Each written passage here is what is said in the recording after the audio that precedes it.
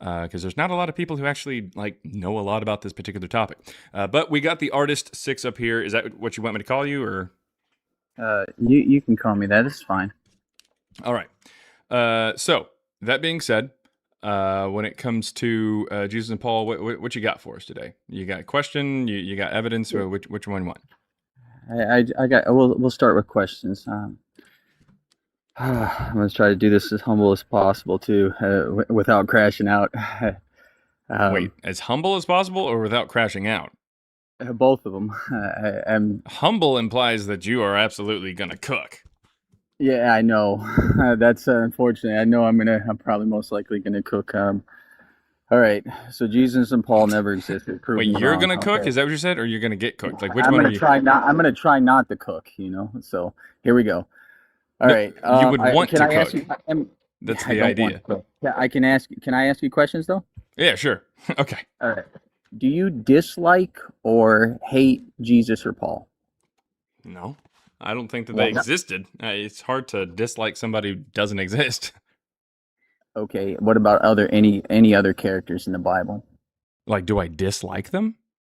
Yeah, dislike them. I mean, I'm not a huge fan of like some of the Caesars, I guess. I think Pilate kind of did some fucked up shit. Okay. Do you think the Bible is offensive? What does this have to do with whether or not that Jesus Trust existed? me. Trust me. I'm just They using a say different angle on it. offensive, offensive. Like in Yeah, what some regard? people. Like offensive? Like do some people have a problem with what it says or something? I'm asking you. Oh, me? Do I find it offensive? Yes. Not particularly. Like it just depends on what you mean by offensive. But like, am I offended reading it? Do I feel like I'm insulted or something? No. Do you think the Bible is derogatory? Towards me? No. Then why do you not think Jesus and Paul never existed? What does that have to be? What does that have to do with being derogatory? Like, how did you do that? It's like, hey, do you like apples? All right, then why do you This drive a truck? this is just a part of my angle. Oh, I'm okay. just trying. I'm trying to So use your angle towards historicity of somebody was whether or not I found it offensive that there's a book that talks about him. All right. I Okay. mean I want you to understand that doesn't really make a lot I'm of trying to sense. get you. I'm trying to get you to see my angle. That's all I'm trying to Okay, do. okay. Once you see Well, I my, mean, so yeah. are you saying why? So is that a separate question? Like, why do I say that they didn't exist? Is that what you're saying? Is that Yeah. what you're asking? I Yeah. say Yeah. that they Yeah. don't exist because when we take a look at the evidence for them, not only is it lacking, but there's evidence against these particular characters as presented by the New Testament, as well as the Quran and the Book of Mormon. But Paul isn't really in either of All right. those. But yeah, Well, let's not bring any other religions in, I'm especially not. I'm the just Christian. saying that based off of the stories of these characters, they didn't exist. That's what I'm saying. And I would throw the Quran in there as well, just in case for some reason you're like, hey, well, there's other books other than the New Testament that mention, okay, Let's but still. no, just Jesus and Paul in the Bible, not Okay. Mormons and not Quran. Yeah, that's fine. Yeah, All right. the Jesus Very and cool. Paul that are presented, even the natural versions that are presented in the New Testament, yeah, I would say that they don't exist because there are issues within the text, like internally, like contradictions or anachronisms, which would make it logically or historically impossible for them to actually exist. It has nothing to do with whether or not I find them offensive of in any way. What about okay? Now let's just focus. Forget about Paul. We'll X him Okay, out for a second. For a second. Now we're just going to focus mainly on Jesus. no problem. I'm breathing because I'm trying to focus. Um, okay. Do you think anything Jesus done when he was on earth, if he did exist, was it good? Anything that he did was good. I mean, every once in a while there's like the hay and the needle stack. That's fine. But again, we're trying to figure out whether or not he did exist. All right. What he Okay. does and how I feel about it doesn't really mean much if I don't think he did it. I know. Okay. If he did, if he did, Well, we're trying to figure out So if he did. I don't know why you're I know. presenting the I'm trying. hypothetical. I'm We're just trying to trying to figure show out if you. he I'm did. trying to show a different angle. So if this man walked, and he wasn't a man, he was God. Uh-huh. If he walked, healed people, spoke to people, uplifted people, did things that no individual, and in that time, in that time frame or era, that no one could do. Literally no one could do. And everybody's seen it, or his area where he was at walked, and his disciples, or you want to call friends or stuff, and even I don't know, Centaurians and all the leaders and everything that had took place in that time. If it did, and the things that he did, say, I'm trying to have you see, or kind of like, okay, say we set the time, right? Say we set the area, and we're both there right now, you and me. And we're looking at it. We're observing everything that throws down, right? And I believe that he existed, and then you believe he doesn't exist, but we're watching it right now. Say it, right? We're just hypothetically speaking or metaphorically speaking. We're literally watching it take place right now. What do you What mean would watching it take place? Watching what take place? Okay? Say me and you Hmm. are brought back like in time, if And it's we're watching possible, Jesus? and we're literally watching Jesus and Okay. everything. Well, For a minute. at this point, the hypothetical has gone too far. Like hypothetically speaking, we're both watching Jesus, but I'm saying he's not real. That doesn't make any sense. So please provide No, the evidence no, that Jesus or Paul I'm trying to show existed. you another angle of it, Well, though, dude. this doesn't Yeah. make any sense. Like you've created a hypothetical where he does exist. In that hypothetical, I would be saying he existed because he exists. What is your evidence that he did, though? Because the hypothetical was just I'm trying with to all due create. respect, it was a royal waste of time because the hypothetical that he existed is obviously going to show us that he existed in the hypothetical. That's fine, but the question here is whether or not he did. So creating a situation where he did just hypothetically doesn't really do anything. At best, it would be a good way to have a conversation with someone who, I don't know, has a problem with what he said or is literally trying to talk about the morality of the Bible or something. But that's not what this is about. This is about whether or not he even existed. So please provide evidence for that. Otherwise, we've got to move on because I'm trying to have a conversation over the historicity and you're just kind of granting it in a hypothetical. All right. So, I tried my best, man. I can't do it. I'm about to set a Bible on fire online. So it just, I tried to, just for your live. I've seen your live. You're pretty awesome. And I definitely tried not to crash out. And I'm actually a humble Christian, and I'm going to set a Bible on fire. Isn't that crazy, right? Cool. So, did you have any evidence for Jesus or Paul or what? Yeah, I just showed you.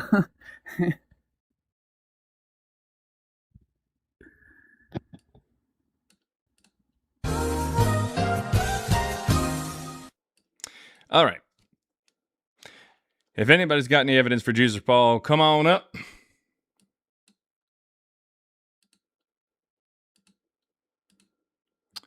Let's see.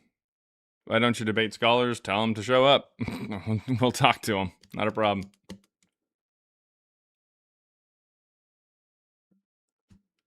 Alrighty.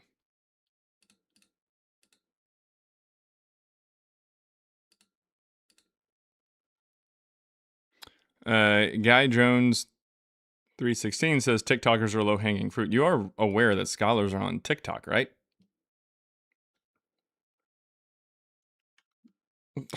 I mean, okay. Let's see. I'm calling the cops on those guys. Yeah, I have no idea. Guy Jones says, "Why is atheism your personality?" What? If anything, adonatology is my personality. Either that or whatever the hell this was. Anyways, J Dog, All City 911. What's going on? Mystic Fortune just says, Bart! All right. Hi, friends. XX from Elizabeth Heretics. Masking. There are a number.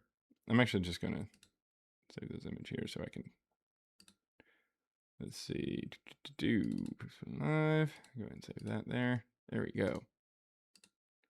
There's a number of these random ass pictures that we have that only people who have really seen the live for a long time are going to get. Most of them, they're just going to be like, what on earth are you looking at? This is not going to make any sense.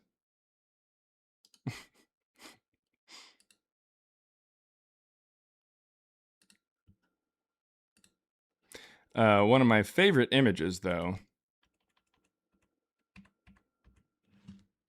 Oh, yeah, definitely. Definitely one of my favorite images is this bad boy right here. Let me see if I can pull this one up. Indiana Carson and the Temple of Grain. So stupid. It's so stupid. All right. Who is Paul? Paul is the person that, oh man, I'd say about a third or so of the New Testament is attributed to.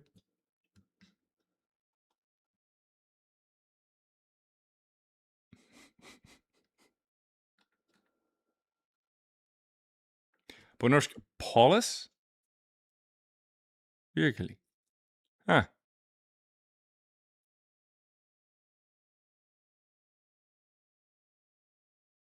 I don't know that.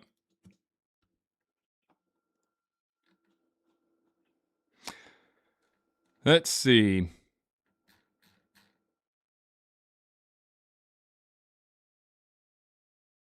Roman history proves Paul and Jesus Christ. Wait, what? I don't even know. Well, come on up.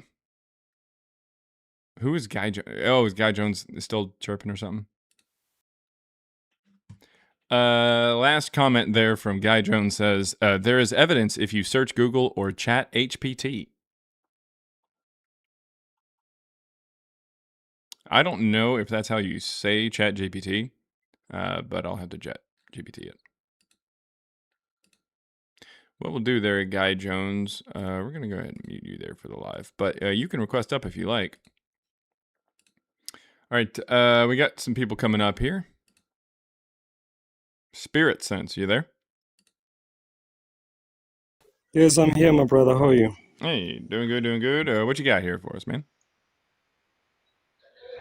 Yeah, no, I would love to rebuttal the prompt. Yeah, not a problem. What you got? Yeah, so I would love to prove that Jesus is known to be a historical figure, and Paul as well. I would love for you to do that. What'd you get? Okay, thank you so much. So we have first century historians, like people like Flavius Josephus and Tacitus, and Pliny the Younger, and they, in their writings, they mention the Christians, which were the followers of the way, or the followers of Jesus Christ. Yeah, okay. We have Richard Dawkins, one of the biggest atheists, that also agrees that Jesus was actually a real figure, and we do have evidence with him debating with the John, I think it's John the mathematician, agreeing that Jesus is actually in a historical figure. What is being And atheist? when we, What does that have to do with whether or not you know history? yeah, no, I'm talking about And the what is a skeptics. mathematician? What is the mathematician like? Does he do like analyzation of text or something using distance formulas or something? No. I Okay, just so forgot then his why do I name. care But what a mathematician and an atheist say? yeah, No, what I'm that's a question. saying. Please answer that. Why do I care what an atheist and a mathematician say just because they're a mathematician and an atheist? Why do I care about that? Yeah, you don't have to care about that. Okay, then why did you But bring up Richard Dawkins? Is he a yeah, historian? yeah, No, Then why do I Richard care? Dawkins is one of the biggest atheists. Why do I care what an atheist says? Yeah, I don't know. Well, Is why the did you bring it leading up then? atheist in You the tried to world. bring it up as like an argument. Why do I care what an atheist says? No, I'm not bringing it up as an You argument. I'm did. trying to show Did you you that bring up? the biggest. Sweet. I'm trying to show you. Why does Look, that my brother, matter? you okay? This is why it matters. You are still a baby atheist. Me? There's bigger atheist. Yes, you are a baby atheist. When did I tell you I So was an there's atheist? I've heard you. It's You've not the heard first me time I say come to I'm an your life. atheist? You're not talking on Did you the hear me prompt, say my I'm an brother. atheist? My brother. Did you? I'm showing you. No, Okay, you're sweet. not. Then You why are right you now, saying I'm an right now, atheist? right now. Why are you saying I'm an atheist? Okay, you're not an atheist. What are you then? Okay, so sweet. I guess Richard Dawkins doesn't really fucking matter to me. I don't care what just his turf ass says anyways. Why do I give a shit? No, you're not ready, my brother. It's okay. I Okay. will drop. You, Sounds good. Yeah, no, you're See ya. very dishonest. You're very All right. dishonest. Cheers. You didn't have any evidence. Thanks. Hello. All right.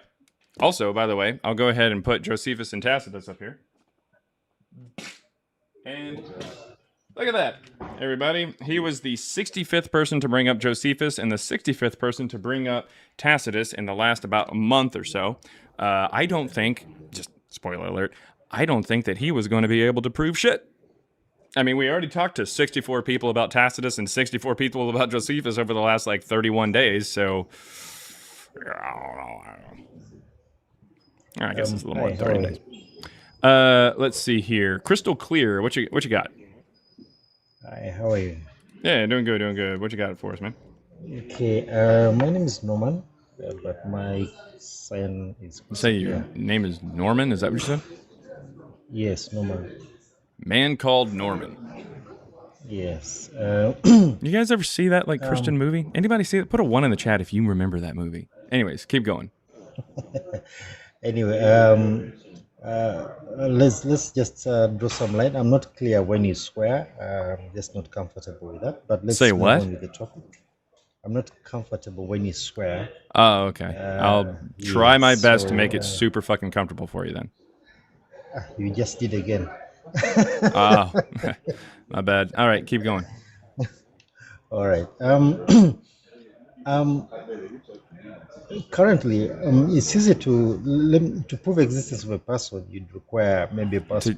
The existence of what? To prove existence of a person. Oh, a person. Okay. Yes, in the current day age, you'd require probably a passport, DNA, Passports. evidence. Yes, currently. Okay. Okay. I'm just trying. Well, You're you're just kind of wasting everybody's time. Current doesn't really make a lot of sense. Can you jump to the part where we prove that guy 2,000 years ago? Jump to that part. Okay. Jump to the part where. Okay. Now, the existence of Jesus. If you've had the opportunity to probably visit.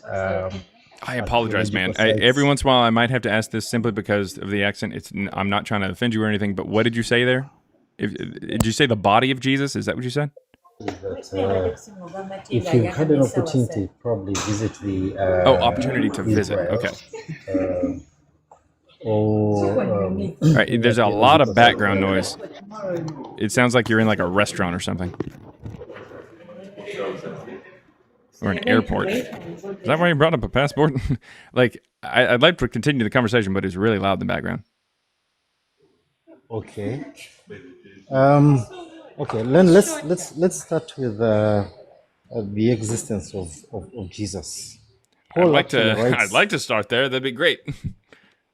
Okay. Paul writes in one of his letters that he actually engaged with James, that is Jesus' brother. Okay. So So in one of his letters, Paul actually stipulates that and says he engaged with James, Jesus' brother. Okay. So Paul and how did you determine that was written by Paul in the first century? You could look at books such as The Antiquities of the Jews by Antiquities of Josephus. the Jews doesn't mention Paul. No. You can look at that, the existence of Jesus. Jesus actually, Okay. Well, Josephus. you just used an argument that Paul writes about meeting the James, the brother of Jesus, of the Lord. Yes. So Yes. how did you determine that was written in the 1st century and not just someone writing in the 2nd century? How did I determine that? Say what? Pardon? Yeah, I'm asking you, how do you know it was written in the 1st century?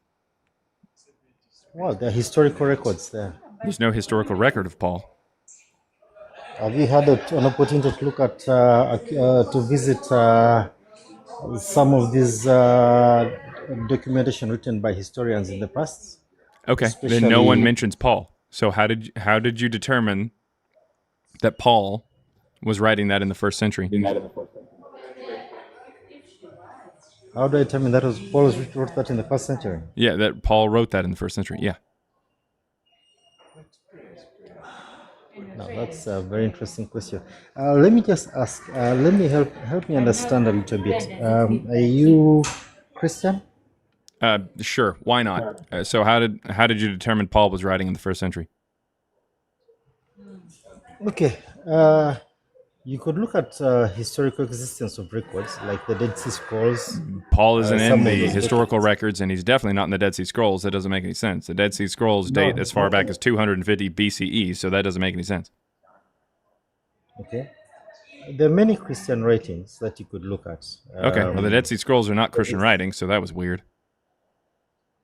Why do you say they're not Christian writings? Because they're written by the Jewish people. Christians weren't even a thing when some of the Dead Sea Scrolls were put together, so no. Mm-hmm. Okay. I don't think this is an argument I'm going to win or make you understand. So It's I'll not that ask you you're to drop not off, going to please. make me understand. You're using terms that don't make sense here. You try to appeal to the Dead Sea Scrolls that come out hundreds of years before Jesus even supposedly was born. So what did you think that was going to do? Did you think that was going to make me think Jesus existed because a book came out 200 years before he was supposedly born and doesn't say anything about him? I mean, okay. And then he left. Now that's what I call a Texas barbecue. That's how that goes, everybody. Let's see. If you're watching over there on YouTube, welcome in. There's 261 people over there. If you want to come on up, I take guests on TikTok. YouTube does not have the ability to bring up guests. If you want to come up, that's perfectly fine. Click the link that's in the chat. There's a link that'll take you over to TikTok. If you don't have a TikTok or you don't want to come over to TikTok or anything like that, don't worry. You can send a super chat over there. I will read it out loud, I promise, here live as soon as I can get to it, and I will respond to it. So even if you want to ask a question, you want to tell me what the evidence is, or you want to call me a dummy. That's the word of the week, a dummy. Be creative with it, but please. But yeah, you can call me a dummy too. That's perfectly fine. And I will read it out loud and respond to it. And hopefully, by the way, the audio is okay over there. Some people were saying that I was really quiet. Sometimes people say I'm really loud. We're working on it. But anyways, there was someone who was up here, and then they decided to just run before they even really had a chance to talk. So I'll go ahead and just keep pulling some people up until we get somebody who actually has some evidence for Jesus. All right. I'm sure that this is going to be a lovely conversation. What you got? Is it my turn or? Yeah, man. Unfortunately, what you got? Yeah, hello. I just want to ask you. It's not every day we hear the Paul as a person does not exist, even though I've heard the argument. Jesus as a person did not exist or something like that, or he was later on, created a story. But how do you come up to the conclusion that even Paul does not exist? Before we get into this, why do you want to know?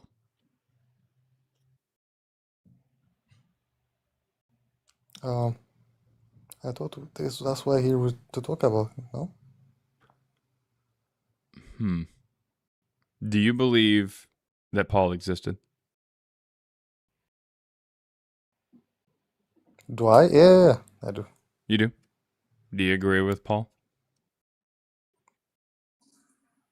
Do I agree? Mm-hmm. Yep, You do. yes, sir. So when he says that Jesus was crucified, do you believe he was? Yeah, why not? Let me It's not hear like you he's the say. one who Let started. me hear you say Jesus was crucified. Jesus was crucified. He's what? Jesus was crucified. You believe that that's the truth that actually happened?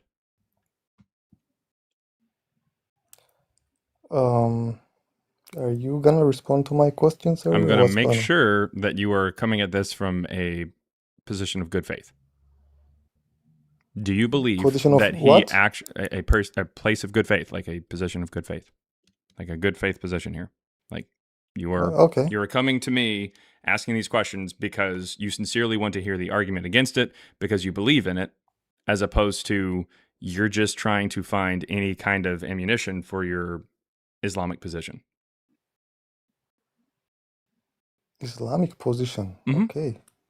Yeah. Interesting. So, really quick, Okay, I so want you to I get what say you're out saying. loud, Jesus actually was crucified. For the third time, right? Mm-hmm. Okay. I'm gonna say it one more time. Jesus was crucified. Do you believe that to be true and historical? Yes, Okay. bro. Okay. Why do you think I'm trolling, bro? Come on. I don't think you're trolling. I don't think you're trolling. I'm I not think even asking about Jesus. I'm here I to think talk that about you're Paul, asking actually. about Paul specifically so that you could Yep. go and argue with Christians later on. Like, does that even concern you? Even if, Yeah, let's it say, does that was the concern me. case. It does concern me because, as Christopher Hitchens says, if you hate Christianity, you got to hate Islam more. Sir, please engage with my argument. Prove to me that you're not a Muslim.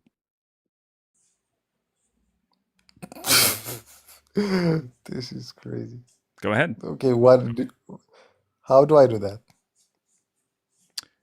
Muhammad, was he into young kids? How do I know that? I'm not even Do you think he was? I mean, considering the fact that, he married Aisha at 6, consummated the marriage at 9, do you believe that that's the case? No, I do not believe anything that is taught by Muslims. I didn't ask that question. I think you do. Do doesn't make any sense. You just asked me, do I believe this and that, right? Do you believe that Muhammad had a thing romantically for young kids? I do not know that and I do not care. Well, I care. And if you want to stay on this panel, you're going to have to answer the question.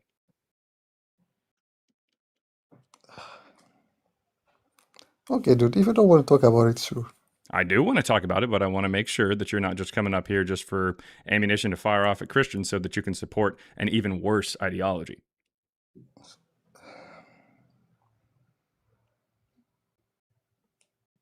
The floor is yours, buddy. I just said so many statements, repeating it after you, and I'm still being I want to questioned hear it here. in your own words.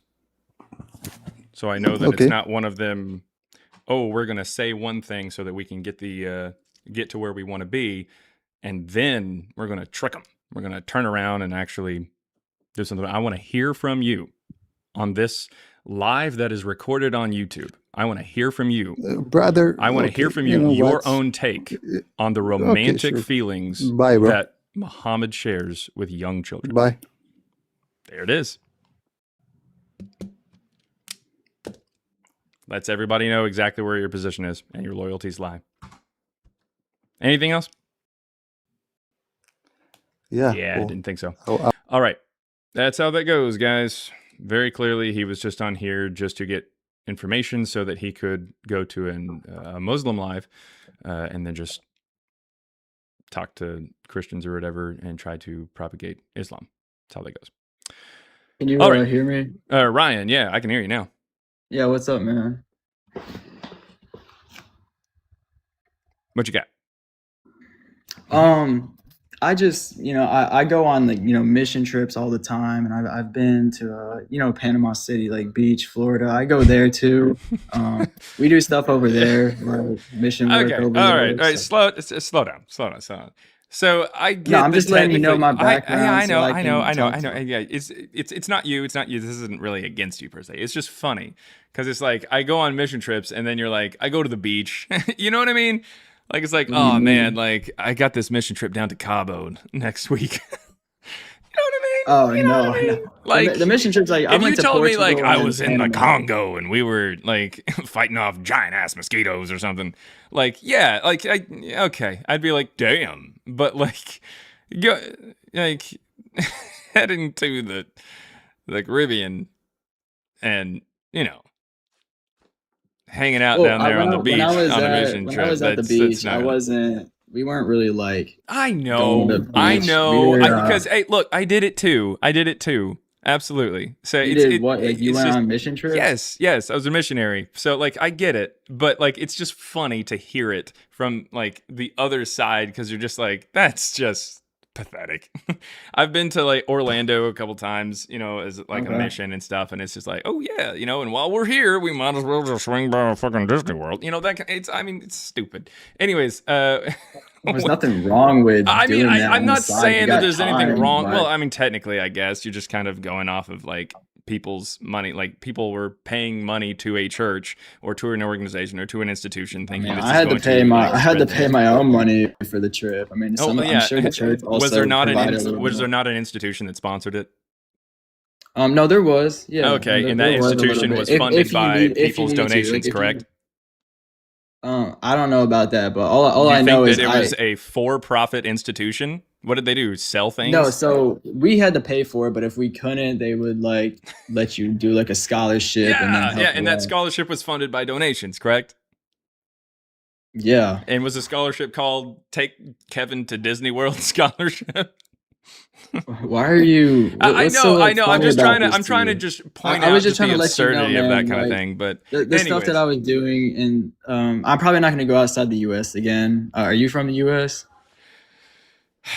Nah, man. Nah, I'm wearing a cowboy hat and speaking perfect English. And I'm from, my Midwest accent says that I'm probably from, I want to go with Cuba?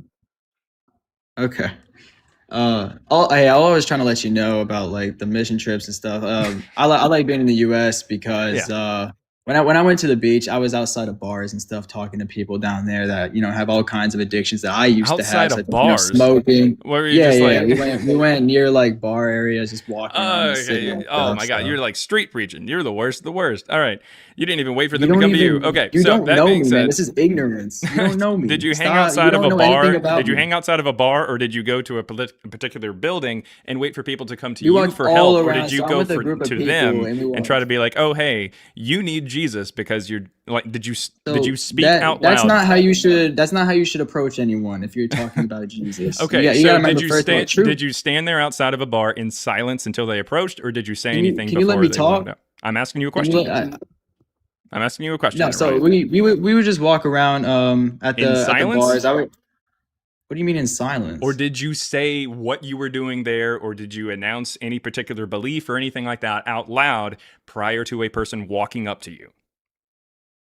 I would talk to people. I would just ask them calmly, nicely, like, hey, I tell them why I'm down there, and kind of just ask them about, if they believe in Christ. So or in other anything words, like you that. approached them. Sometimes, but sometimes other people approach me because we were wearing like orange wristbands, and a lot of people down there during that time know like who we are, so they would talk to me.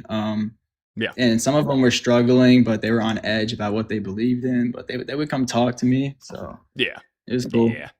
Anyways, that being said, nevertheless, what you got for us today on the topic? I was just wondering. I'm just a little confused. You said you used to do mission trips as well. Like, do you believe in Jesus? You know, I'm confused about that. But you say it never existed. Yeah, never existed. What made you change your mind? Evidence. Evidence of like what? I mean, have you heard Non-existence. about the Shroud of Turin or whatever, and all these other things? The Shroud of Turin. Are Yeah. you not aware that that's very clearly 1300s artwork? I mean, I don't care whatever it is. It doesn't Okay. bother me. Do you think But, that a painting of like, Jesus look, is somehow the just physical proof that he evidence existed? outside of the Bible, the physical evidence outside the Bible, The physical evidence of what? I mean, sorry, the physical evidence of the Bible, but much more outside of it is Of not what very regarding important Jesus? because the word is all that matters, and it's by faith that. Cool. So do you it's by think that faith. do you think that Scientologists have faith? Some of them do, but some of them All don't. right, sweet. So I guess faith doesn't always point you in the right direction. Yeah, but Yeah. if you don't So listen if to you what actually Jesus took said everybody on about this faith, planet, then if you took everybody on this planet who said they have faith, you get them all together, and you drew a big circle around the people who you think have the correct faith, the total number of people outside of that circle would outnumber the people inside that circle. That means, statistically speaking, at any given point on this planet, faith points you in the wrong direction more often than not, according to you. So, well, you know that being what said, Jesus that being said said, about I don't think hell Jesus and heaven. existed. There's Could you there's a please, hell could too, you and that's please, a lot could of you people please go present there. That's evidence why. that he actually was here to say those words? The eyewitnesses of his disciples. That is the Who is an evidence. eyewitness that gives us a testimony of Jesus? And the people of Name an that were eyewitness. in Jerusalem Name during an the time. eyewitness that gives us their testimony of seeing Jesus. Okay, we can use Paul as an example. Think Paul about is his not an eyewitness testimony. of Jesus. Peter, Peter Thomas, can't write. Peter can't write. We Matthew. don't have anything from Thomas, and also Peter can't write because Acts 4:13 says he's illiterate. Matthew doesn't write Matthew. Where does the Gospel Peter of Matthew has say a it's written? gospel. What are you talking about? The Gospel of Peter? Yeah, he has his own God. The same way Paul has his own gospel. What gospel are you aware of that comes from Peter? There's literally a book Which about gospel? Peter. Are you saying Gospel of Peter? Is that what you're saying? Well, remember what? Are you saying the I don't even know Gospel if of you've Peter? I don't know if you've even read about Paul, but he said Okay. like, "This is Please my listen. gospel to which I am Ryan, preaching, Ryan, pointing to Jesus." Ryan, listen. You said eyewitnesses in the those literal New are Testament. eyewitnesses Okay, Ryan. Paul is not an eyewitness to Jesus. because you was don't believe in persecuted- him. No, That's listen. why you don't believe he existed. Ryan, do you No believe wonder that? you think that. Do you believe that Paul was persecuting the church of Jesus out after He Jesus' was death? before. Okay, so then he wasn't No, an not eyewitness before to Jesus. died. After Jesus died, he was persecuting the church, and before Okay. he Where does it say? he Where had a does it say different, that Paul? distorted view about God. Oh, okay. So where does it say that Paul met Jesus during his earthly ministry? Whenever Jesus was here, where does it say Paul met him or Paul saw him? He's an apostle, so he saw him. There's a difference between a when he disciple and was an apostle. on the road to Damascus. Okay. Jesus is that encountered before him. or is that before or after Jesus' death and ascension? This is after Jesus. Okay, death. so I guess he wasn't an eyewitness to Jesus' ministry. Would you like to try somebody else? Peter. And, All right. Well, in Acts 4:13, it says that Peter was illiterate. So Peter doesn't have any written testimony. Not Matthew. Jesus brought him and two other disciples up to a mountain when the And we transfiguration have Peter's happened. eyewitness testimony of this? Yeah, Where? yeah, we do. Where? And his gospel, and his And whose book. gospel? Peter's? Yeah, Okay. in his book. What is the name of the gospel of Peter's gospel? What's the name of it? Just Peter. Peter. First Peter and Second You think Peter. First Peter and Second Peter are gospels? There's one gospel, but like when these books are attributing to the gospel. So really quick, it's one nowhere gospel, in but First these Peter and books Second Peter are does it say that he pointing to saw the good Jesus. news. Nowhere in First Peter and Second Peter does it say that he saw Jesus. Yeah, he did. He What said verse? so. I think it was in Second Peter. I don't know the exact verse, but it was in Second Peter. I'm pretty sure where he mentions that the things he was talking about when he saw the glory of Jesus, basically saying when the transfiguration, when they went up to the mountain and saw the Father and Are Jesus. you saying, by the way, are you saying that someone who Acts says is illiterate was writing? Yeah, because it's Peter's words. It's clearly It's not him Peter's writing. words. It's not Peter's It words is. because Acts It's says clearly, that he didn't it's write. clearly Peter writing. Acts It's is him. saying Acts said that he couldn't write. Where? I just In like you to Acts show me. 4:13. Hey, what does it say? It says, we'll go ahead and pull this up here. In Acts 4:13, it might take a second here because of the OBS and everything, but it says in Acts 4:13, is this it? I don't know if it is or not.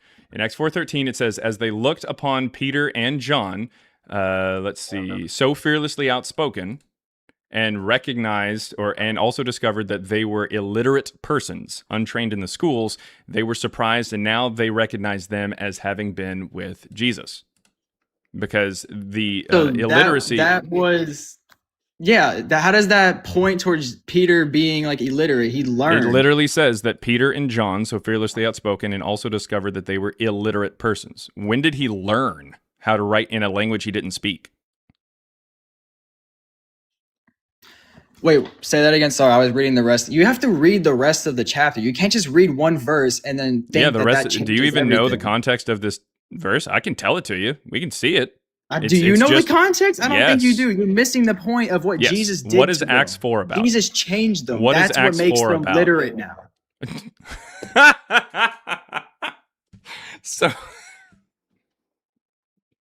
So now you're appealing to magic. Yeah, you're laughing. You said that you're just they learned just trying how to make speak a mockery Greek. of God. You have no care in the It's not world about to want God. to This know is about more. Jesus. So you again, have no care to want to know more. Listen. So first you said that Peter learned how to write in a language that he didn't speak. Now you're saying that it's magic. Jesus just magically made it. And by the way, I'd like to say this is after Jesus. No, go back. Pull the verse back up really on the quick, screen. Really quick. Pull the whole chapter up. Read Jesus the whole alive? thing. Don't read one verse. Is Jesus alive in Acts? Yes or no? Jesus, he after he resurrected, That's literally... Is Jesus alive in Acts? Is this after his ascension? No, because I'm pretty sure he left them and told them. He left them and told them he was end ascending of back Luke, to. He correct? ascended to heaven. He ascended at the to end of heaven, Luke, like- correct? Yeah, Correct? but also Okay, in that's Acts where chapter Acts 3, picks up. Jesus left him in Acts. I think chapter 3. Acts chapter and- 1. Acts chapter 1 Okay. picks up right after he's gone.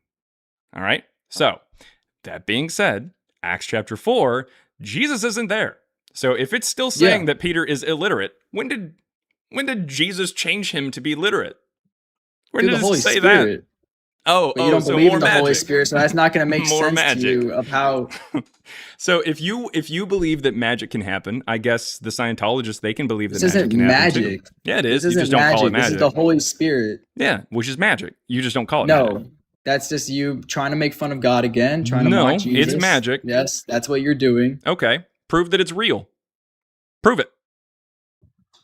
The Holy Spirit shows signs of there's something called fruits What that I'd live like for you within to us. do... The good fruits Look, that live here, within I'm us. going to make that give it us really wisdom. easy. I want the Holy Spirit. I've already loosened the cap just in case. I want the Holy Spirit to take the cap off of this marker. Just take it off. Take it off. Show me that it's more than magic. Though, he doesn't do that? He doesn't need to move take mountains? The cap off a marker. He doesn't move mountains? Who do you think God is that he should listen to you? He should listen to you. You pray for it. No, do it. Because God's not doing that. Oh, he's not going to take he can't He's not going to take a cap off a marker to prove he you can't? right. He can't do it? He can, but he's not going to. Show because us how the Holy Spirit is different from magic. Who are you to ask God questions to think that Do he you is ask the God answer questions? You? Of course I ask him Does he questions answer all the you? time. But I don't ask Does him he in the way answer that you? you ask him. Does he answer you? Yes, God has helped me before. I'm not saying I'm going to ask God a question. I want you to do it. Go ahead and do it. Go. No, this he is listens to you. This is pure ignorance. Come on. So you're not even talking about the Bible Look, anymore. I've already You're talking loosened about it a up marker. for him. I've made it super easy. Come on. Just do it. Talk about the Bible. Let's go back to trying to prove me wrong. No, go ahead. You're trying to use a marker. I don't have to prove you wrong. You're doing it yourself. Why did you steer away from the conversation? This Talk about is the Bible conversation. again. Go ahead. Lift this cap off this marker. I've already made it super easy. I can even rotate it. If you don't with my talk about finger. the Bible, then you're not going to get any more information. Do you not or have any more the faith of a evidence about mustard seed? Christ. Do you not have the faith of a mustard seed? You've done all this preaching to a bunch of drunk people, trying to convince them in their altered state of mind that they are bad people and they need your help, No, but you can't even provide help for this You cap. don't know me. You don't know what I said to these people. How did you I said try some to fucked up convince them shit. I already they're know, bad man. people? But that being said, you don't. please. No, you don't. All right, then show us all who you are. Pray for this cap to come off this marker. Do it. prove us all that, you know what? We've got 320 people here on TikTok. How many people got on YouTube? We got 486. You have over 700, nearly 800 souls waiting to be won over to Christ. Please lift the cap off the marker. Win 800 souls for Jesus. Do it. Come on. Well, we're waiting. You know, if you don't, there's no quit, mountain if you don't here. quit doing this stuff, There's no mountain. You said you got 800 people watching. There's right? 800 people watching, and we're all waiting for this cap to just be lifted off this Peter? marker. Do you know what Peter said to Simon the sorcerer in Acts? We don't have any evidence that Peter existed. Do you know what Ron Weasley said to Harry Potter on the train to Hogwarts? Because we have the same evidence for that. You wanted to talk about the Bible, so now you're steering away from it. But let's talk about the Bible, because in the Bible is the information that can prove you wrong. Listen, Ryan. Here's the deal. I will 100%. But you have to listen. Ryan, you're not listening. Ryan. I will 100% go right back to the historicity of Jesus and everything like that. We can go right back to it. But what I want you to understand here is that what you call the Holy Spirit, what you call supernatural and miracles and divine intervention, it is no different than any of the other bullshit claims and magic from every other religion. I need you to understand that there is nothing different. Tell me why. Yours can't lift this cap, and neither can Lord Xenu's. None of that magic can lift this cap. It can't. So, what I'm saying here is that you are no different. I'm going to go ahead and close it. Why do you think that God should answer your question to lift the cap? Because why do you think that? That's what you need? It's not Jesus. Faith is not by sight. If you think that it's not Jesus, by sight. if you so think if you that think Jesus, it's by sight, Ryan, then you're wrong. Ryan, if you think Jesus actually existed and said the words that are in the New Testament, he tells you, if you even have the faith of a mustard seed, you can tell a mountain, move out of my way, and it will do so. And he can't even lift a cap. You can't even be bothered to ask God, someone who you said listens to you and actually responds to you. You can hear him. You are going to Panama City in order to talk to a whole bunch of drunks and win them over for Christ. But you can't do this in front of people because you know deep down that it wouldn't do shit. That's the How thing. ignorant do you have to be to want to ask God to lift the cap? Do you want to go something? right back? Is it ignorant to ask God? Is it ignorant to ask God to move a mountain? Because Jesus says you can do it. Is that ignorant? Is that ignorant, Ryan? Yeah, is that he ignorant? said that as an example of having faith. Okay, cool. Well, have faith. Do it. Do it. I'm not Exactly. lifting a cap. Yep. Can't do it. And That's you know not you how can't do it, and that's the faith point. works, you It is. freaking ignorant It is. person. It is. Do you think Oh that my gosh. through faith, Paul was able to shake off a These venomous comments snake are on even Malta? funnier, bro. When Paul was on Malta and he got bit by a venomous snake while warming his hands by a fire, Yeah, and everybody and freaks out. it didn't affect Do you him. think he was able to shake it off? Yeah, he did. It didn't Okay. affect him because Cool. the Holy Spirit dwells within him. Because It's the not Holy his Spirit. time Okay, yet. does the Holy Spirit dwell within you, Ryan? Yes. Okay, Yes, it does. lift the cap. Lift it off. I've loosened it for you. That's off. That's not what the Holy Spirit does. Oh, it can't? It's not. It can't? It can, but that's not what it does. Oh, it can. And It can. you So need it to must do you it. need to It recognize can that. do it. All right, do it. Dude, you are a Come on, buddy. wicked person. I'll give you 30 seconds. Can I talk and you let me speak for once? Yeah, you can talk and ask God. Go ahead. You're down to 20 seconds. No, can I talk Everybody to you watch. and you listen Just to to show you guys, I did loosen it up for God. If you don't listen to my You got 10 side seconds. of the conversation, you're getting nowhere. You're not going to get anywhere if you don't listen to me. You got 5 seconds, buddy. Come on.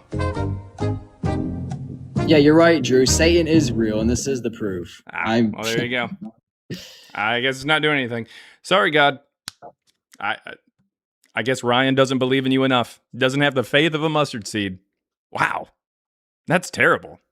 You know, 1 Peter 3:15 says to always be prepared to give evidence for those who Yeah, but ask you're not or talking about the demand. Bible. No wonder. Listen, Talk about the listen, Bible, and I'll give you listen. evidence.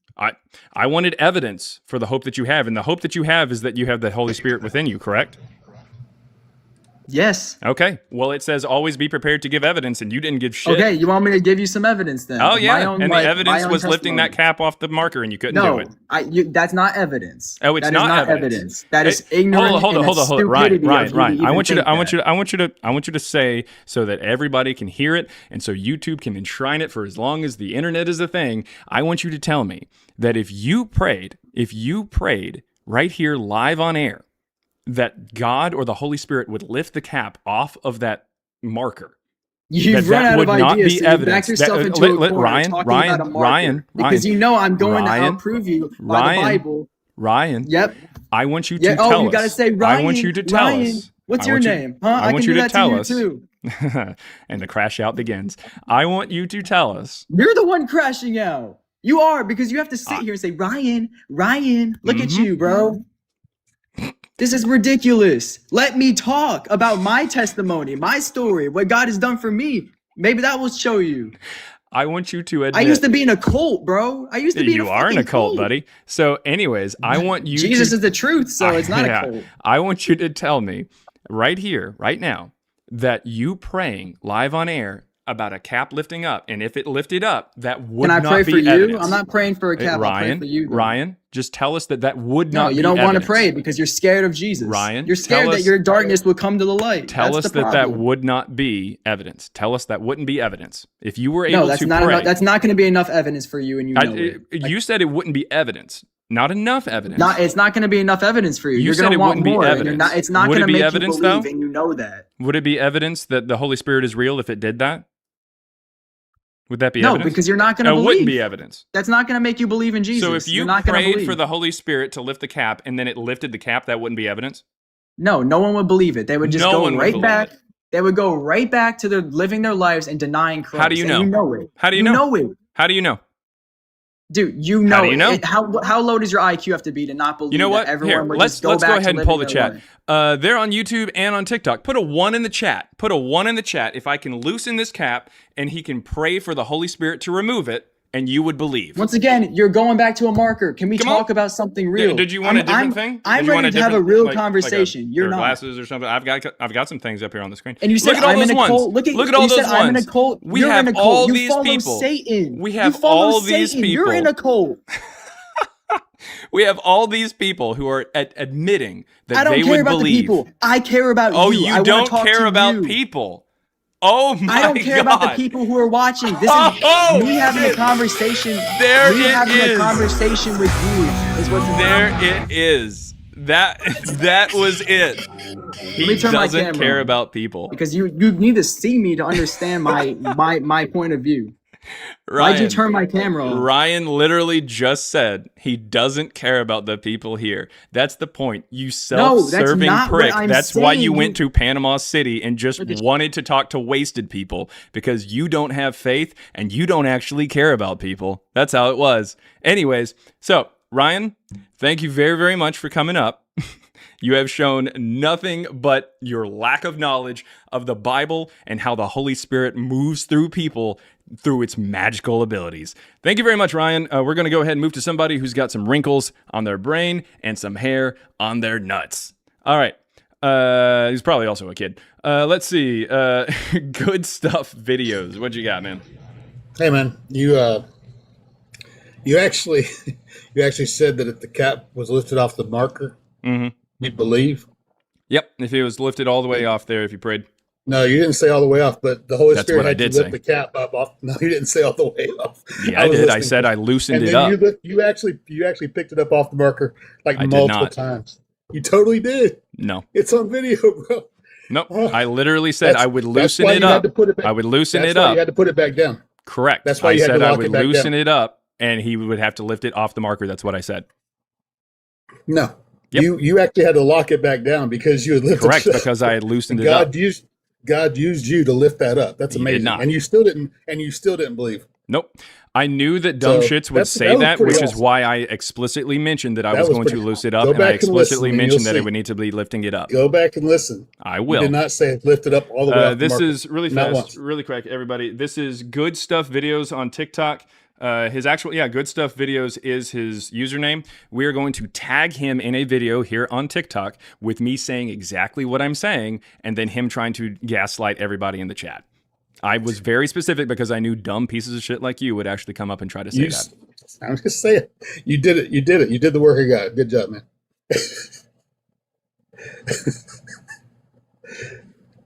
And I'm not, and that's a good thing. All those ones have to. Do you have any evidence for Jesus and Paul, or would you like none to? That you would accept? None that you would accept. So in other words, none that you would accept. All right, try me. What do you got? I mean, you're not going to accept it. Try me. Go ahead. The cap was lifted up off the marker, and you didn't accept that. So it's because you didn't listen, which is par for the course for most Christians. It's all right. Go check it out. I was actually told to come up here, or else I would be muted. And then after I got up here, you're about to be disconnected, and then you'll still be muted. Do you have any evidence for Jesus or Paul, or do you want to keep jacking off at the mouth? Atheist lives are like that all the time. Cool. Well, you're still up here, and you left. You left on your own. Dumb shit. All right. Let's see here. Trumpet Dad Joe, I think you were brought up or something, or you invited up, but yeah, what you got there? No, I just wanted to say you said you. Yeah, I have no idea. Anyways, we'll move on to somebody else who's probably got some evidence there. Holy Gore, what you got? Hey! It's really loud. I don't know what's going on. No idea what that was. And he's off the app at the moment. All right. Holy Gore, I don't know what was going on in the background there. May have been an atheist, though. He had the little, like, atom symbol on there. Not atom, but, like, atom. Is there a difference in that? Am I just too Southern to not say the difference between the word atom and atom? Atom. Anyways, we got Martin Wolkning. Yo, what's up, bro? Yeah, what you got, man? Nothing much. I was just like scrolling through and I saw this kind of grab my attention. I was like, let me stop by in here, see what's going on. Okay. So yeah, I'm Christian, so I'm sure you already know a bunch of everything that I already believe in. So can you just like fill me in on your kind of like standpoint? Even the natural Jesus and Paul as presented by the New Testament did not exist. So that's it? That's the official stance of me and my data science co-partner, as well as a lot of people in this chat. Go ahead. What you got? No, I'm not trying to like prove you wrong or anything like that. I just want to know like what are your like where do you find your information? Like what are your sources? Like the Bible, as well as like comparing it with like contemporaries of the time. They're from the 1st century, geography of the time that we find from maps, or we find in maps of the time. Archaeology that's been dug up for quite some time.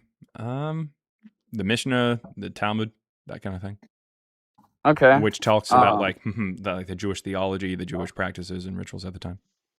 Yeah. No, like for me, I definitely have like a bias because I like grew up like with the faith. You know what I mean?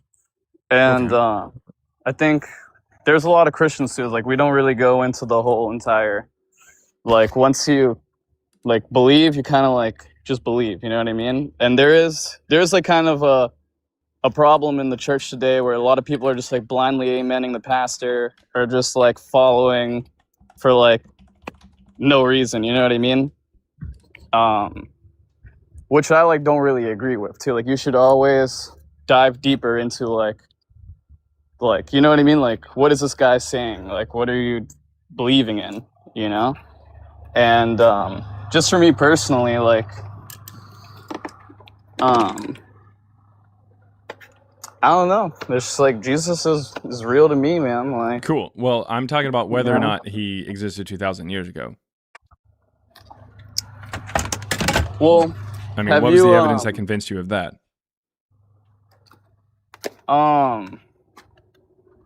Evidence that convinced me is just kind of like, I guess the best way I could like explain it is like when you I'm sure this is going to be anecdotal about your life here. Yeah, I'm trying not to make it like so personal over here. Yeah, well, it's the fact that I don't think you understand what I'm saying. I'm saying that Jesus didn't exist 2,000 years ago. If you believe that that was the case and he did walk on this earth 2,000 years ago, please provide the evidence for that. Oh, okay. All right. Well, have you ever experienced or like seen a miracle before? Well, how on earth would that mean that someone was walking around in the desert 2,000 years ago? Well, because if Jesus, like right in the Bible, if Jesus claims that his followers, like if you lay hands on the sick, they'll be healed and all this stuff, and then so like you experience that for yourself, right? And you like, because there's a difference between, How does that mean that someone walked around in the desert 2,000 years ago? Because they are prophesying what's going to happen, and then it happens. It's like Asclepius also said that if you pray in the name of Asclepius or you pray to be healed, that he would heal you. So how do you know that it wasn't a yeah, Greek but how god, many people have Asclepius? been healed? How many people have been healed in the name of Asclepius? Thousands, according to Greek beliefs. And on top of that, how did you determine, even if you healed somebody today, how did you determine it wasn't Asclepius just doing you a solid, even though you didn't call him the right name? No, I'm not saying that it No, was I'm me saying- laying hands on them. No, okay. I want you to think for a second here. Yeah. Let's say that you witnessed a miracle today of somebody being healed. How did you Yep. determine that was specifically Jesus and not a different Greek god that was like, hey, you called me Jesus, you're Because- praying to the wrong name, you're praying to the wrong story, you're thinking of the wrong guy, but I'll do it for you anyways. How did you determine that didn't happen? Well, because you say in the mighty name of Jesus. Yeah, I know. Like, it Like I doesn't- literally just Yeah. Yeah, but that does, like, what do you mean? If like, it's okay, because if it's actual, Asclepius is a good Greek god. All right, he is one of a fairly minor, kind of a minor deity, if you will, but he's still like he's one of So them. you believe in the if Greek Asclepius, gods, then? no, I'm asking you according to the text from the Greeks, Asclepius is a minor Greek god and he's a good god. So if he heard you praying towards Jesus and he's like, well, Yeah, look, but I'm that's the not where. Sweet, because the whole sweet. entire. So how did you determine it wasn't Asclepius? Okay, because the faith is what. Okay. So in moves other the hand words, of you God, don't have right? any evidence for it? What are you talking about? I'm Faith trying to is- explain. Faith is the excuse you give when you don't have good evidence to believe something. Well, no, but if you're putting your faith in Eucleptius, then That's not even the name. But again, Asclepius Oh, yeah. could literally be listening to you trying to put your faith in something else and still be doing something nice for you by healing that person, even though you didn't Then pray you to him. you could How say did the you same determine thing that if that somebody. Yeah. How did You you could say the determine same that thing that if wasn't somebody the was case? praying for like How did- anything else. Like Yeah, it's because there's no evidence either way. That's the Yeah, but- fucking point. yeah, no, but Literally, the thing you is, can say that for any of it because you don't have evidence that it was Jesus. Asclepius worshippers don't have evidence it was Asclepius. That's the point. so like You're can just saying it. All That's right, let me. Martin, that's literally the point. But that is just not how it like. And it's not even. That's not even me No, that's saying. not like, how that's what it that's not says how it in the works Bible. depending on your religion. Your religion tells you that when you pray to Jesus, or Yeah. your religion tells you that healings can be made in the name of Jesus, and that's Jesus doing it. But Yeah. they're not actually giving you any evidence that that was actually Jesus that did it. Even if there was a miracle, even if I Well, grant you that's that like a miracle that's like happened, saying if even you if I had granted real- you there was a miracle, there is no evidence that it was explicitly Jesus and not some other God doing it for you, even though you didn't call him the right name. There's no evidence How of do you, it. well then how do you know if you had a headache, you take a Tylenol and it goes away, the Tylenol actually did it and it wasn't just a sugar pill and it was placebo and you tricked yourself into getting out of the headache? Cool. Well, technically speaking, we can actually check to see that. We can actually go into the actual ingredients of the Tylenol and we can actually do tests. They're literally done. In fact, it would be illegal for Tylenol to actually put sugar pills into Tylenol, like into a bottle. Okay, So obviously what I my know, point but is- I'm just what- using your okay, same If your it's same obvious logic that you against know, no, you're not, because you just said obviously I know, which means we can actually do we can do testing on that. We can't do Okay, testing then for let what me you ask just you said. something else, then. You just How- compared. Listen. You just compared a situation where we can actually test, have evidence, and know, and you even said the word obvious, and I agree with you, to something that you cannot test. And that is my point. All right, then let me ask you something You're else. doing terrible with these analogies. That analogy wasn't even close to the situation that I told you you could be in, and you don't have any evidence for. So again, even if Jesus healed you, saved you, or jerked you off yesterday, what is your evidence that he even existed 2,000 years ago? So I'm gonna ask you something else then. So well, please let it be regarding the topic, which is Jesus existing 2,000 years ago. No, it's about the same thing. About because you're asking me why I believe what I believe. So which is that Jesus existed 2,000 years ago, correct? Yeah. Okay. Provide evidence for it. Go ahead. All right. So how do you know that you have a brain? Okay. So when I asked you provide evidence for it, and you just asked me a question about my brain, I don't think that has anything to do with 2,000 years ago. It has nothing to do with somebody else. It's the same logic that you're using against me. Same logic for my brain is the evidence that someone walked around in the desert 2,000 years ago? No, how do you know that you have a brain? Okay. So again, I'm going to ask you this question, and if you don't get to the evidence, we're going to move on to somebody else. Where is your evidence that Jesus actually existed 2,000 years ago? Okay, so how would you explain... You're starting off again with a question, and that's probably not good, but please continue. All right, I'm just saying, how would you explain, so many, thousands of years of, history and, just all this just centered around this one guy? Even our calendar is BC. When do you think that the calendar AD. was changed? I don't know. It was in the 500s by a Christian monk named Dionysius Exiguus. In the late 4th century, Christianity became the official religion of the Roman Empire. In the mid-6th century, almost 200 years later, you end up with Dionysius Exiguus, who said, hey, we should start using the birth of Jesus, or supposed birth of Jesus, that we all believe in because we're a Christian empire, and we should use that as our start date for our calendar, or when we count from. Because up until then, you had the Julian calendar, which used 3 different methods. You could either count from what Olympiad you are, which is every 4 years, and you could say in the second year of the 114th Olympiad, or something like that. Or you could say in the 15th year of the reign of Caesar Tiberius, which is what's used in the Gospel of Luke, chapter 3, verse 1. Then we also have the start or the formation of Rome, which was considered to be founded by Romulus and Remus, who were twin boys who were orphaned as children, and they were suckled back to health by a she-wolf, and then upon his death, Romulus ascended into heaven. So yeah, it's just a Christian concept. They just say, oh, hey, let's start counting from then. And even if it was something that was legit, they still got it wrong, because if you look up today what the consensus is on when Jesus supposedly was born, they say sometime between 6 to 4 BC, which doesn't make any fucking sense. On top of that, a calendar doesn't mean shit. Today is Friday. Yeah. Do you know what Friday means? Yeah, so... What does Friday mean? So, to answer your question... What does Friday mean? That was my question. Friday? I don't know. Day of Fry, bro. The day of freak. Go get the free McDonald's fries on the app. That is a Norse god. It is the mother of the guy whose day was yesterday, which is Thor. Thursday is Thor. Before that, it's Wednesday, based off of Old English Woden's Day, which is literally for Odin, the father of Thor. Okay, tomorrow's going to be the day of Saturn. Does that mean that those gods exist because they're on a fucking calendar? No. That's dumb as shit.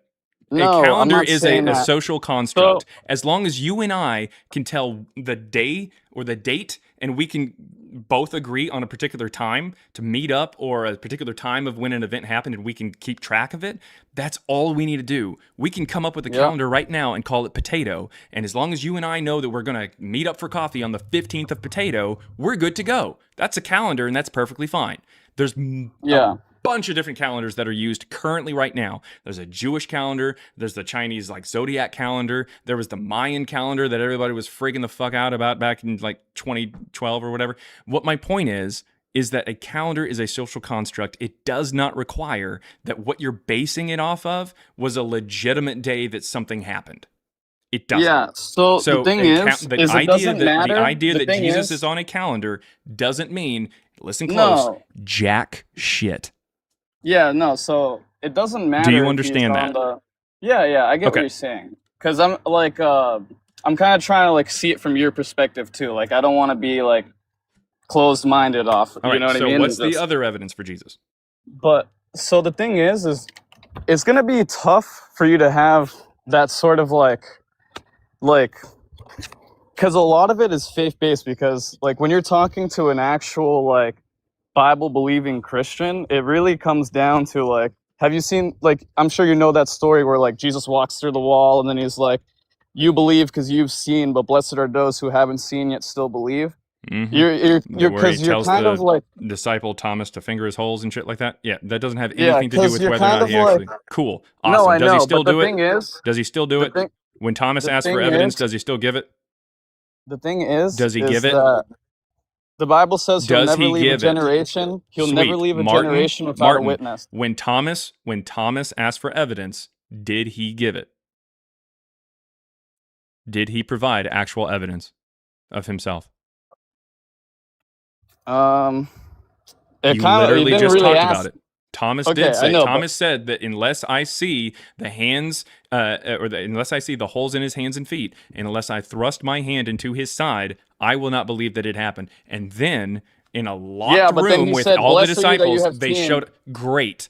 Did Jesus provide evidence when Thomas But wanted it? but then right Did after Jesus he said, provide evidence when Thomas wanted it? Yes or no?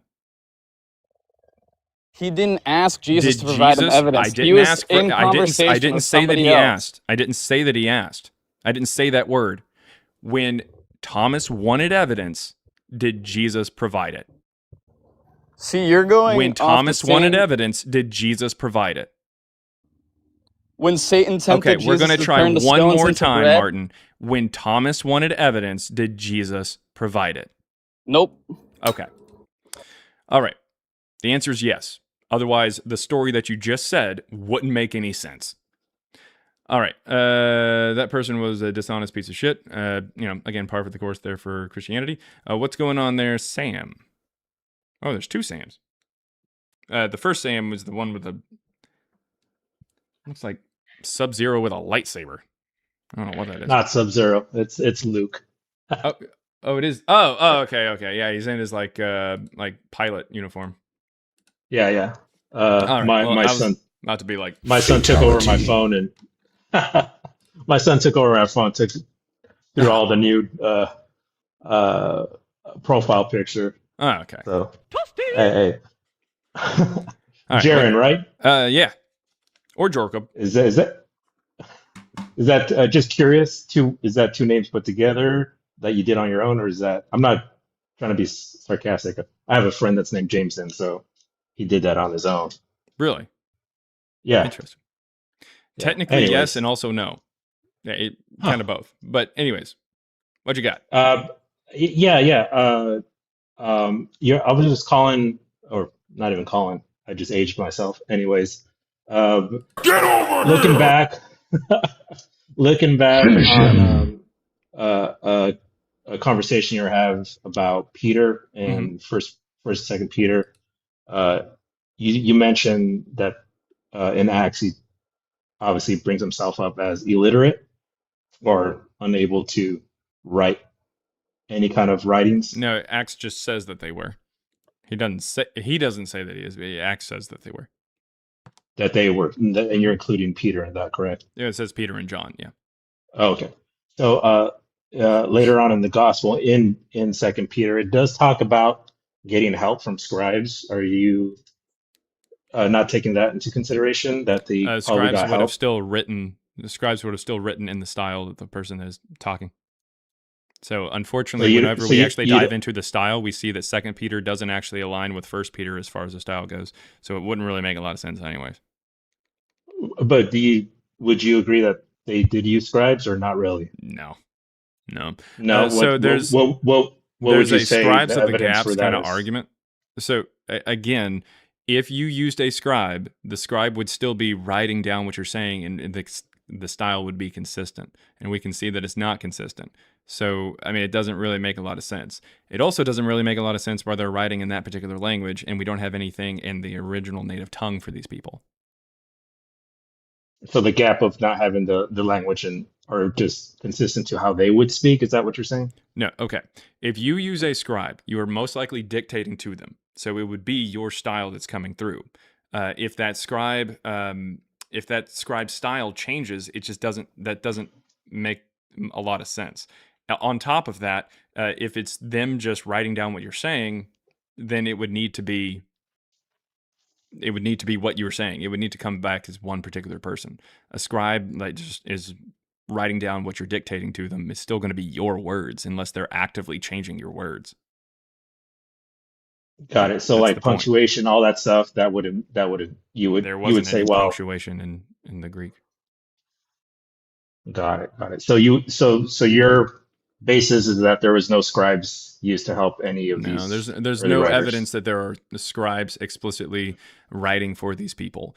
If you wanted to, Do you think there was any scribes used for any kind of, not, I'm talking outside the Bible, like Roman I mean, writers or every anything once like in a while that? people would do that, but I mean, scribes are fairly expensive. The idea that somebody would be using scribes, especially for all of their work, doesn't really make a lot of sense within Christianity, unless they're just absolutely loaded people. And I don't think that like a traveling like missionary based off of his like fisherman career is really. Well, they did get sponsored in the early church, so by other churches. Yeah, that's more So for that, I mean, they traveling, could have if used some. anything, but like traveling and for scribes would be very, very expensive. But again, within the style of the writing, it doesn't show any kind of evidence of an actual scribe, which is why even without like stolometry, which is what my co-author and I employ onto these texts, even without this, you can still see scholars talking about this. Bart Ehrman hates the idea that there's any scribes here. The scribes of the gaps is more or less the God of the gaps for the New Testament. That's all that it is. They're basically going, we can't explain why these things are different, so we're just going to say it's like a scribe or something like that. Or we can't explain why this is later, or we can't explain why this is in this language, even though they didn't speak that language in the Christian belief. So scribes, that they just chalk it up to scribes. Yeah, I just wanted to get your take on that. Yeah, not Appreciate to it. Yeah, no worries. Also, as far as like First Peter, Second Peter goes, we actually see, based off of the stylometric research, that First Peter was probably something that was initially written as a Pauline epistle, but then was altered to be like something from Peter instead, because you have the proto-Catholics who come around and write things into the Pauline epistles to make them more, or make Paul more subservient to the disciples, to try to boost their claims of apostolic lineage and how that gives them authority to speak.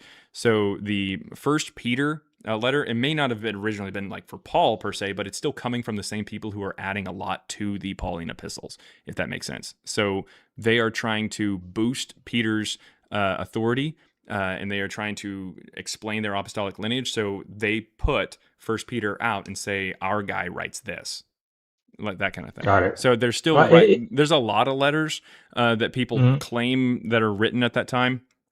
There's even some communication back and forth, like the letters from Paul to Seneca, that kind of thing. But yeah, the Christians were pretty big into that like letter writing genre, which was a genre back then.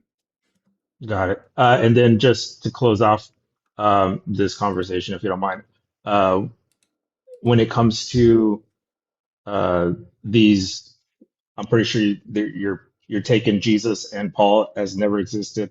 They're just imaginations that people came up with. Is that what you're? Jesus is like a syncretic deity that is published by Marcion in roughly 144.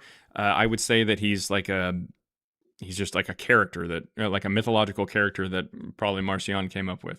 When it comes to Paul might just be a placeholder specifically for Marcion, seeing as he claims to have got the gospel through revelation, especially in the earliest iterations that Marcion publishes in 144, and that explains kind of how Marcion got it as well. The first gospel, Evangeline, there's no like author that is said that it's from, like Marcion says he publishes it, but or Marcion publishes it, but it seems most likely based on some other Christian writings that come out a little later, like Acts of the Cilician Martyrs and whatnot, that there seems to be a lot of people who think that the letters that he publishes come from Paul, but also the gospel. There's reason to believe that they think that the Evangelion came from Paul. So it would make sense that Marcion is almost using Paul as like his pseudonym, if you will, which kind of makes sense. Marcion means, or it literally called Markion, or pronounced Markion back then. It means little mark, and Paulus just means the small one. So, like, it seems more likely that Paul is, in a sense, Marcion. And he's saying, I got this gospel and everything like that from Revelation. And he talks about it there, like through the voice of this character that he comes up with. Noted. All right. Well, I appreciate it. And Jesus and Paul, obviously, to you, didn't exist. You bring up Marcion. So everybody in the whole, just the Bible itself to you is just Harry Potter. Is that what you're kind of basically everybody? I mean, it's kind of like saying everybody in Harry Potter books don't exist. No, there's some people who are real. I think the Prime Minister, or at least someone within the government of the UK, or whatever they call it over there. What do they call it? Parliament or whatever? Yeah. So as far as the Bible goes, would you? Is there a specific person that you think that actually existed? Yeah, I'm not like saying Pilate and shit. deity.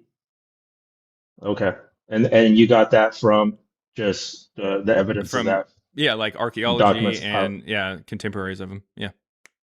Okay. All right. Well, I appreciate your time, man. No. And yeah, thanks, man. Bye. All right, thanks. That was Sam, everybody. Sam. Alrighty. Let's see. Some super chats. Get to some super chats. Thank you very much for the super chats there, guys. Obviously, it means a lot if you have any arguments for Jesus, or you have some questions or something like that, and you don't want to click the link to come over to TikTok. And I'll get to the guest here really quick. Send some super chats. I promise I will read them out loud and respond. $1.99 from Elope Nope says, I'm starting a queef cult. I'm y'all co-leader.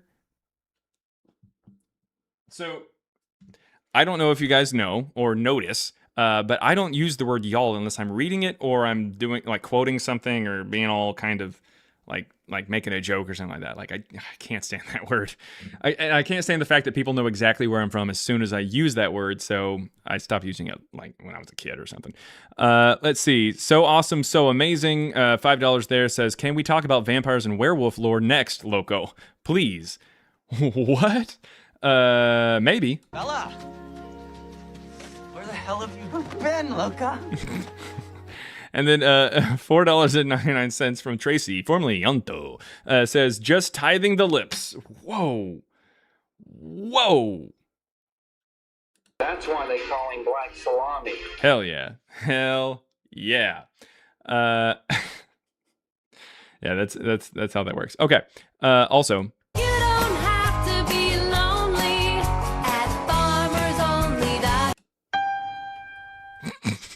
all right, and $2.79 Canadian from Serenity Serpent says, I am queefed off right now. I am the first Sam. Thank you. Oh, okay. Oh, that's a good point. That's a good point. Yeah, you are the first Sam. There we go. All right, El Predictor. What you got there for us? How's it going? Hey, it's going. It's good. You having a good Friday? Hey, you know, it's a good Friday, Dang, and right. not, like Good Friday. Well, I hope God blesses you with a happier day then. Okay, yeah, you do that. What you got for us, man? Yeah, I got you. Yeah, I'll just say they were like, I think I'll just quickly wait. Hold on. Actually, I'll ask my question after. Sorry. I'll say that Paul existed because you said a claim. You said Paul was illiterate according to Acts. Peter. And you're wrong. Peter. You said Peter? Yeah. Oh, okay. I thought you said Paul. No. Oh, okay. So would you like to remove yourself from my throat that you just jumped down? You want me out of your throat? Yes. You just jumped down my throat and tried to say, get out your throat. Yeah. So just go ahead and just. Yeah, I misheard. Oh, yeah. All right. So thank you. Thank you for just jumping out of there. All right. So yeah, I got you. So I'll say how Jesus was, how he existed, the king. I will say the what's it called, that Roman evidence, because if I bring up the Bible, right, like you're just gonna be like, blah blah blah, and you probably have heard that a Okay. million I mean, times. I don't have a problem with you So bringing up the Bible as long as you can say no, why but it's let's historically reliable. That's fine. but as a Catholic, like let's just use not the gospel, the Roman evidence. Okay. What's it called? They have sources and evidence that Jesus existed. What's that shit called? Titan, Tacticus, something like that. He or they said that like Jesus was real and that people were looking up to him and believed them, and they wrote. Wow. I think he I don't wrote think down you have ever read Tacitus. You're putting a lot of No, stuff I in never there. said I read it. I'm looking. No, I never said I read it. Okay. Well, you're telling me what's in it, and that's not what's in it. No, I say what may be in it. If I'm wrong, I'm wrong, right? But okay. I think You're right. Tacticus like said that like crucifixion and all that. Technically, he didn't say the word crucifixion. Technically, he didn't write that line at all. But we're going to go ahead and put you on the board. You are a statistic now. Because since the 14th of July, we have had 65 people bring up Tacitus, and just about all of them have mispronounced it, which is why I've got it spelled Tacticus up there. You yourself. How do you say it? How do you say it? Tacitus. Or back then, Tacitus, all is right. Tacitus. I will accept Tacitus. Tacitus, which is how it was pronounced back then. But No, that's funner. You are actually the 66th person to bring it up since July 14th. I'm sure that how you're going to present it, especially since you haven't read it, is absolutely going to work. It's going to work. Well, I don't have to read it to like make my point, really. Yeah. Tacitus. Well, 65 people before you, most of them had actually been fairly familiar with it, and it didn't work for them. But yours is going to work. Well, there's just I believe like me. in you. There's just TikTok people. I mean, you're not talking to Christian apologetics. You're not talking to God logic. Do you're you not think that talking they suddenly have more evidence than you do or something? No, but they will like. Do they have cook you access so to bad. something that you don't have? No, but they have knowledge. They Do you just not like have knowledge? They Did spend you their come up life here doing with this. zero knowledge? 1 Peter 3:15 No, says you should I'm gonna always be try with prepared my to give a knowledge. defense of why you believe what But you I'm believe just when a- questioned I'm or just a demanded of you, and do so I'm just a respectfully. TikTok guy. Huh? 1 Peter 3:15 says you should always be prepared to give a defense of why you believe when questioned or demanded of you, but do so respectfully. And you Absolutely. apparently don't have any knowledge, or at least admit that I do. somehow I'm just a no. I'm not the best somehow soldier of some God. other TikToker has more knowledge than you No, on they're your they're religion. like they're apologetics. They're influencers, whatever they are. I'm trying to be a soldier of God. Yeah, I'm not the best at it, but I'm just saying those people will cook you on these debates. Oh, really? But I'm saying the 60 Well, people you bring up in your I've board, been they're doing just like this me. live. We're just trying. I've been doing this TikTok, live for about 4 to 5 hours every weekday for the last 2.5 years. Damn. And Oh my God. it sounds like no one has provided any evidence for Jesus or Paul, and just in the last month, you've joined the statistics. No, I'm saying you should go to them. They're the bigger platform. Oh, okay. Unless you're arrogant and you think like you're better than them, or you have a bigger platform, you should go to them and challenge them. So you can grow yourself as well, right? Yeah, sounds good. But Sounds anyway, good. Why don't you put me in contact with it? Why don't you put them in contact with me? I'd love to. I'll do to have a that conversation. I'll do that right away after my argument. Go ahead and do that. So the Tacitus, I would say that they have a strong evidence that like Christ was real, Jesus. Okay. And also, so what does it say? What do you mean? What does it say? I mean, you said that it has like strong evidence that Jesus is real. Present it. Yeah. He was saying that like, I guess they're called Christians, but I guess it wasn't Christians Actually, at the time. no. Technically, he says the word Christians, which is really weird. That's really, really strange. You know why that's strange? Are you gonna say what? No, I'm asking you a question. Do you know why it's strange that he would use the word go Christians? ahead. You cut me off. Go ahead. Sure. So the reason why he says Christians and how that's weird is because the word Christians appears in an inscription that your beautiful God logic doesn't know about. The inscription is CILVI 24944 and dates between 16 BCE and 37 CE, and it says the word Christians in it. Have you ever heard God logic talk about that before?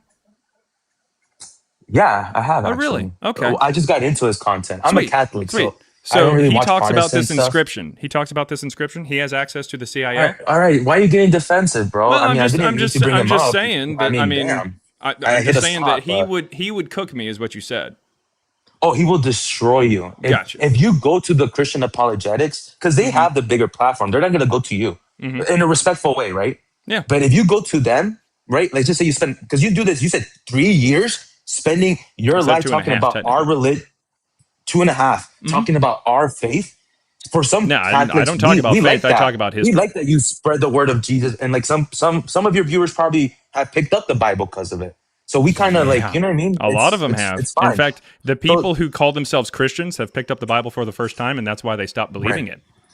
So the fact that you wake up every morning, go on this app. Yep. I don't think you're a grifter. I think you're genuine. The fact that you go on here, spend 5 hours every day, you go to them one day. Every week. Just one day. See how it goes. If anything, God Logic goes live every Monday, Wednesday, and Friday. He'll gladly accept you. And guess what? He has what? Almost 1 million subscribers? Go ahead. Okay. If you can easily cook, I think he will destroy you. I think there's a Sounds reason good. why you don't go to them. But I'm going to try my best. And just like the 60 people behind you who mispronounced it. Yeah, go ahead. Okay, so want me to bring up my evidence for Jesus now? Because I guess I proved that Paul was real. Because I didn't even bring up the letters as well. You proved that Paul was real? When did you Yeah, do that? I brought up we just talked about Tacitus. He doesn't mention anything about Paul. Oh, no, wait, was that? Oh, we were still on Jesus? Sorry. Can I go on Paul then? Normally, I try to focus on one particular topic until we're done, but the viewers have really wanted hard mode for a long time now. They've been jonesing for that. Do you believe that we have historical evidence for Paul? Yeah. You guys know what time it is. Let's get ready to rumble!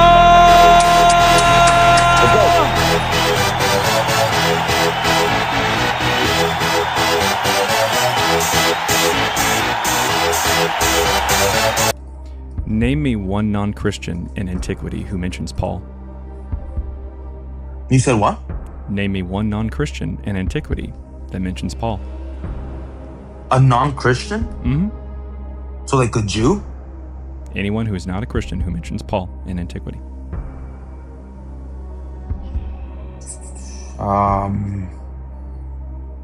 Damn. I focus on the Christians. When you ask me Jews and all that, or you said we had historical evidence. Yeah, I said the Paul letters, and then you asked me a completely different question. Name me one non-Christian who mentions Paul. I don't focus on the non-Christians. Sweet. So why do would you I not focus have on the one? non-Christians? You can admit you said don't what? have one, and then I'll expand the scope a little more. Is that what you want to do? I guess. All right. Then I need you to say no, I don't know of actually. any. Just say I No, don't. I don't know. know. On the spot, that question, I don't know. Okay. Name me one. You put Christian. me on the spot there. Sweet. Name me one Christian who says they personally knew Paul. James, and also Peter, the one who created my church, the Catholic Church. Nowhere in James does it say that he knew Paul personally. No. In Paul's letters. Okay. Paul's met So I just asked Peter you and James. name me one Christian who says they knew Paul personally. Yeah, James and Peter. We don't have any testimony from James that says he knew him personally. Also, first and second Peter wouldn't count because Acts says that Peter is illiterate. Yo, so he didn't write that. Can you turn the music down a bit? It's like giving me like a bit. No, turn it up then. Let's go. All right. I'm just trusting you here because I think you're wrong on there. But okay, cool. Acts 4:13 says Peter is illiterate. So he didn't write any testimony that says he knew Paul personally. Do you know any other Christian who says he knew Paul personally? Peter. You literally just brought that up, and I literally just said that he is illiterate, so we don't have a testimony from him.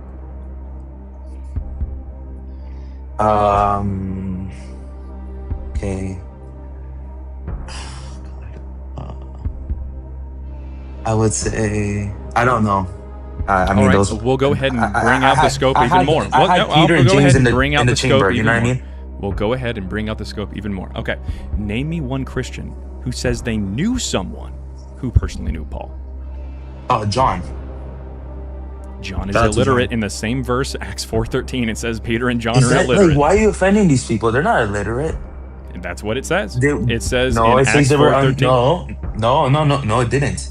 It never said it was they were illiterate. It said that they were uneducated, and I forget what other thing it was, but it never Illiterate. said illiterate. No, it never said that. Yep. Pull up the verse right now, then. Pull up the verse right now. All right. Sounds good. All right. Where does it say 4:13. illiterate? Right here. Okay. Let's see. Yeah. Well, do you need to make it bigger? Wait, what Bible is this? What Bible This is is this? Acts 4:13. Do you No, need a what Bible particular? is this? Do you need the Greek? Here, we'll go to the Greek. No, because this might not. I don't want King Henry and all that. King Henry. All right, we'll go to the Greek. This is Acts Did I say that right? Is it 4. not King Henry? No, it's not. You're doing great, by the way. All right, so Acts Thanks, man. 4:13. The Greek word is agrammatoi. That literally means illiterate. It means without grammar, illiterate. Please, continue. Telling me about how Peter and John wrote testimonies about knowing someone who knew Paul. Yeah, wait, but you're claiming that they're talking about Peter and John there? Yes. That is exactly the names of the people that are in here. We have Peter, Petros, and John. Can you go back to that verse? We're looking at it. But not the Greek one. Let's use and then what Bible is that one? Does it matter? The Greek explicitly Yes, says it does they're matter. illiterate. It does matter. Illiterate. It does matter. Wait, go back to it. It doesn't matter what Bible. What are we doing here? Which? Don't panic. I'm bad at this. Which language? What Bible? Which is this? language was No, the no, New no. Testament What Bible written in? was that? What Bible was that?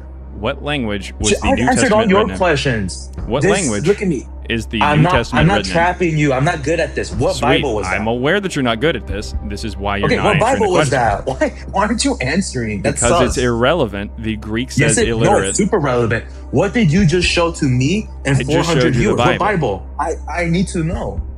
I need to Doesn't know what matter. source you I just showed used. you the Greek. What do you mean? I That showed was you a the source Greek. of yours. I showed you the Greek. Do you want Bro, another Greek now I'm translation? tunnel vision in this. Why are you not showing your? Do you want that another source? Greek translation? No, I want the proper Bible. The proper Bible is what language? Yes. I think it's Latin, right, or something like that, or Greek. No, it's Greek, right? And when I showed you the first Greek, ever. that's the proper Bible then. Done. Yeah, but it didn't translate to. No, it didn't translate to illiterate. Yeah, it did. What does agrammatoi mean? No, it doesn't. What's agrammatoi uneducated mean? or unlearned. Nope. Yes, it does. Nope. All right, fact check. Not at all. Right here. Yes, it is. Agrammatoi. Fact check. What do you mean? You're showing Yeah, where does it say illiterate? That's the literal translation. Illiterate. Okay, what's that? Why is it green? Because that's the literal English translation. Yeah, English translation. Yes. English. The Greek is agrammatoi. English. Agrammatoi. Yeah, they're means wrong. illiterate. Whoever translated that is wrong about illiterate. He was uneducated and unlearned. Okay. So this right here is the word plain or ordinary, and that sometimes gets translated to like. Yeah, they didn't go to the school, the Jew schools. What's it called? Peter what and John? schools? The Jew schools. What's it called? The Jewish authorities. They had some schools, and Peter and John didn't go. But then Paul, he did. He had his own even teacher. Yo, thank you for the gifts, bro. Let's go. Thank you to Tanya. Jesus is king. But this is a hard economy. Don't give me money. Anyway, it didn't say. It says that Peter and John is because I have my Bible here. I have my Catholic Bible. It's called the Good News Bible. Hey, really quick. It says uneducated and unlearned. Yeah. Was the New Testament originally written in English? No. Okay. It was written in Greek, right? Yeah. Yeah. So what does agrammatoi mean? Uneducated and unlearned. No. Agrammatoi. So grammatoi, that means like grammar. Like having grammar. All right. And having the word a before it, kind of like atheist. Right. It means like none, like a lack of. So having a lack of grammar, which means they don't know how to use grammar, which means they don't know how to like write. They can't.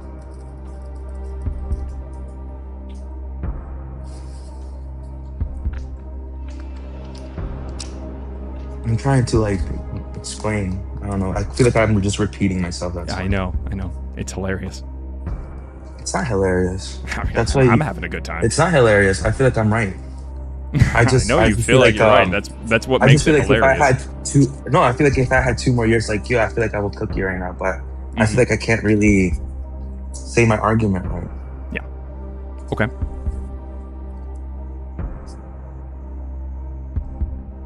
Yeah, it never says illiterate. Like, not even in my Catholic Bible. Like, I think it's wrong where it says illiterate on that website you have. I'm not joking. Because it should, in my English Bible, it should say illiterate. Not even in the Catholic Bible. Oh no.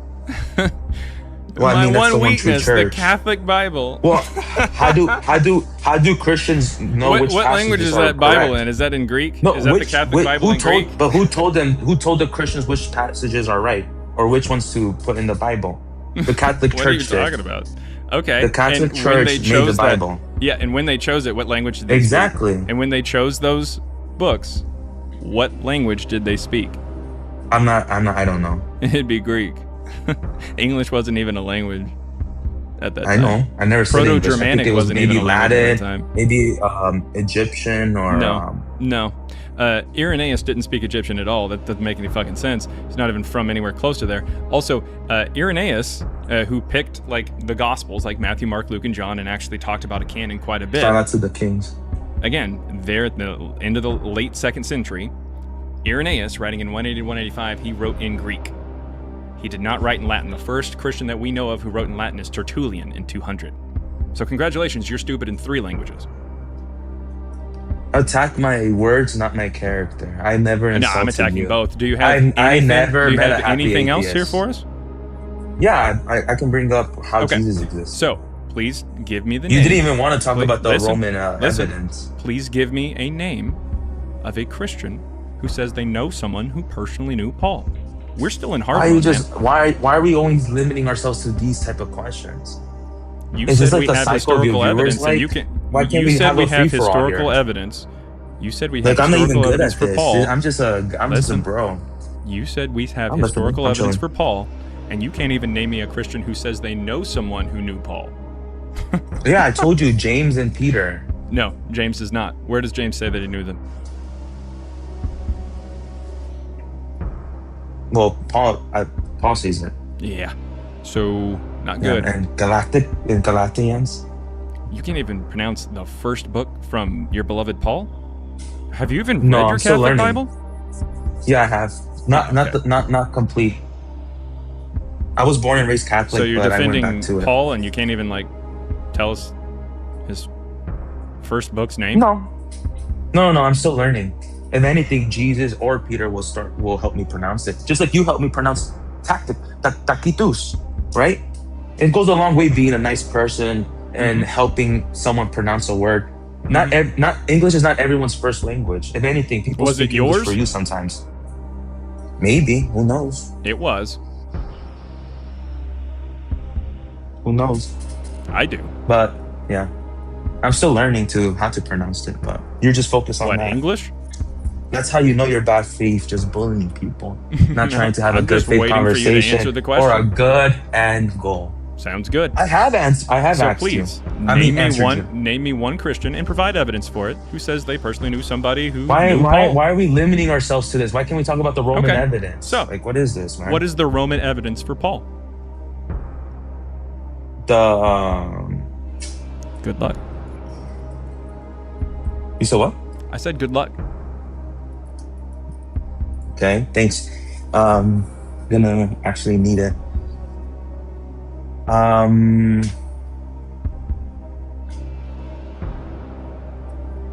don't think Tacitus mentions him. Nope. Right? Nope. No, right? Okay. I had that one in the chamber. I would say the Holy Bible. When it got preserved, I mean, that has to do with Roman history.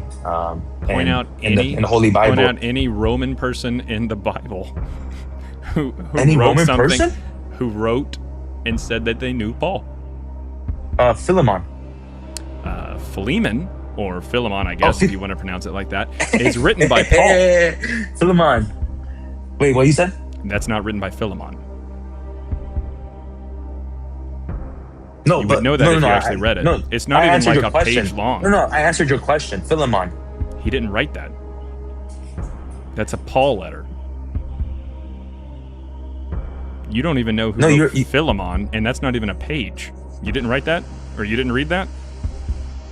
Philemon? Yeah, I've read it. Okay. Well, you would know then that it's not written by Philemon. It's writing about Philemon. Yo, this music is getting me a bit like, damn, I can't even enjoy my coffee. Don't worry. We will stop the music as soon as you say that you don't have evidence for Paul, we don't have historical evidence for him, or provide historical evidence for him. Either one. So wait, far, you're doing terrible. Wait, no, hold on. Do you deny Tacitus? Nope. Find me a spot where he mentions Paul.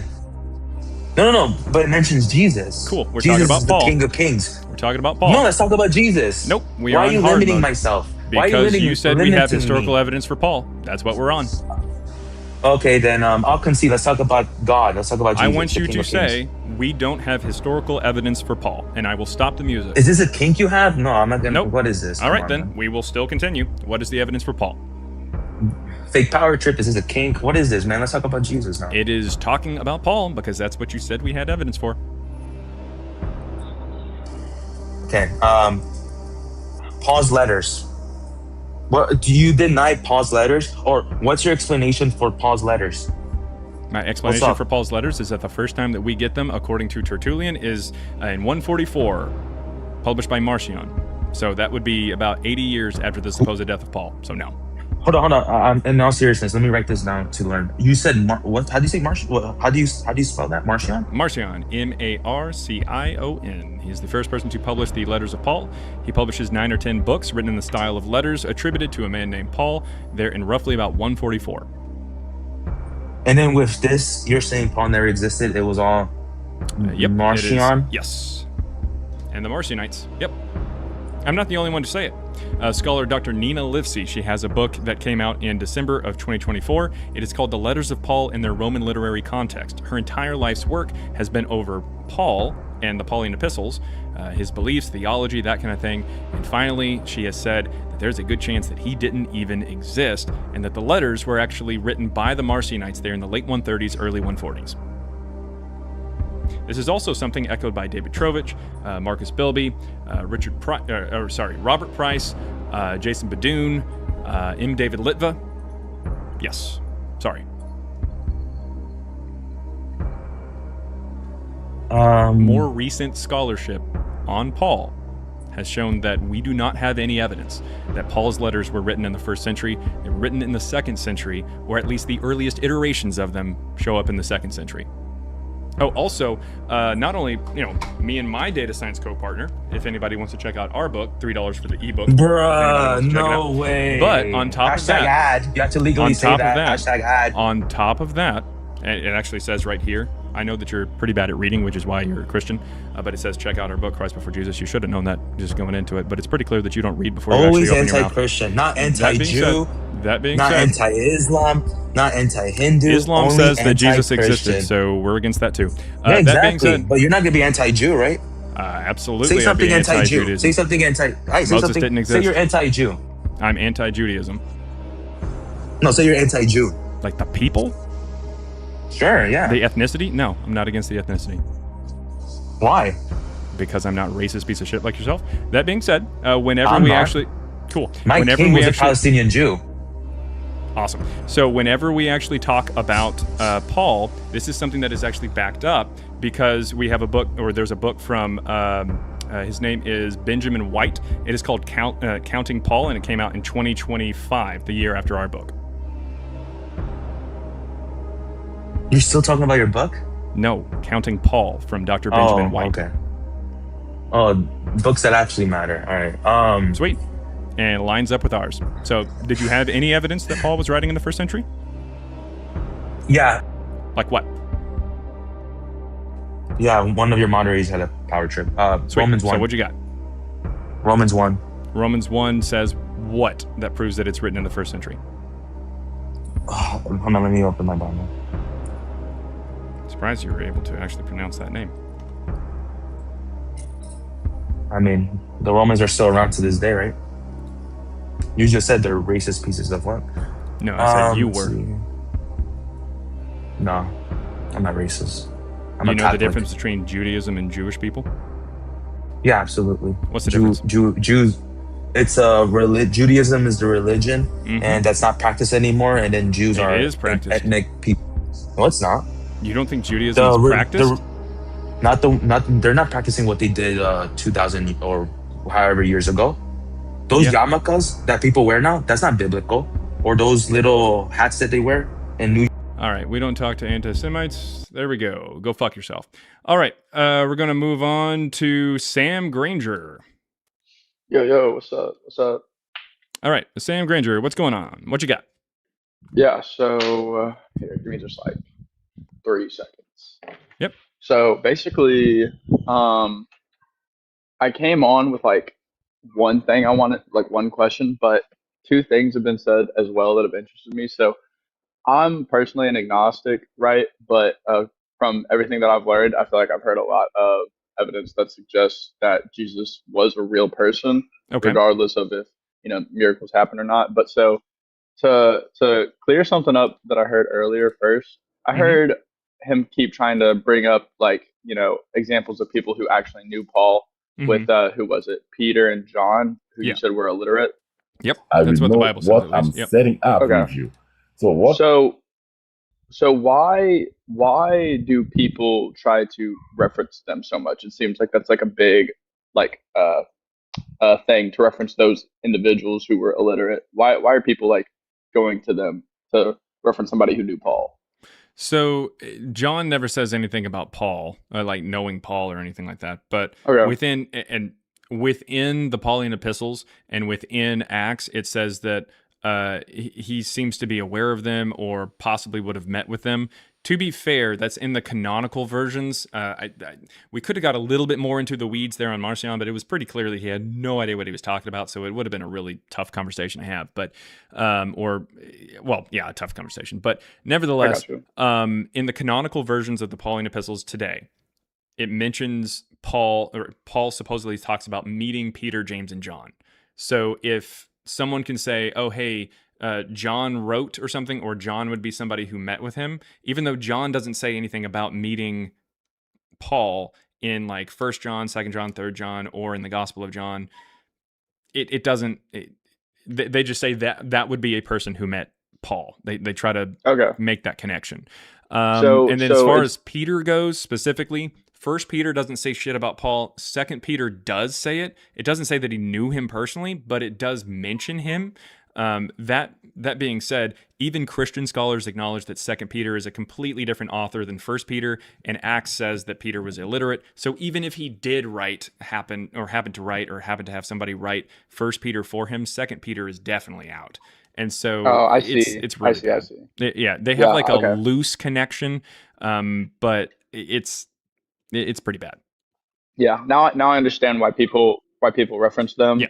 And so it's also like Paul is saying directly, "Oh, I knew these people," but there's not as good of a direct way in the inverse where these people are saying they knew Paul. Right. Yeah. Okay. And I'm asking for evidence that somebody wrote something and said that they knew Paul, because that'd be the only way that we could actually have testimony there that they knew him. Cool.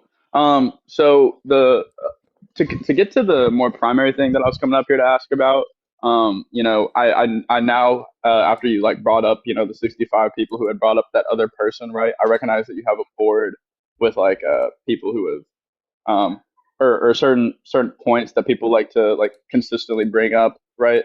Mm-hmm. And so what I was coming up about was like, for example, Alexander the Great, and so to my understanding, right, this is what I've heard, right, and I'm no historian, but this is what my understanding is the reason why people like to bring up Alexander the Great, and I think people like Alexander the Great and other historical figures, is because the evidence for these figures, people say, is the information that we have about them, the writings that we have about them, they are long after their existence. They are, there's not a lot of writing, but then when they talk about Jesus, they say that as far as writings about him go, there are writings that are much closer to his actual time being on Earth, allegedly. And then on top of that, there's just like much, much more writings, which would potentially suggest that uh, it makes more sense if you're going to believe like somebody, for example, Alexander the Great existed based on the scarce amount of evidence that there is.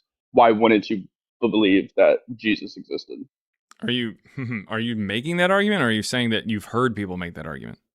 Well, so that to my understand, that is, I guess I'm both. I guess I'm doing both. There's literal contemporary evidence of Alexander the Great. There's the Babylonian Astronomical Diary, as well as administrative texts that talked about him and his military. We also have fragments from his personal historians. And by the way, those later texts that talk about him, and that's the apologetic, is that, we don't hear anything about Alexander the Great until hundreds of years later. Correction, we absolutely do hear things. It's just we don't have a biography of him until later. Mm-hmm. We know he existed. It's just as far as like his actions and stuff like that, we don't get them until later. So like, if you were arguing like, oh, hey, we have a biography of Jesus before we have a biography of Alexander, okay, cool. But that's not what I'm talking about. I'm not saying, oh, hey, Jesus's biography is different. No, I'm just saying he didn't exist. We're just talking purely existence. So that's not even close to true. On top of that, the Maccabees is written in the century after, in the century after Alexander the Great died. Literally within 100 years of his death, we get First Maccabees talking about Alexander the Great, and even calling him a Christ, by the way. Mm-hmm, mm-hmm. So because it just means anointed. But the point is, it's very clear, very clear. Like here, I'll go ahead and pull this up here. This is First Maccabees 1. Literally the first fucking verse it talks about Alexander. Like it's literally the first verse. And First Maccabees came out in the late 2nd century. And I was gonna say super quick. I was gonna say I don't necessarily know exactly what the Maccabees is. I saw you pull that out of the Bible though. What? That's not like directly from like the like Second Test or the New Testament, is it? I mean, it's intertestament books. It's like a Jewish apocrypha, if you will. Like it's okay. It's sometimes it's that's why it came up in there. Yeah, like I get you. Where's the fuck? Okay, I got a copy of a Catholic Bible right here, and I'm pretty sure it's got Maccabees in it. Let me see here. Pretty sure it does. I could have checked the motherfucking table of contents. Let's see. No, it does not have Maccabees in it. But you can actually get like books that. Oh no, it does. Oh shit, it does. Yeah, it's got First Maccabees in it, first and second. Gotcha. So yeah, you can get copies of the Bible that have it in there. It's just you'd have to get like a Catholic Bible because usually they have a lot more than like the King James version of the Bible and stuff like that. So yeah, First Maccabees. Oh, yeah. Yep. Right up. Well, so I feel like that pretty much like gets through what I was asking right there. The last thing that I wanted to bring up, because I've never heard of Marcion, but I heard you talking about Marcion, and what you said that sparked my interest was that you said that Marcion, it seems like he wrote Jesus kind of more like a mythical figure, right? Yeah. Who is Marcion? Marcion's a Christian theologian who publishes the first New Testament canon in 144. He's the first to call a canon the New Testament. And it's in roughly 144 that he publishes, along with like his Marcionites. He's got his like some students and stuff like that kind of help him out and whatnot. But yeah, he publishes there in the early 140s. So do you think that the like start of like the creation of the New Testament, it comes from him basically just writing a fictional story? Yes. And then we have Mark, which I believe is a play version of his gospel. The gospel, according to Mark, would be like, Marcion. Marcion's name was actually pronounced Markion. It means little Mark. So the gospel of Mark is like the gospel of Markion. That's the idea. It's like a play version. Just about all the lines in Mark start with and, or like and then, like kai, the Greek word kai, but it's like and then. And then it also has present tense verbs.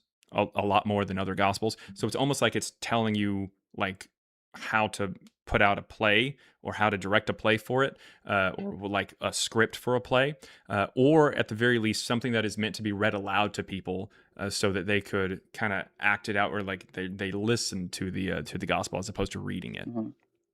Now, Matthew is a refutation to Marcion's gospel. It still uses a lot of the information that is found in it. If you've ever heard of the concept of the Q gospel, that would be Evangeline. It's the information that is found in Matthew and Luke that's not found in Mark. So Matthew is a refutation to it. Marcion's theology, his belief is that Jesus came to save us from Yahweh, this evil, unjust God of the New Testament or the Old Testament, who creates the world. Wait, you're saying and this all the is rules. Marcion's view? Yes, this is Marcion's view. Okay. And then Jesus comes around to bring us out of the Old Covenant into a New Covenant or a New Testament. That's where he gets the name for the canon.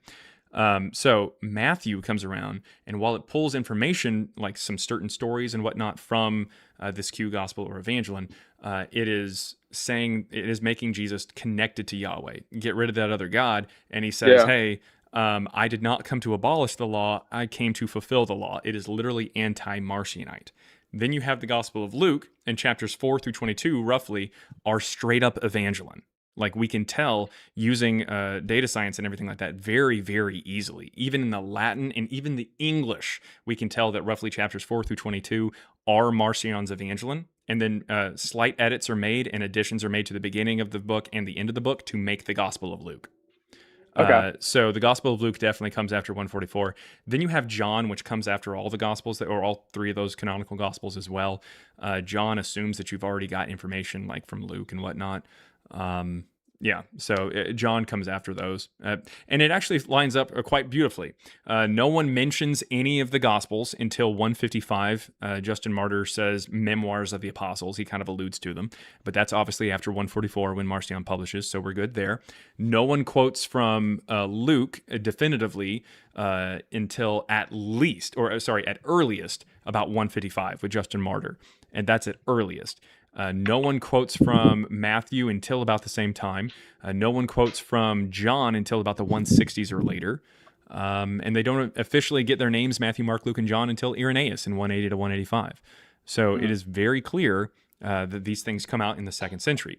Luke and Acts are both, like the beginning of it, are both addressed to Theophilus. And a lot of scholars today say Theophilus, it means God lover. So it's addressed to all God lovers.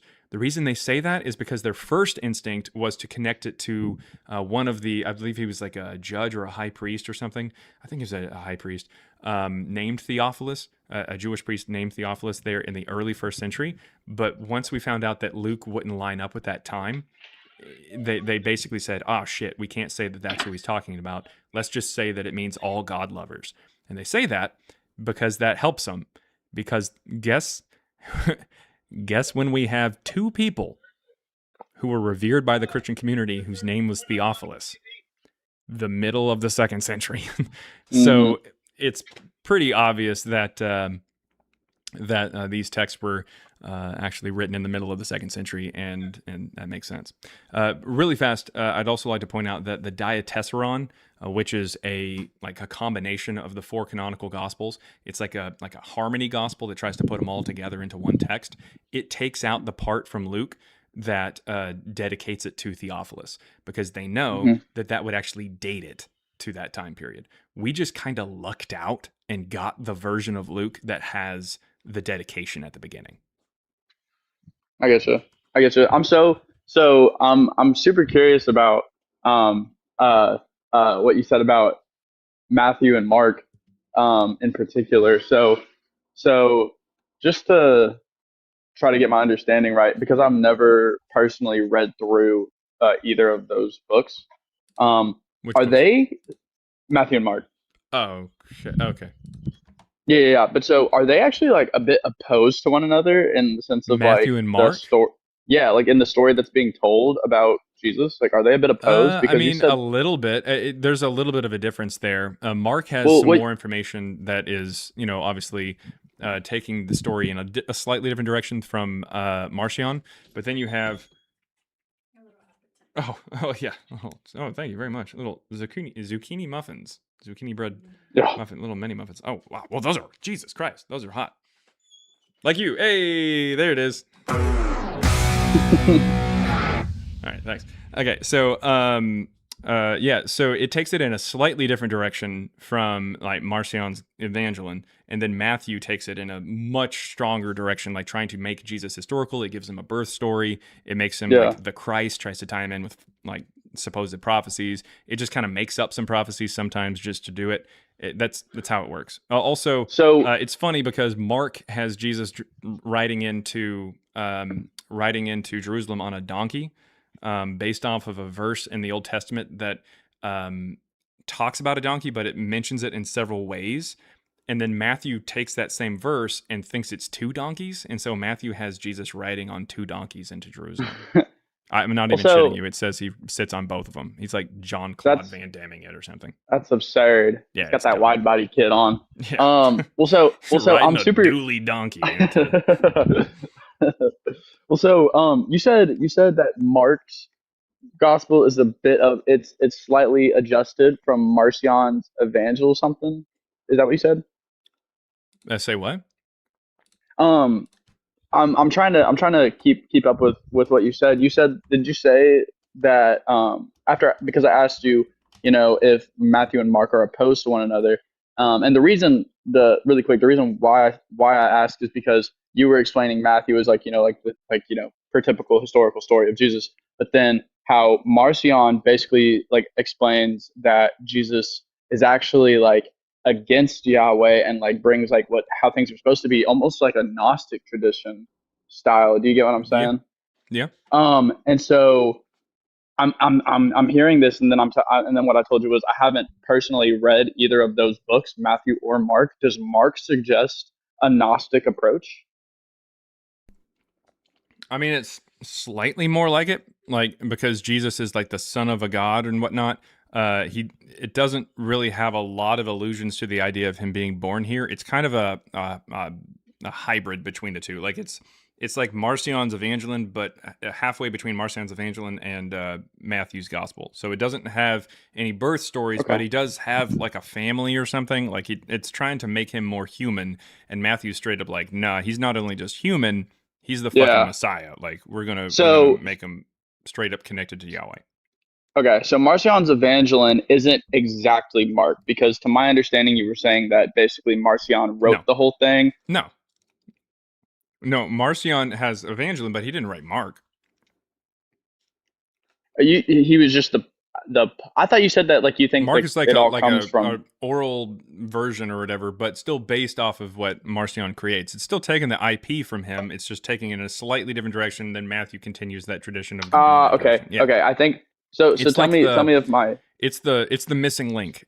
Mark is Lucy between our ape ancestors and Homo sapien. Yeah, I get what you're saying. So just to make sure like my understanding is correct. So basically you have the first publisher, right, of things, who is Marcion, and then from that builds out the creations of the writings of Matthew, Mark, Luke, and John. Marcion didn't directly write any of those, but more so like the idea of the story, and then those 4 books got written afterwards. So is that what you're saying? Yeah. He starts he's George Lucas, and we're fucking stuck with the Kathleen Turner sequels. Okay. But so what is Marcion's time period? Is he technically like right after Jesus? Is he 2nd century, 1st century? No, Marcion publishes in 144. Right. So that's so like middle of the 2nd century, pretty much spot on to the middle of the 2nd century. Okay, and then after that comes, was there no talk of a Jesus figure at all before then? No, there's none.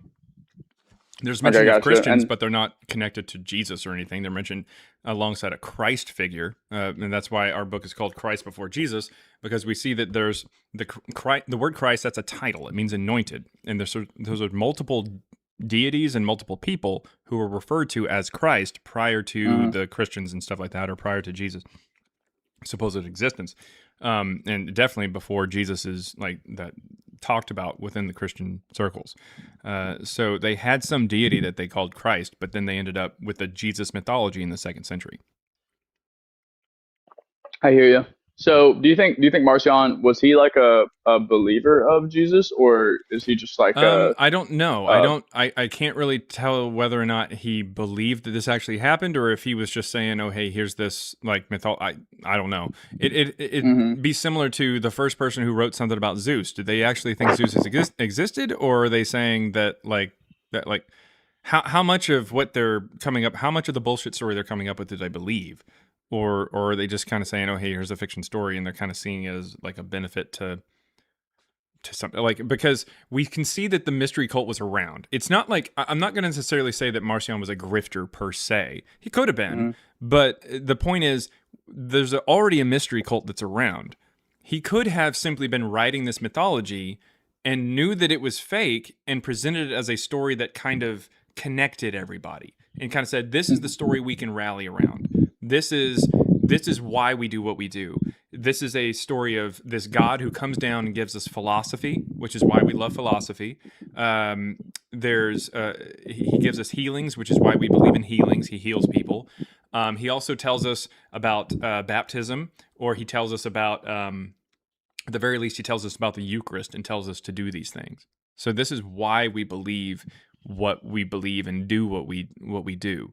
It's like a mythological origin story for us that we're just coming up with to explain it, and we can all kind of rally around it. And then some people said, let's really dig into this and try to say that he existed and everything. And over time, these generations are going to believe that that's the case.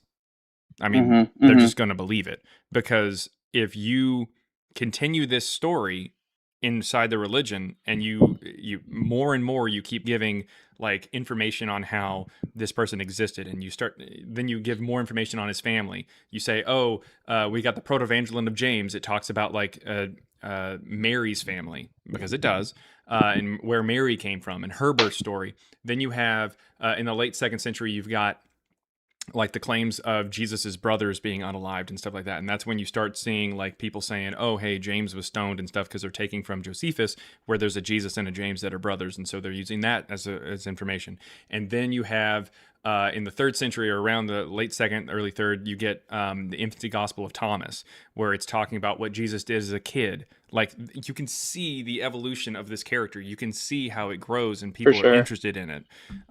It's like a comic book character. It catches on, and so people want like a ton of different editions of this comic book. They want a ton of different stories for the character. And dude, thanks for Christians just keep going with it. Yeah, thanks for putting me up in the live. This was like a super interesting thing to learn about, especially like Marcion and stuff as well. Two last things, if I could, that I like to bring up is well, one is that I definitely think like El Predictor last time, who by the way he was coping so damn hard, but like it would definitely be worth it to like get into like some like bigger apologetic debates and like record over those and then like put them as clips, because clearly like you have like enough information to like be able to have like a in-depth conversation about these things with those people. You know what I'm saying? The problem lots of times with doing those kind of things is that some of the work that I talk about, like when people say, oh, hey, God Logic, cool. God Logic focuses primarily on theology. He just does. Inspiring Philosophy. I think is that his name? The Inspiring Philosophy, the guy? It's philosophy. I don't even know right? apologetics like that. Oh, okay. Well, there's a guy named I think it's a Philosophy, especially Inspiring Philosophy. I'm pretty sure is his name. Like it literally has the word philosophy in the title. So like this isn't a philosophical argument. I mean, it's just not. It that has nothing to do with it. It's not a theological argument. So while I have had communication with these bigger Christian apologetics kind of people, they don't necessarily dive into this too terribly much, especially since they just generally are going to line up with where most scholars are or where the apologetics lie. They're not really going to know the ins and outs. I can guarantee you that God Logic has never heard the phrase CILVI 24944, which is the reference number for the inscription over in Rome that mentions Christians as early as 16 BCE. Oh, Yeah. Jesus Christ, thank you. Dude, I can guarantee you I haven't heard of that shit either, bro. Yeah. Now, and I'm not saying that I'm not saying that Dude, he that was has a to. wild code, bro. Yeah, Yeah, yeah, well, yeah, yeah. I'm not saying that he has to or that I'm smarter or something. It's just that it's just not really what they'd be into. So as a result, what I'm talking about would sound so foreign to them that they would probably not really know how to handle the situation. I'm not saying that I would Yeah. immediately cook that. I mean, I guess I obviously I believe that I'm correct and they would be wrong, but nevertheless, it just wouldn't sound the way that people would think it would be. It would almost Yeah, need to it'd be turn like a into like a difficult lesson or a engage. lecture. Yeah. Where I'm Yeah. Nah, I explaining get it. things to them that they don't know.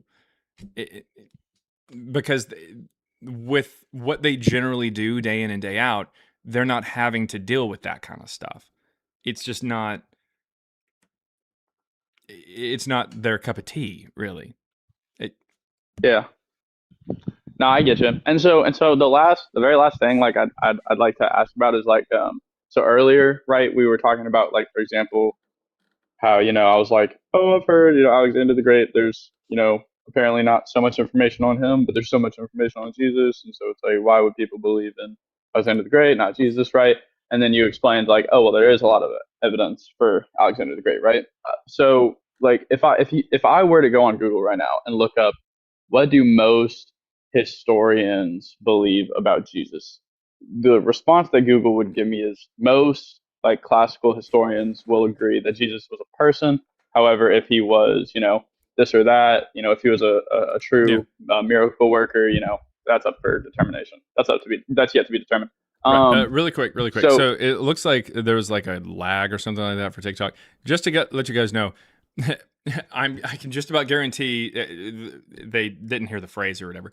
I can just about guarantee you that God logic and aspiring philosophy have never heard the phrase CILVI 24944. It's just the inscription that talks about Christians as early as between 16 BCE and 37 CE, like as early as 16 BCE. So there's about a 0% chance that they've heard of that and that they've looked into it and that they have access to that kind of thing to check it out.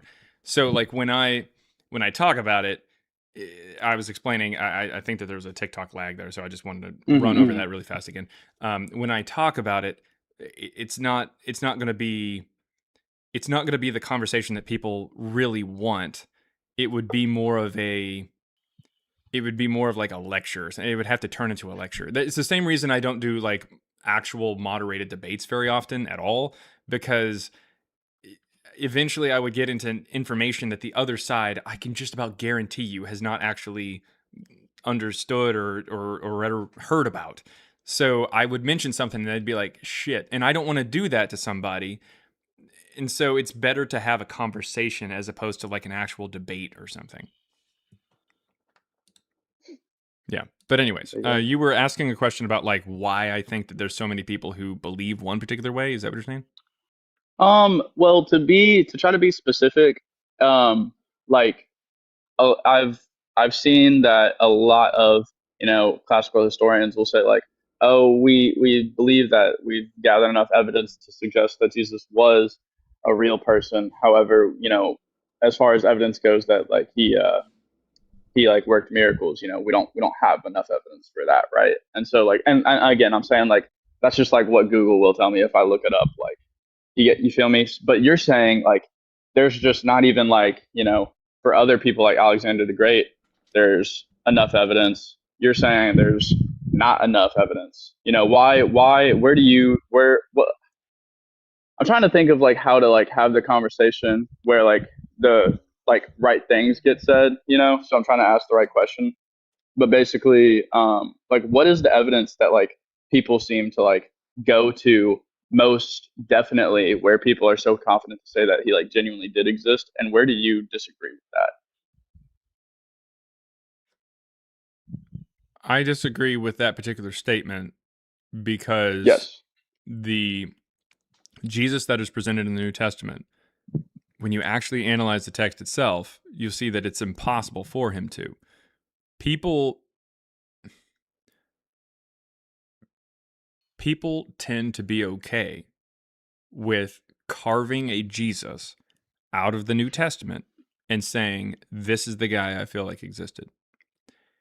It is impossible for the Jesus that is presented in the New Testament to have existed based on contradictions and anachronisms, which are just contradictions with like history or reality.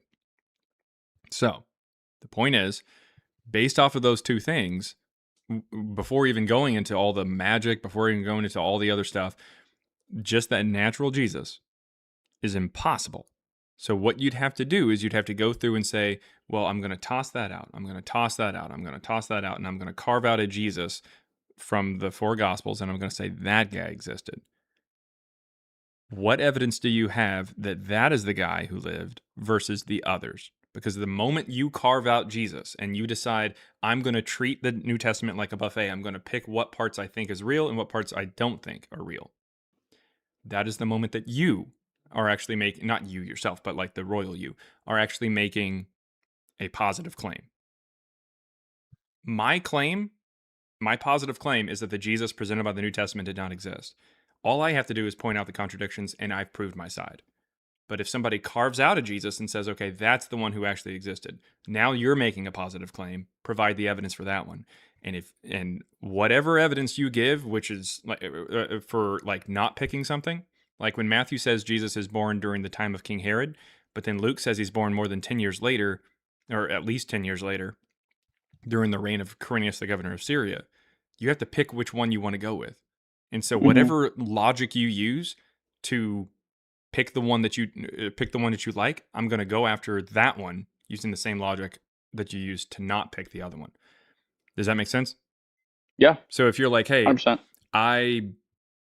I like Matthew instead of Luke, I like that story more or something, if that's your logic, then I'd be like, well, I like Luke more. So how do we determine which one was right? Like it's that easy.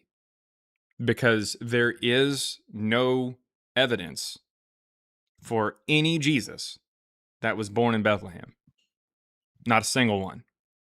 No, even if you pointed to Josephus, even if I granted you Josephus, even if I granted you Tacitus, even if I granted you Lucian of Samosata, even if I granted you Marabar Serapion, Thallus, Phlegon, Suetonius, Pliny, even if I granted you all of these, none of them say that he was born in Bethlehem.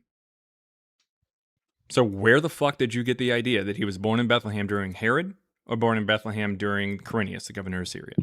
You picked one of these because you can't pick both. How'd you determine it? Where'd you get it? And none of the people who were writing were there at, at the birth. And none of the people who are writing ever cite their sources as people who were there at the birth. No idea. Yeah. People yeah, just bro, the reason why you can search it up online and says, oh, hey, the vast majority of people think that Jesus existed is because what it's talking about is a Jesus that they've carved out. It already tells you at least a little bit of the carving because it says not the one who does miracles. They've already carved out the miracles, but they don't tell you that they've continued to carve out some of the natural stories because they contradict. Dan McClellan? Yeah. Dan McClellan. You heard of Dan McClellan?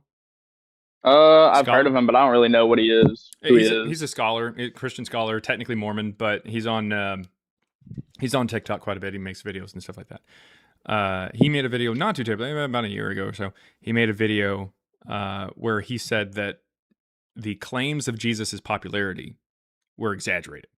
So in other words, when it says that he had 5,000 people who listened to him on the side of a mountain, Dan McClellan would say that that's not the case. It didn't happen. Sam, I'm going to ask you a question. Is the idea that you can talk to 5,000 people, give a sermon to 5,000 people, is that a supernatural claim or a natural claim? That you could give a sermon to 5,000 people? Sermon to 5,000 people. Does that require supernatural abilities, or is that just a natural story? No, it's a natural story. Okay. It's a natural story. It is. It is. Absolutely. Yeah. But what I'm saying here is that Dan McClellan denies a natural story. For what reason? For what how did you pick that didn't happen? If I asked him, Yeah. If Jesus was born in Nazareth, or not born in, or raised in Nazareth, he would say yes. He would say yes. We don't have jack shit outside of the Bible. Outside of the Bible that he denies a natural claim from. We don't have jack shit that says that he. We don't have jack shit that says that he actually was from Nazareth. Every text that says he was from Nazareth says that he drew giant crowds. Both of those are natural stories. He just picks and chooses which one he wants to believe. Mm-hmm. Neither one Yeah, I of don't them know have what's evidence. going on with McConnell. He just picks them. And it's not just him. It's also the scholars. Talk to Bart Ehrman. Bart Ehrman would tell you that he was not that popular, that that's an exaggeration. But he'd also tell you that he was raised in Nazareth. How'd you determine that? You're pulling from the same text.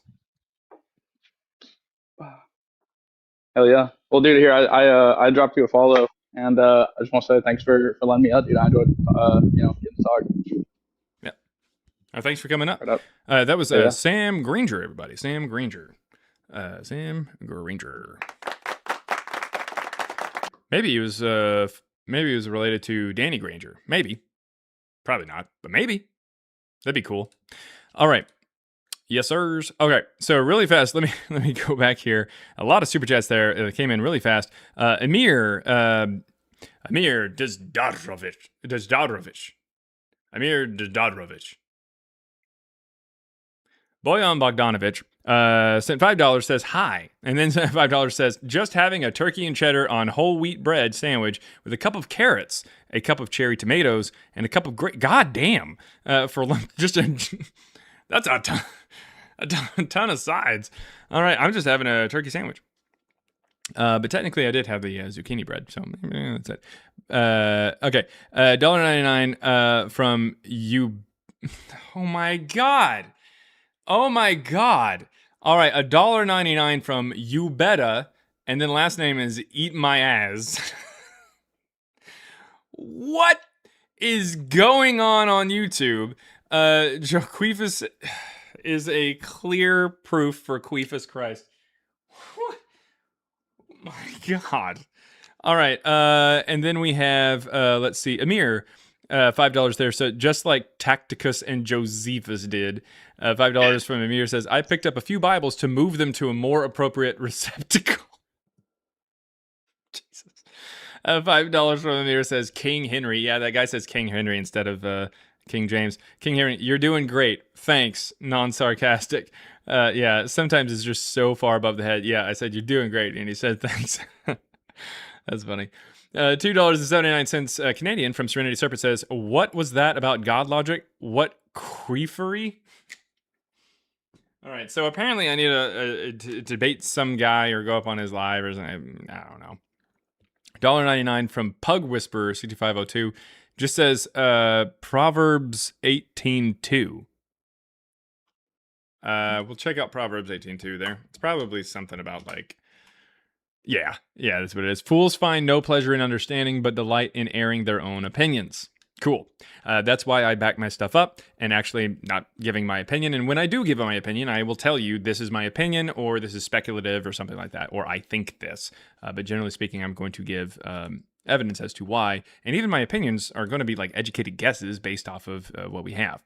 $2.79 Canadian from Serenity says, W. Sam, live, laugh, queef. A book, a website, and Discord. Yes. So there is a website that is created by my good friend Gray Eyes over on TikTok. It is mythicism.web.app, and it is absolutely chock full of a whole bunch of information that you can find if you wanted information on, like, say, Josephus or Thallus or Pontius Pilate. You want Tacitus, you want Suetonius, Phlegon, the Gospels, anachronisms, all kinds of things. And it brings receipts. Absolutely. There is a ton of information in here about mythicism and a lot of the points that I'm talking about, and a lot of links, images, and whatnot to bring receipts and show us that, hey, yeah, there's a lot of good evidence to think that Jesus did not exist, and that this is a lot of stuff that has been altered over the years by Christianity. A lot of it, at least. Not a ton has been altered, but there's at least been at least some. And it goes over that, as well as what I talk about here. So W Gray Eyes, the website is mythicism.web.app. There's also a Discord, is Deconstructing Chaos, if somebody wants to put a link into the YouTube and the TikTok there. If you are coming from a place of good faith and you actually are interested in this topic, even if you don't agree with us, even if you're like, hey, I'm a Christian, I actually believe that Jesus actually did exist. I'm a Muslim, I believe that Jesus exists. I'm an atheist. Gross. And you think that Jesus actually existed, it's whatever. As long as you're coming from a place of good faith and you can be respectful, you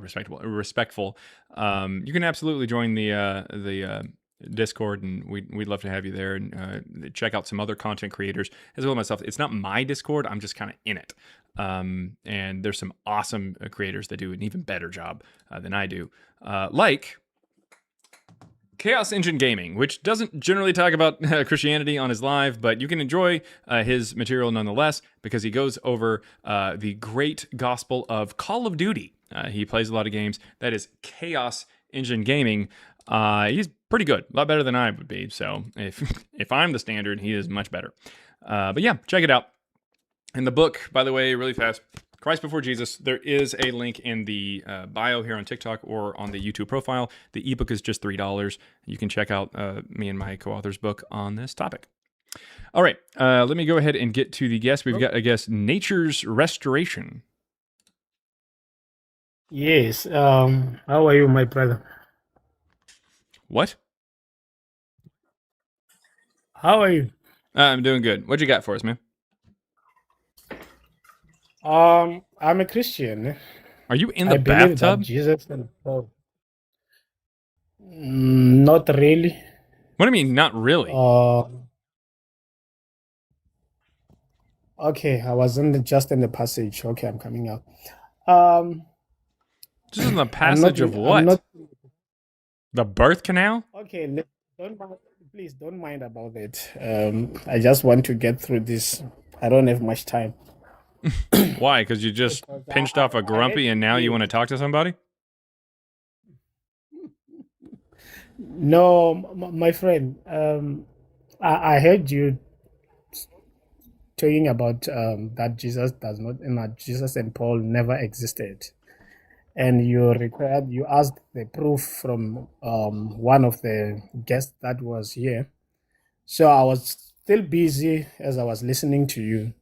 So I just want to provide one person that talks about Paul. Yes. The book of Acts is written by Luke. Prove it. Describes. Where does it say it's written by Luke?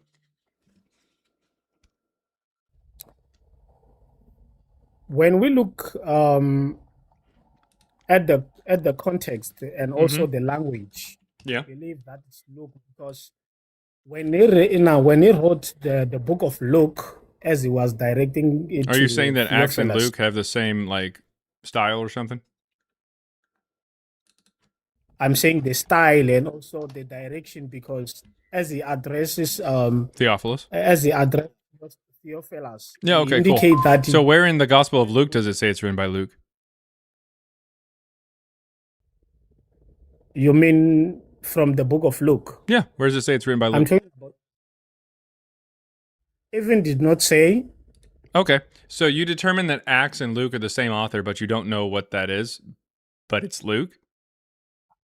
I don't have the exact verse now, but when we look at the book of Acts chapter 1, it gives us the account that the person that we know that he mentioned Theophilus is Luke. Yeah, the person who wrote Acts 1 wrote Luke 1. Yes, I agree with you.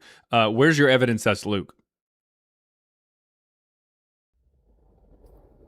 I don't have that evidence that says it's Luke. I don't have that verse, but I've come across it. Let me get it. I'll give it to you now. So just bear with me, my friend. Yep, go ahead and get that evidence there for us. Okay, do you believe that the book of Acts?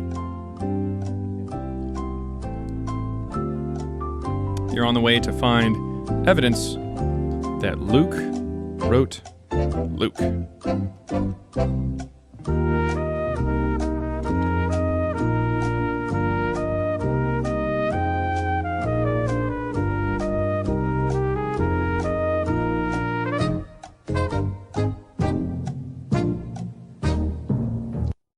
All right. And what did you put down? What was your answer here? Nature's restoration. What was your answer? What is the evidence that Luke wrote Luke?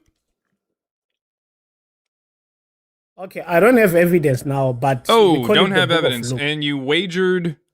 Oh, your spot on the panel.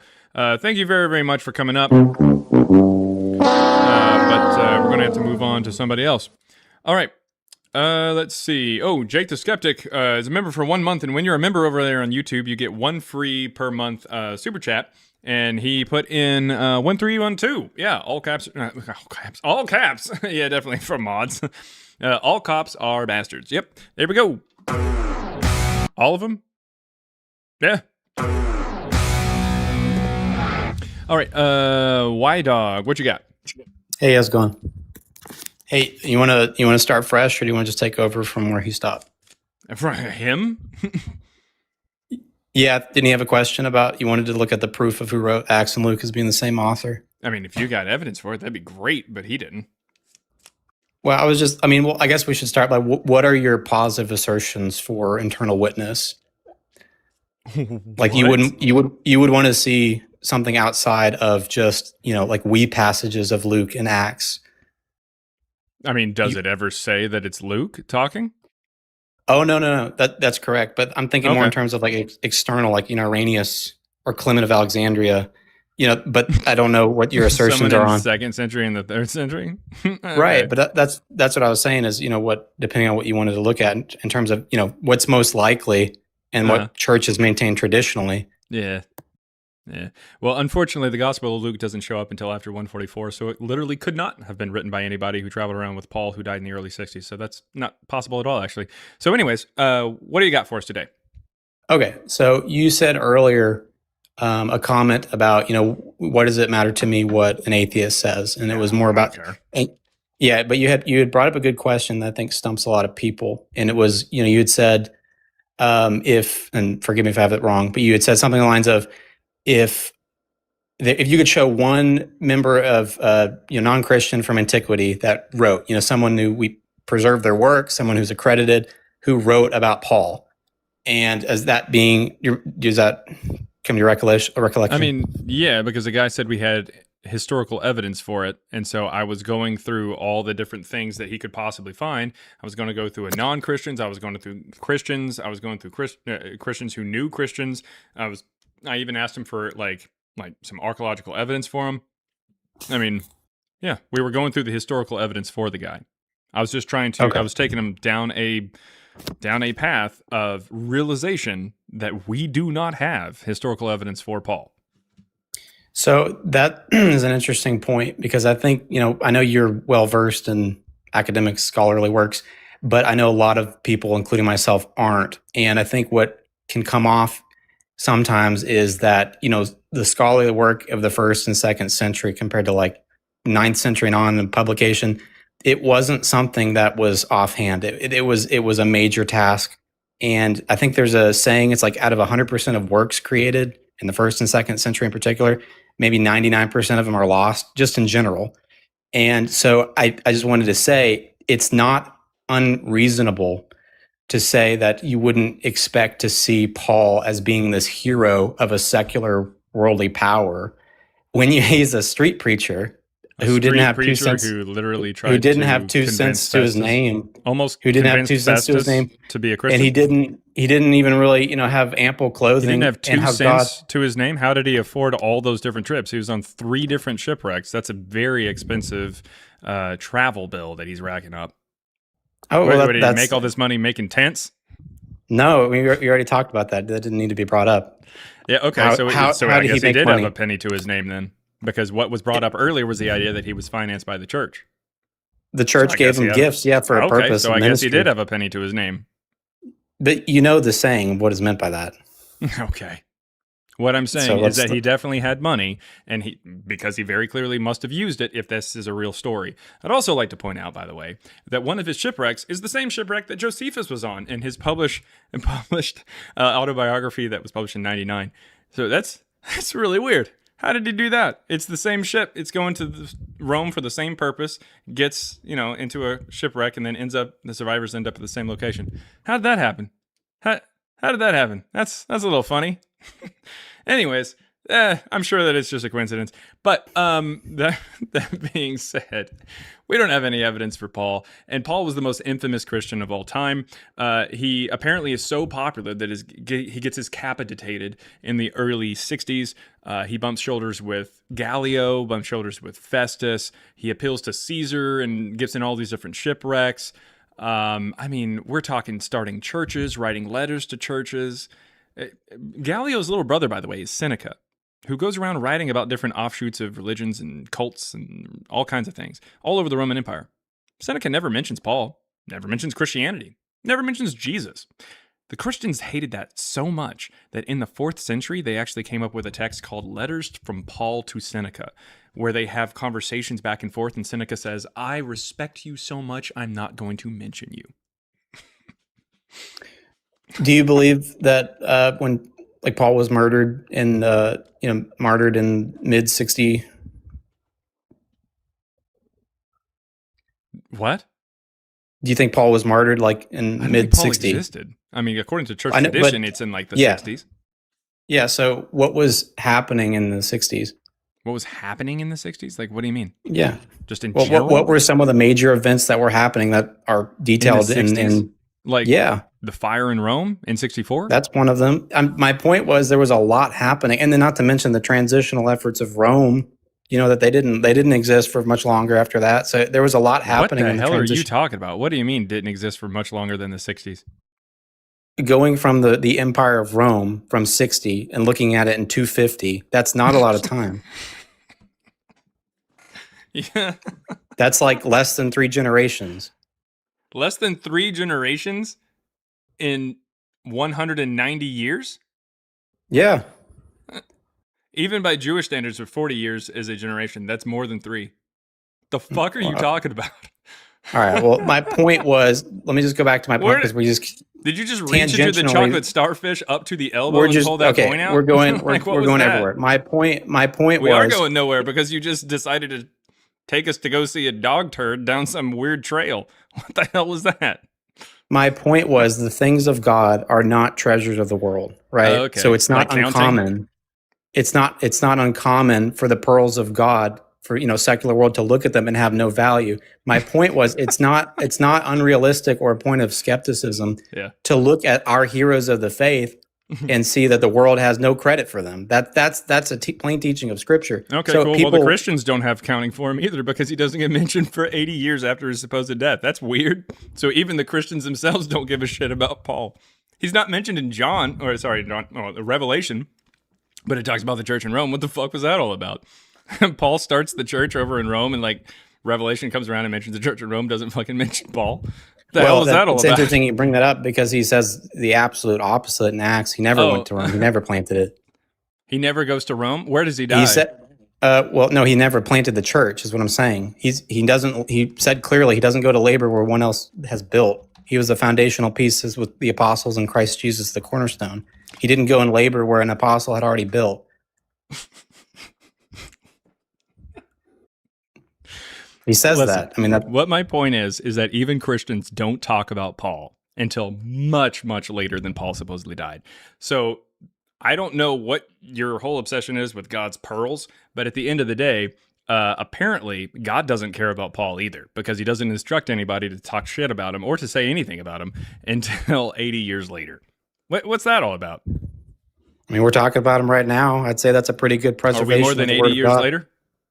We also talk about Zeus on here every once in a while. Is that good preservation for the guy who lives on top of Mount Olympus? But no, we'll go back to something you said, and it was an error, and then you kind of laughed it off. This assertion that Paul planted the church in Rome is pretty important, and it not really. It's very considering clearly the fact that even if I am wrong, which I am, I'm wrong, and I can admit when I'm wrong. Okay, so do we have any mention of Paul prior to 140s? Well, okay, then what are like our internal witnesses off the table? I don't. Who? Well, I guess so. You've written off Luke, so we can't use Luke, right? You haven't. Or Proven let's just say you haven't proven to me that Luke was written before 140. Yeah, so let's, for the sake of argument, say not necessarily Luke, but the same author who wrote Acts and Luke. That person existed prior to 144. Prove it. There you go. Prove it. Internal witness. What? And what internal witness? We Where know does he say when, I'm we existing know prior when to Christ was 144? crucified.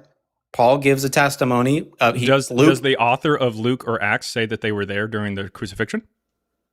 it makes mention that let's see. I'd say in Luke, one of the whole openings of Luke is to give us a credible report of the events. Does he say that he was there at the crucifixion? Literally any time in any of the gospel does the author of Luke say that he was there? Unless I'm thinking of one, it's fleeting me, but it's the one example where of John Mark, where it's almost allegorical. It's almost like a. That doesn't sound like the name Luke at all, does it?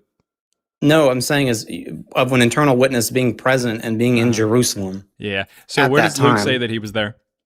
Where does the Gospel of Luke ever insinuate that the author was alive during the first century?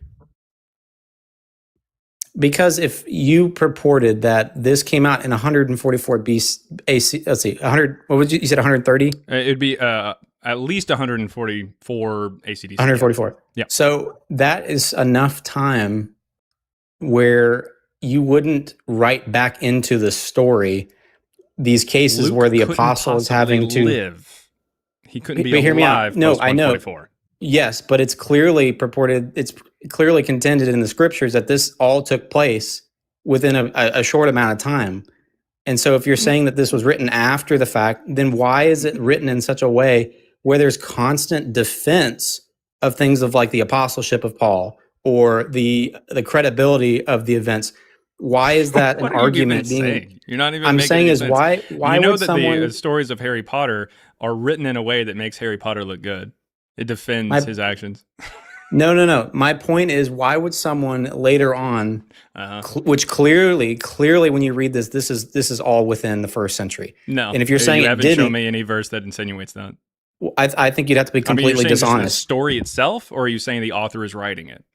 I think the story I don't itself discount. dates it to the first century because it Yes. mentions people who are in the first century, but it doesn't say Right. that they know them, and it doesn't imply that the author is alive at the same time as these people. Where does it say that? You can't find me the name of the author, and you can't find me anywhere that it says that the author was alive during these points of times or contemporary to them, or that the author was even alive during the first century at all. So, but that's where I said earlier is with external versus internal witness. Cool. I mean, so what external evidence of Luke? All of do church we tradition. have? Okay. Who mentions All Luke of it, prior to of 144? Christendom. Who mentions him Christendom. prior to 144? I said Christendom, the early fathers. Sweet. What early father mentions Luke prior to 144?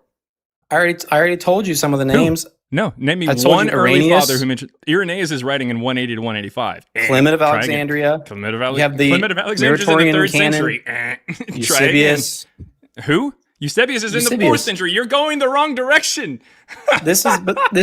My point is You're this is going external. the wrong direction.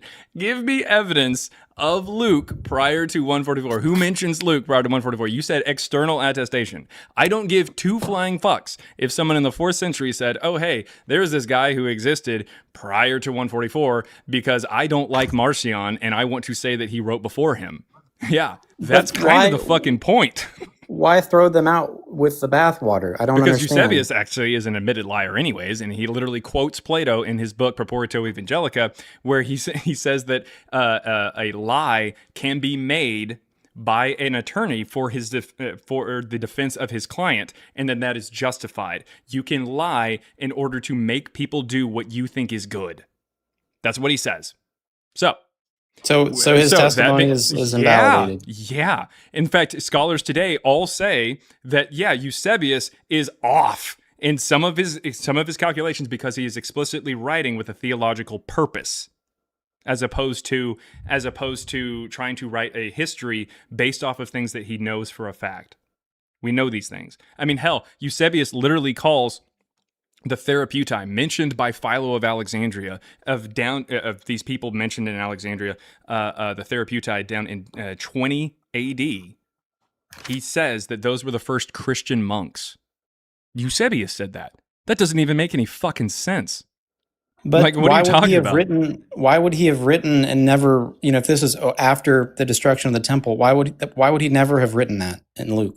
I don't know what you're talking about. The destruction of the temple? There's That would literally be a a pretty time big when Jesus highlight. predicts the destruction of the temple in Luke. What the fuck are you talking about? Because okay, what was Luke's purpose on the first page? Let's be honest here.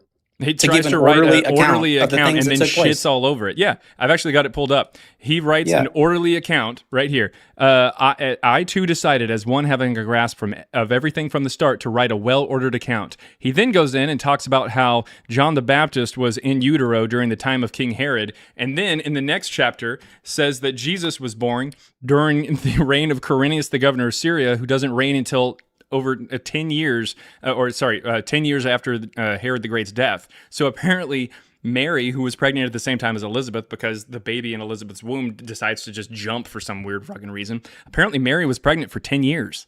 That's fucking weird. What kind of orderly account is this? Oh, it doesn't stop there. In Luke 3, when Luke is writing this, or the author of Luke at least, is writing this orderly account, he mentions the year 29 right here. The 15th year of the reign of Tiberius Caesar. Yeah, that's the thing. Pilate was the governor of Judea then. Herod Antipas, the ruler of Galilee then. Philip, the ruler of the region of Iturea and Trachonitis. Yeah, that's real. Lysanias, the ruler of Abilene. What the fuck? This guy died in 33 BC. That's Can you go weird. back to that verse real quick? Yeah. Lysanias dies. His reign ends in 36 BC, and he dies in 33. That is 60 years before the rest of this. What kind of well-ordered account is this? It doesn't even really make any sense, because it says in Luke 3 that Jesus was roughly 30 whenever he started his ministry. It says he was about 30 years old when he began his work. That means he began his work in roughly about 36, because the census of Quirinius that he says was the reason Joseph and Mary were even in Bethlehem to give birth to Jesus there. That's in 6 CE. So if Jesus is roughly 30 when he begins his ministry, it's roughly the year 36. And if he dies at the age of 33, then it's roughly the year 39. Unfortunately, Pontius Pilate, as we all can tell very easily, died in 39. He was removed in office in 36. What? Yeah, and it went to Archelaus. No. Herod the Great goes to Archelaus. Try again. Yeah, oh, that's what I meant, sorry. Again, Pilate was removed from office in 36. That means if Jesus actually was born during the census of Quirinius, during this time in 6 CE that Luke writes about because he's writing a well-ordered account, well, that's really weird, because apparently Jesus can't be condemned by Pilate, because Pilate was out of office for 3 years. Between 26 and 36, that falls perfectly. No, if Jesus is born in 6, which is when the census is, and we have inscriptions that say this, then that means that in 6 AD or 6 CE, when the census is, if he's 33, if he dies at the age of 33, that is 33 plus 6. What is that number? Oh, sorry, 39. Yeah. Is that before or after 36? Oh, yeah, I mean, well, is that numerically it's after before, but I don't know any of this, so is I don't want to be 39 dishonest. before or after 36? Oh yeah, no, we don't need to have that. I don't know this. I don't want to condemn myself. You don't know if 39 is after 36? No, but I wanted to highlight something though. So we're going to make sure that we can continue this conversation. This is a litmus test now. Is 39 AD after 36 AD? Yes, but can we go back to some of the Congratulations, you can names? answer questions. This is good. Now I'd like to go right back over to Luke really fast. Luke, we're not done. We looked at Luke 1, we looked at Luke 2, we looked at Luke 3. We're going to go to Luke 4. And in Luke 4, right here, we have the evidence as to why this text actually comes after 144. And I'm not even really going to focus that much on it. I'm just going to show you that he is a dog shit orderly writing author here. It says, he said to them, doubtless you will quote to me this proverb. This is Jesus talking to people in Nazareth. Doctor, cure yourself. And you will say, do here also in your hometown the things that we have heard you did at Capernaum. In other words, do miracles. Heal people like you did in Capernaum. Unfortunately, he hasn't done any miracles yet. He also hasn't been to Capernaum. He doesn't go to Capernaum until verse 31. That's the first time he does any kind of miracles too. Because prior to this, he was in Nazareth reading in the synagogues. He was getting tested by Satan, giggity, out there in the desert. And in Luke 3, he gets maybe sort of kind of baptized by John. It doesn't really say exactly who he gets baptized by. And then it gives his genealogy. Luke 2 is his birth. And him just hanging out, chilling with a whole bunch of older dudes, sus, over there at the age of 12. And his birth story. Luke 1 is about John the Baptist's birth. So again, this orderly account is dog shit. Actually doesn't make any sense. It's literally out of order. I mean, we're jumping over so many places, and this is going over my head. We're going in order. Luke 1, Luke 2, Luke 3, Luke 4, because I know how an order works. The author And so does Luke. says, then how has Jesus done miracles like he did back in Capernaum when he hasn't been to Capernaum yet? And this is your verse 31. Verse 31 of Luke 4. Luke 4:23 is when he says, doubtless you will quote to me this proverb, doctor, cure thyself. And you will want me to, or ask me to do miracles, or ask me to do healings, or do here in your hometown what we heard you did back in Capernaum. He hasn't been to Capernaum yet. And he also hasn't done any miracles. All right. Yeah. And we also, of course, pointed out that if Luke's census story for his birth was true, then he couldn't have been crucified by Pilate at the age of 33. That's literally impossible. All right. Well, I'm not knowledgeable enough to have this conversation. That's clear. So I don't want to waste your time or anyone else's. Are you still going to try to die on the hill that Luke was writing an orderly account? Yes. Okay. So explain the Pilate problem. Well, I'll try as best I can. Go ahead. But this is okay. Well, and the argument isn't time play. It's the fact that it would put him over the age of 33. Well, if Jesus was crucified at the age of 33, then if what he's is born the, in 6, it would need to be around the year 39, which is 3 years after Pilate was dismissed. Is there a set? I mean, I'm not familiar. I mean, I'm a newer Christian. Is there a set age that he died, or is it what was maintained? You were the in one tradition? who gave it. But I'm saying, is it you want to know irrational? how it's counted to 33? Is it irrational or irreverent to the church fathers to say that it could be Technically within speaking, Irenaeus, who you brought up earlier, Irenaeus said Jesus lived to be 50. Oh, that's not true. Irenaeus did say that. Did you know that? He makes Yeah, an but I argument mean, for it we- in Against Heresies. But that the was theme your is- guy that you were trusting earlier. What to say what that happened? Jesus and Paul existed. Yeah, but I mean, are you going to say that Irenaeus gets shit wrong? Because why? Well, I mean, we all What get parts things wrong. Okay, well, how did you determine he got the other stuff right? Well, my point is that there is external witness that these figures He's existed. not an external witness to Paul. He was born in 130. That's when Irenaeus was born. External that would to the be scriptures. 60 years after Paul. So when Irenaeus says that Jesus lived to be 50, obviously that's right out because that would definitely be behind or beyond Pilate, right? Mm-hmm. Yeah. So Well- 33 would also be out, right? Because that would make him be crucified in roughly 39, right? I don't know. I mean, I don't know these things. I don't. You told me he died at 33. You sounded pretty sure. You Yeah, said I mean, this that's was a hill you were willing to die on, that Luke was written in order. the hill I'm willing to die on is that Scripture is inerrant, and when God gives us an account, that's that how doesn't it even is. make any sense. Because Luke says that Jesus was born during the census of Quirinius, and the census of Quirinius did not take place until 6 AD after Herod Archelaus had been dismissed, which is really weird because Matthew says he's born during the time of King Herod. That's like But saying could there somebody be is multiple censuses? I mean, that's not uncommon. Nope. We know when this census is. In fact, it is explicitly mentioned. Let's see here. This census is explicitly mentioned in Acts. We're going to search for the word census, and we're going to see here, Acts and Luke, you said, was written by the same person. It explicitly says in Acts 5:37, it is talking about the census.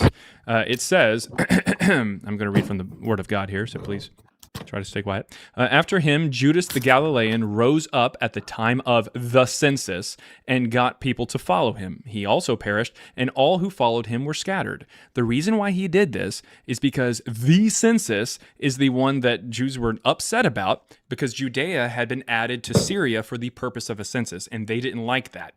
They didn't like that. That wasn't the same census. It is the same census. No, it's not. That was Yes, ordered it by is. Emperor Augustus in 8 BC, and it was delayed. No, not at all. Yes, it was delayed Nope. until like 6 or 5 BC. The census that was 14 years later in 86. Then that would mean that the census took place in 6. You literally just said somehow you fell ass backwards into confirming what I've said this entire time, that the census, even if it was delayed, it took place in 6. That's the point. Yeah. So that being said, yeah, that's the point, dude. So it happens in 6, and that is the same census because Josephus talks about Judas the Galilean leading a revolt. It is someone who got put down because of the fact that a Jewish population was upset because Judea had been added to Syria. And where does Joseph go? He goes to Judea because Judea had been added to Syria for the purpose of the census. The exact reason for this is because of the fact that the person who just got put in charge of Syria was Quirinius, replacing Herod Archelaus, who was who was the ethnarch over Judea. And unfortunately, Quirinius replaces Herod Archelaus, and in Matthew 2, that's Matthew 22.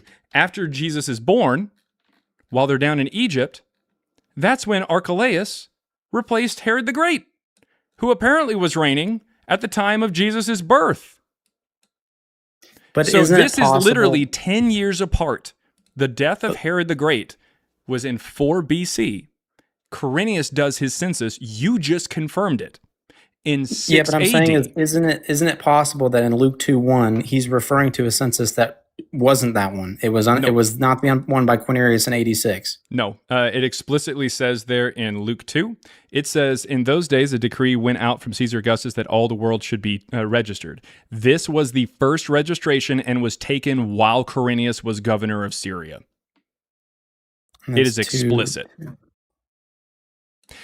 I would like you to realize that Quirinius does not reign in Syria until after Herod Archelaus had been banished from Judea in the same year, in 6 AD or CE, whatever you want to say.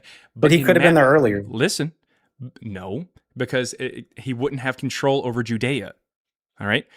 Joseph goes to Judea because Quirinius is over Judea in the census, the same census that the same author writes about in Acts when he says that there is a revolt, and that revolt is mentioned in Josephus as a revolt that was led because people were upset that they were added to Syria.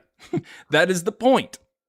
It is literally all the same. We have inscriptions on it. We have contemporaries of the people who lived through that census. Absolutely. It is talking about said census. It is in 6. Now, and I'm that sorry, being said, Herod the Great dies in 4 BC.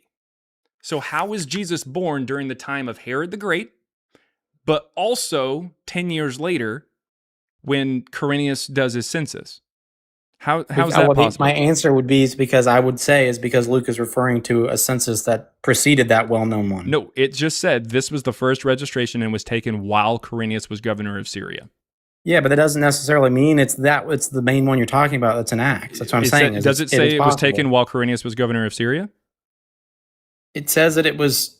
Does it say it was taken while Quirinius was governor of Syria? I'm literally reading that words. was the one. Yes, that was in AD 6. Yes, exactly. And AD 6 is after when Herod the Great dies, because he dies in 4 BC.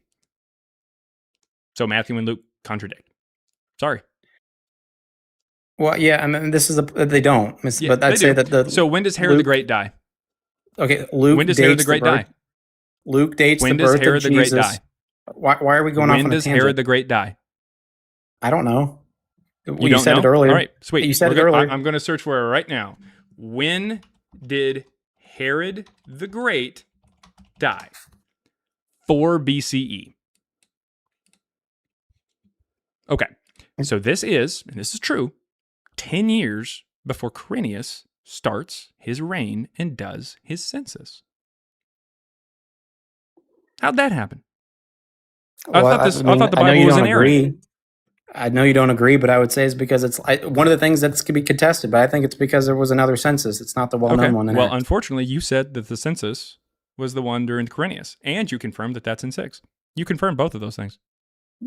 Cornelius, yes, in AD 6. I'm saying is what Luke is so referring when to. Herod in- dies in 4 BC, which is 10 years prior, how's that possible? How's it possible that Jesus was born during the time of Herod the Great, who died 10 years before the census you're talking about? What? Hold on. There's not. Is there? Okay. Do we have a record of a worldwide census under Augustus? Yes, there's an inscription specifically that talks about the census that happens in 6.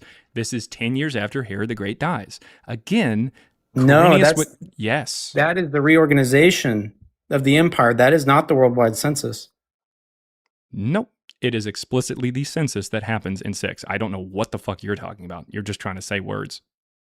I guess. I mean, I feel like, am I You've been wasting pulling time thing now, out or of do you your want to ass talk your about something entire else? time up here.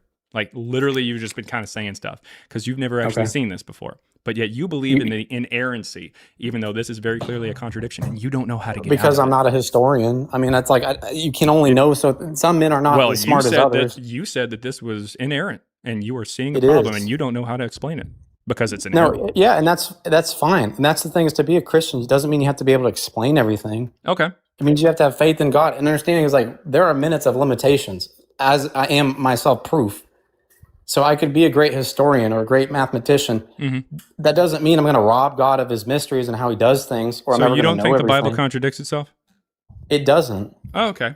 We're going to And take a you're quick look using right like here. dates. We're going to you're take a using quick look. dates What day? from antiquity to like build this. Sweet. We're going to use the actual Bible then. We're just going to use the Bible. What day was Jesus crucified on? What day of the week? That's a whole another argument. No, what day of the week was he crucified on? But yes, there is. There's like a whole side of that because people, Nah, not Friday. really. There's an and then- answer. It's Friday. Okay, so yes, it is. Yep. Okay. Cool. So in John 19, we're going to take a quick look here. It says that Jesus. It says when Pilate heard these words, he brought Jesus outside. So Jesus is still alive right here, right? Right. Right. Okay. Brought Jesus outside and sat on the judge's bench at the place called Stone Pavement, or in Hebrew, Gabbatha.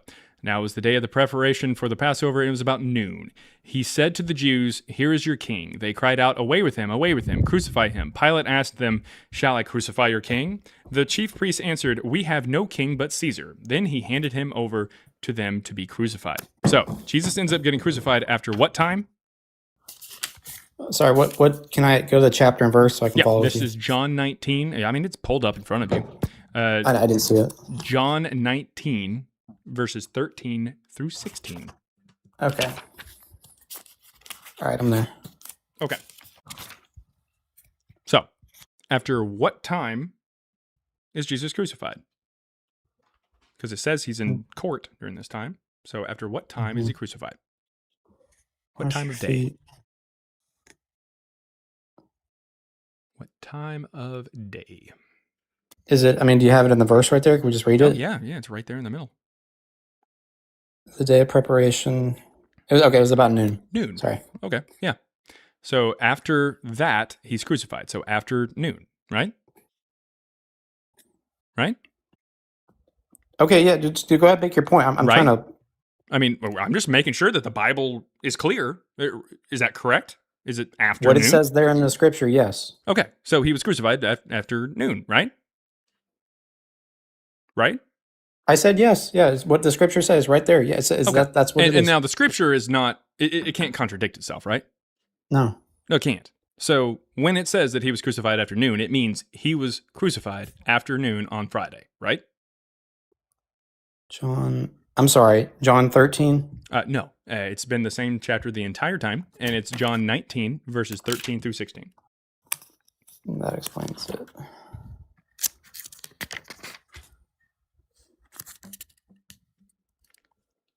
Okay.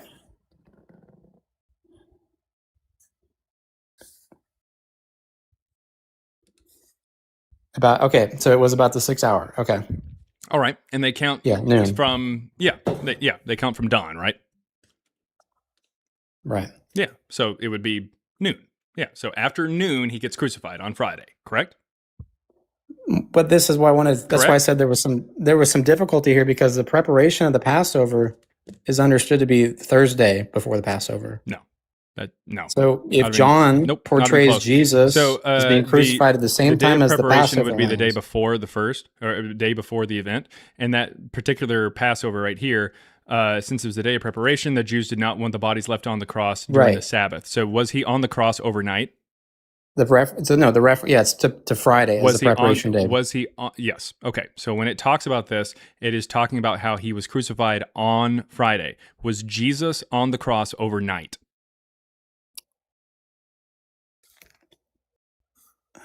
Like, did he go into the next day? Was he on the cross for 24 hours is what I'm asking. I mean, the answer is no, dude. But I mean, whatever. Go ahead. Think about it. And Well, I was just reading. So he delivered him over. This is the last verse there before the crucifixion. Cool. So he delivered him over to them to be crucified. Okay. So they took Jesus and went out bearing his own cross. Mm-hmm. Okay. So he's crucified afternoon on Friday, correct? Yes. All right. I'm not going to change the day on you. Don't worry about the Friday thing. I just want to make sure that you understand he's crucified afternoon on Friday, right? Okay. Yes. Okay. And the Bible can't lie, right? And it can't contradict itself. All right. Mark 15, verse 25. I want you to read this for everybody who's watching. What does it say right there? Read that. Read that for us. Verse 25. Verse 25. Mm-hmm. Mark 15, verse 25. Just go ahead and read that out. Okay. And it was the third hour when they crucified him. Uh-oh. And the inscription of the charge. You want to keep going? I mean, it explicitly told you what time they crucified him. Okay, Is the third hour before or after the 6th hour? That's 9 a.m. Okay. So is it possible to be crucified at 9 a.m. and still make your court appearance 3 hours later? But I thought that was in reference to the hidden kind of unofficial hearing. Did he make a unofficial hearing 3 hours after he was crucified? The man carries the crossbeam. I need to read this and study this. I mean, it's pretty explicit. Does it say in Mark that he was crucified at 9 a.m.? Well, okay, but here's this. I mean, you believe that. Would you affirm? Uh-oh. No, Does well, it hold on, say, would you, just a yes or no, does it say in Mark that he was crucified at 9 a.m.? It says 9, but what I was going to say is... All right, do but you had believe already that, agreed that John said he was crucified after noon. But, I was wrong. It was whatever scripture wait, is which true. one is it then? Because it sounds like it contradicts. You said it was inerrant.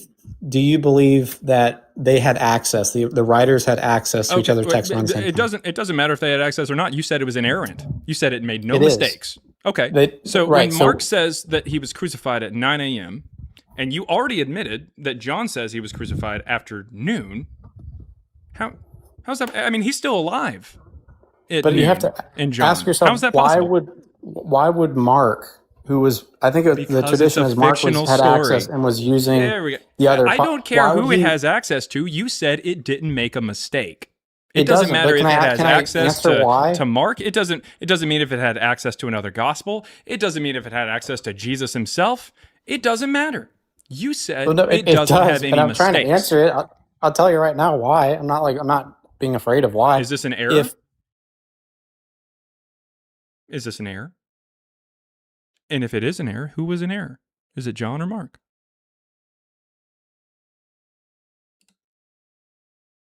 And it was all within the same period of time, relatively, where it would have made no sense for Mark to put in such a clear difference. Yeah, who was in error as a then? typological? Sounds good. Who was in error then? Who made the error in this book that has no errors? It's very clear to an honest eye that two people. Please be honest with us. I using mean, you their said that he was sources- crucified after noon and 1, and then you said it says he was crucified at 9 a.m. I'm saying Please they're be as probably honest talking as about possible. different things or They're different talking aspects of the same thing. So when it says that That's he was crucified common at in the 9 a.m., scriptures. he wasn't crucified? No, it's common in the scriptures. You already pointed that out, where the two exact things are being described, but the authors, are led by the Spirit and inspired to talk about details that are different, that aren't found in both. That's what's unique. So that's what's called a contradiction. No, not if they're opposed to each other. They are opposed. Literally being opposed to each other is a contradiction. No, they are opposed to each other. That's the problem. So my is honest presupposition. So listen. Is that, be honest, White Dog. I am. Is it possible to be crucified at 9 a.m. but still be in court at noon? Is it possible that he had a different meaning in mind than what Luke had, or what John had, or what Matthew had? Crucifixion? Is it possible that he had access to the text? What does access to the text mean? It doesn't matter if he had access. You said there was no error. Why would it? Okay, you said there was no deliberately put that if he knew it was contradicted? Listen, because of the fact that this is a fictional story that is told from different people's ideas of what they want this character to go through. That is the point. In Mark, it straight up says, we'll find here, let's see, right before it says that Jesus was crucified at 9, it says that they compelled a passerby who was coming in from the country to carry his cross. It was Simon of Cyrene. But in John, it explicitly says that after he was sentenced to be crucified, so they took Jesus and carrying the cross by himself. It explicitly says this by himself because of the fact that this is another sect of Christianity's view of what they want this fictional, non-existent, mythological character to do. But I think it makes sense to me, though, that the idea is... Okay, then please tell us how it makes sense to be crucified at 9 a.m., but still in court 3 hours later. Because what you are taking is, you are saying that they are both talking about the exact same thing, and you're saying it's not possible at all for them to be referring. When it says that Mark, when it says in Mark that Jesus took his cross and was crucified, we'll go right back over to it. When it says they compelled a passerby who was coming in from the country, like what it already has, So Pilate washing his hand, wishing to satisfy the crowd, release Barabbas for them after flogging Jesus. He handed them over to be crucified. It literally says he handed them over in verse 15, and then later on in 25, it says it was 9 o'clock. So it's talking about the same thing. In John, it said, listen. In John, it says in verse 14, it was noon, and then he hands him over to be crucified. So all this stuff right here happens after he talks to Pilate. And this right here, this line, it was 9 o'clock, happens after he talks to Pilate. So I'm telling you, it's talking about the exact same thing and giving two different times because it's not inerrant. You are claiming that the Bible is inerrant and you are staring at an error. But what about the different time systems? There are not different time Jewish systems. The Jewish times. Jewish systems, Jewish time systems and Roman time systems both start at dawn for the hours. They start at the same time because that's when you start calculating the hours. The date, like the day of the week, starts at different things or different times. Midnight is the start of, say, Friday for Romans, but the night of what we call Thursday night or the evening of Thursday is when Friday starts for Jewish people. But the time of day is still calculated based off of dawn because that's when you can use sundials. It is still based on the same time stamps. If you try to say that Jewish time is counted from dawn, then you would have to say that the third hour, which you read, would be 9 a.m. The sixth hour would also have to be noon. It doesn't matter if it's in Roman time or Jewish time. And if you try to say, well, Roman time starts at midnight, even though there's no evidence to support that, even if you said, oh, Roman time starts at midnight, so it would be 6 a.m. whenever Pilate has him in court. Well, no, considering the fact that the sixth hour, sexta ora, which is what that is in Latin, so Roman time, because they use Latin, sexta, that is where we get the concept of a siesta, which is in Spanish based off of Latin, and it means a nap in the middle of the day. Noon. Sexta ora is noon. But this whole conversation just points that we should have talked about that from the beginning. Which one is an error? Is Jesus still alive at noon, or was Jesus crucified at 9 a.m.? Which one? I'm so glad we talked about this. Sounds good. Which one? Why are you we just covered it. There's blocks. Which one? There's different time systems. It's clear, especially, and then you haven't figured in like the spiritual Which time system is John, the Jewish fisherman, using?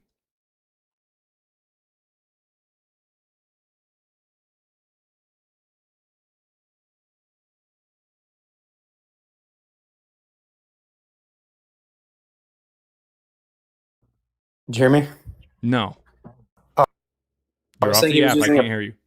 He was using the approximate timing. Approximate timing of noon? The easiest time to tell? It's in blocks. It's for the entire midday. Okay. So after midday, he gets crucified. Is 9 a.m. in midday?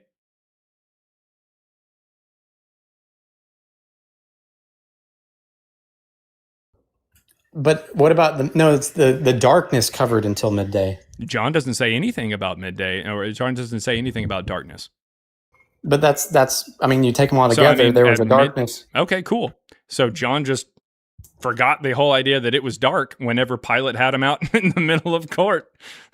There was a darkness that covered. Sweet. John doesn't say anything about it. So at what time was Jesus crucified? Was it afternoon or was it at 9 a.m.? The exact time was the start time was 9. Okay. So why was he still in court at noon? And then Pilate has him be crucified. I don't have the scriptures before me, but I think it's because we can pull them right back up. Don't worry about it, man. Don't worry about it. I got you, fam. Look at this. We are looking at right here. Right there. So Jesus is handed over to be crucified after this, after that time. In fact, in the text that you have, it explicitly says 3rd hour and 6th hours.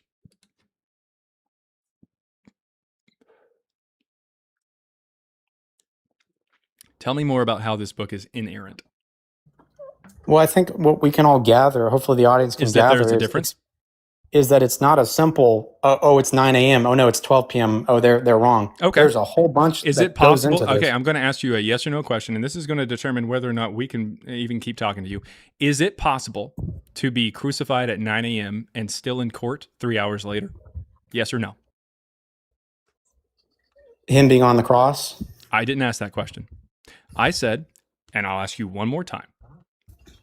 Is it possible to be crucified at 9 a.m. and still in court 3 hours later? Can you clarify? Or do I have to answer that? It's a yes or a no. I don't really understand. All right. If you can't understand the question, I don't know what to tell you. I'll give you one last shot because I want to show you that I am nice. I am nice. I truly do want you to understand that it is not inerrant. I truly do. Is it possible to be crucified at 9 a.m.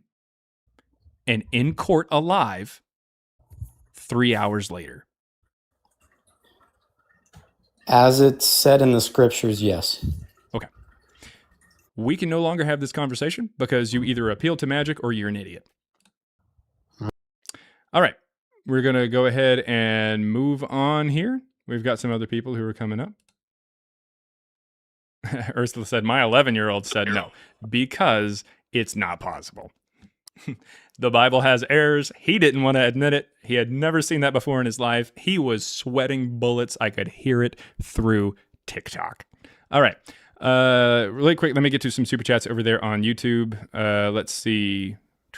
$2.79 Canadian there from Serenity Serpent said, happy one day after birthday, Jake Jr., a.k.a. Olander. Happy birthday. I didn't know it was your birthday. Otherwise, I would have played the little happy birthday little song, little jingle. Hey, so awesome, so amazing. Just joined over there. Thank you very, very much for joining the membership, over there on YouTube. That is awesome. Thank you very, very much. You now have access to some members only videos and stuff like that we try to put on there, some members only content. That is awesome. Thank you very much. As well as the members on YouTube get little badges, the TFSG, which is 35-second gang, and can use the emotes that we try to put up there. And as there's more members that come in, we get to put more emotes. So if you're in the Discord, Deconstructing Chaos, and if there's a link that gets posted in there, make sure to join. You can actually suggest some emotes. So make sure to hop in there.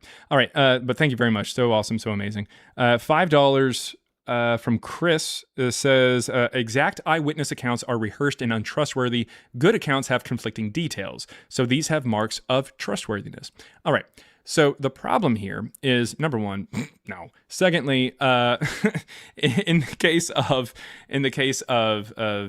Jesus here, or in the case of what I was talking about with the guest, he said that the Bible was inerrant. So in other words, it wouldn't be able to contradict. So we were not necessarily addressing like just, oh, hey, like this is an untrustworthy source or something. It wasn't really that. It was more the fact that he said there were no contradictions. So in other words, he would actually say that it lines up perfectly with itself, which is what makes it true. And so the apologists have actually played both sides, kind of like Mac on Always Sunny, in order to always come out on top. Some of them say it lines up perfectly. That's how you know it's true.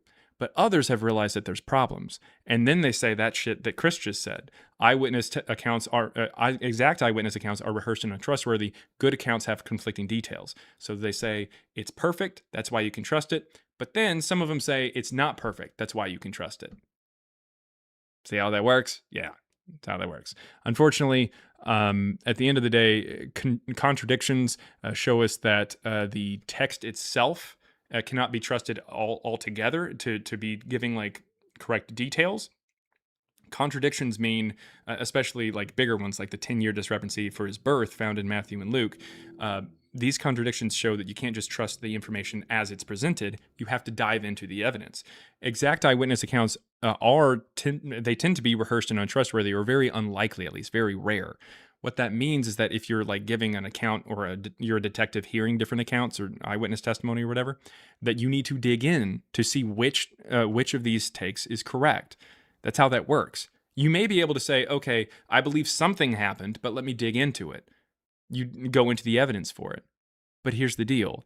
For Jesus, we don't have any evidence to dig into. There isn't any evidence back there. There isn't any evidence that you can go to outside of these conflicting accounts to figure out which one was true and which one wasn't. It's just not there. So it's a little different from a general detective case. All right. So the next person up, we got, is it Pimo Papa? Yeah, it's Pimo. Anyone ever tell you look like Luka? Doncic, like the basketball player? Yeah. Yeah, no, I've never heard that. But I'm also wearing, no, I've never heard that. No, but that's a compliment. That's not Luka's a good looking Yeah, dude. sure. He's just a chubby basketball player. I'm just kidding. Jesus Christ. I mean, well, to be fair, he's trimmed down a lot since he got erroneously removed from the Mavs for a guy who fucking is made out of glass. Anyways, so fuck Nico Harrison, by the way. Anyways, Pimo Papa, what you got? Okay, so I'm a born Jehovah's Witness, definitely super atheist at the moment. The reason why I'm coming on this, and I would like to talk to you about this, is because I still have family in. And we actually went on a cruise to Turkey, went to go see the ancient city of, what was it, where Paul was the maker of tents, and he fought with the goddess Artemis, and they complained that, I forget the city. Anyways, doesn't matter. My question, it's a two-part question for you. The first part is, one, are you saying like these people never existed, or the biblical people never existed? Well, I'm saying that even the natural Jesus and Paul as presented by the New Testament did not exist. Well, but are you saying that there is no way that there's a guy named Jesus who did like maybe some like really weird like stuff, and we don't have any evidence of that guy. As presented by the New Testament, that guy didn't exist. Pushing again, I'm on your side, but these are what these people would say. These religious people, they would go to some of the things that some of the people in Rome. I know it was like done later on, probably at 250. But like, how do you stop them from saying it was the Christ Jesus who was died on the crucifix? How do you stop them from saying this is where he made his tents in this city before he was let loose? We don't have any evidence Paul for Paul. Well, you have people in that city saying that he existed. You see Muslims agreeing that Jesus was you're Jehovah's Witness, and ex-Jehovah's Witness. Do not. Well, okay. You were Jehovah's Witness. You were very much so. Yeah. But that being said, a similar concept, sort of, is Mormonism, and there's plenty of people who swear that the Garden of Eden was in Missouri. Yeah. So I don't give a shit what a whole bunch of people later on in a religion say happened. We don't have any evidence the Garden of Eden was in Missouri. We also don't have any evidence that Paul was in Rome. Well, they have. So we went to the catacombs, right? And in Rome, And in one of the catacombs where they supposedly kept Paul and based off of what? Based on, so in the catacombs they have they had the name written, and I saw it myself. I'm not trying to. I literally, what but I do you mean want the name to help written? you with everything. Like So carved into the name stone Paul, or something? Yes, in the stone. Well, you realize the catacombs are a big, like, underground, like, Yeah. like a real. A Why bunch would they of them, right? keep You Paul know? in the why wouldn't they keep him in prison? They kept they kept his body there after he died, and so Rome says, and this is right outside of Rome. And why would Rome- they keep and- him and in? so the Why would Catholic- they put him in the catacombs? Why would they care Because- about that and not because like they- a because giant they- funeral pyre? Because they Well, try they to say did- the Christians because- try to say that Paul was caught up in the Great Fire of Rome, which they put the bodies on stakes and stuff like that after the Christians Interesting. admitted to burning down Rome in Tacitus. Well, this is what they say. They said they kept him in there until 250, until like Constantine came over, and then That would they be in the let him out of the 300s. bodies, and they built the what? Yeah, thank you. And then they left him in and then they put him in the cathedrals there in Rome, like the St. Paul's Cathedral and St. Peter. In the early 4th century, you have Constantine's mother who goes over to the Holy Land and decides to just point to a whole bunch of shit and say, oh, hey, this was this, this was this. I'm not interested in you. That's when we first get any kind of concept of like, oh, this is Paul's remains, or this is where Jesus was buried and stuff, or this is where Jesus was crucified. They just kind of claim shit. They start showing up in the 4th century, and most of the stuff they point to was stuff that was revered by other cults and stuff like that they were just kind of taking over because Constantine's mother was a Christian and wanted to kind of promote that religion. She was just really into it. It's like when a celebrity becomes a Christian, and so they just start saying a whole bunch of weird shit, and you're like, I'm not really sure if Russell Brand is really a Christian or if he's just doing it for show, but whatever. But it's like that kind of concept. His mother becomes a Christian and starts pointing at like a temple of Venus and says, that's where Jesus was crucified and buried. And the temple of Venus people were probably like, the fuck are you talking about? Like, what are you talking about? But it's now the Church of the Holy Sepulchre. So I mean, Well, okay. you know what? It's so funny when you really look into like how all this stuff happened, like how freaking right you are. So I apologize for cussing, but I really want to just thank you for the work you're doing. I'm listening in. I'm going to keep listening because all these points are points that I would like to bring out to people, and I hope that there's other like literally religious people that are sincerely wanting to know these different things and give you every opportunity to really try to explain them. I think you're doing a great job. I just want to say thank you. Well, thank you. Thank you. By the way, if you are interested at all, a little bit of a shameless plug here, but me and my data science co-partner, we have a book on this topic. Christ Before Jesus is what it's called. And I'd love that. The ebook is just $3. It's not going to break the bank or anything. There is a print version, like I just held up, or an audiobook version if you drive a lot or something, or listen to podcasts, that kind of shit. But it talks about like the dating of the New Testament and how we can see that the New Testament was actually written in the 2nd century, and it starts going over like the evolution of these stories and characters and books and stuff. And so we can find out that Jesus and Paul didn't exist, and a lot of that is based on the fact that this is a later story. It shows up in the middle of the 2nd century, not in the 1st, like people tend to think. I love it. And this isn't just some like crackpot like, oh, I'm on TikTok, fucking follow me, check it out. No. We are literally cited by multiple scholars on this particular topic. Scholars, even Christian scholars, have reached out to us for our work in what's called stellometry, which kind of gives a backbone. It's a data science way to take a look at text and determine its authorship. And so we can take a look at the New Testament, and that's what we do a little bit in the book here. And we've had scholars reach out to us for the purpose of, understanding stellometry and understanding what we do, and getting help with their work on it too. So there are scholars who are saying that more recent scholarship is over how the New Testament's written in the 2nd century. We were just we're not scholars, but we're people who have kind of found this out about the same time as these other scholars. And we were just, because we're not scholars, we were able to put our book out a little quicker, I guess. And then other scholars after that, or scholars after that have put out other books on the topic. So it's a burgeoning or blossoming field of study there. So it's pretty cool. I appreciate it. I really do. Seriously, I appreciate it, man. I'll talk to you guys soon. I'll keep listening. Thank you. Not a problem. All right, thanks. Let's see here. Let's go with does it say Bam? We just got done talking to Luca. Now it's time to talk to Bam. Bam out of bio, right? Yo. Yeah, I swear, there's you and probably maybe 4 other people in the chat know who Bam would be. Like, it's just, Yeah, I actually I met deal his with so mom many in like Miami. you It's know funny. Bam. Is that what you're saying? I met his mom. Oh, damn. Yeah. But what was I about to say?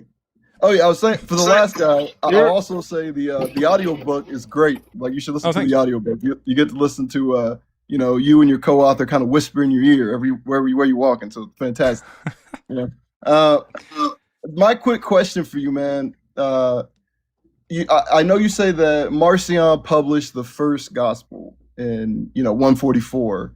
Is your opinion that the stories of Jesus, or like, was there any Jesus worship going on before Marcion published? No, not that we could tell. I mean, people can assume that there was, but there's no evidence of it. Yeah. I guess, my position before, like, kind of coming across some of your work was, Jesus existed. Obviously, I'm kind of leaning towards not now after, reading your book and looking at some other sources. But it's hard for me to picture, like, the full mythology kind of just popping up with one guy. To me, it would make more sense if there was, his school of thought. We can. Yeah. So here's the deal.